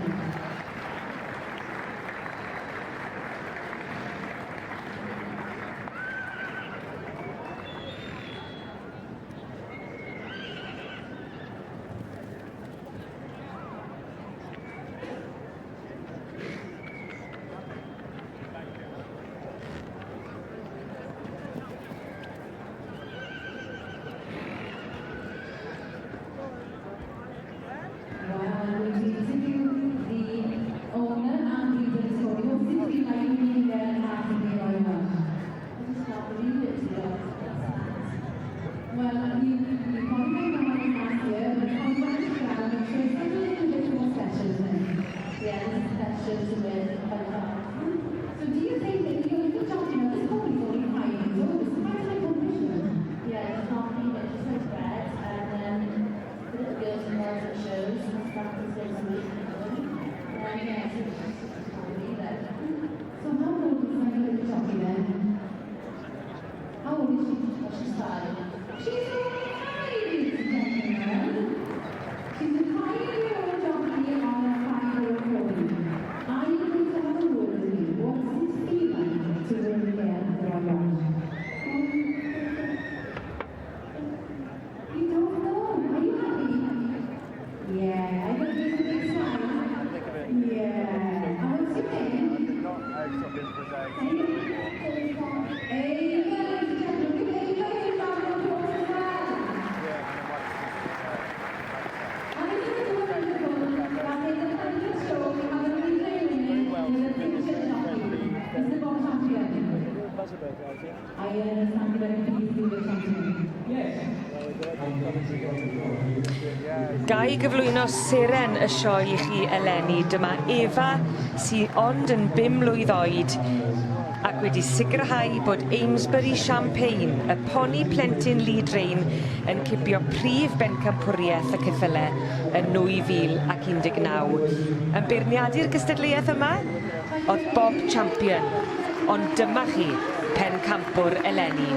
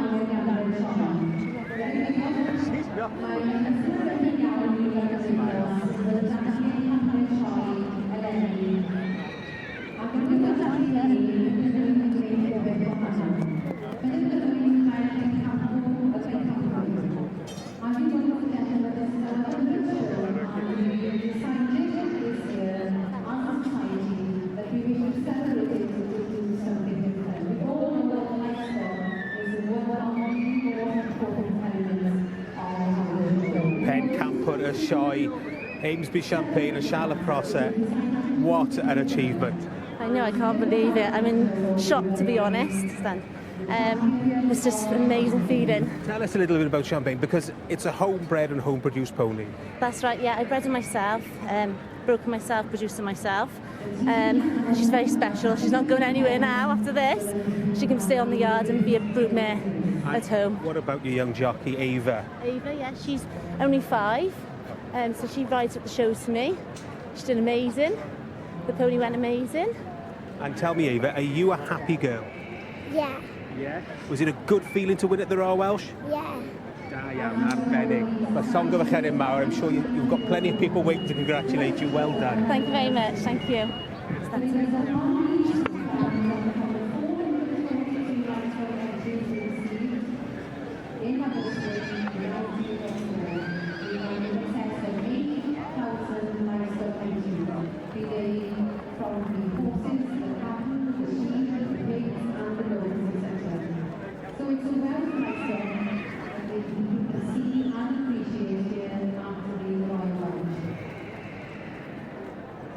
For those of you that are good at mathematics, please look down at the society celebrating its centenary was in 2004, and we had a 100 show in 2019. But to give you a bit of a background, we were unable to hold the show every year, given the war years, and in addition, of course, also due to petrol rationing, show was not held in 1948.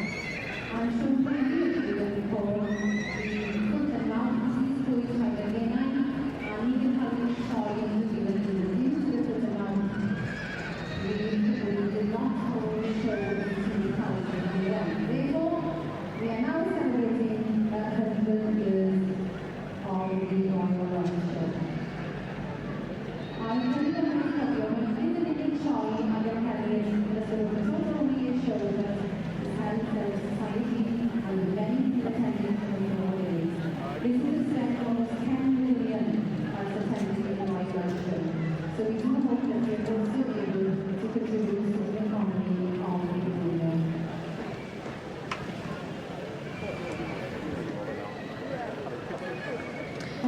Wel, mae di bod yn wythnos a hanner yma yn y sioe fawr yn Llanelwedd.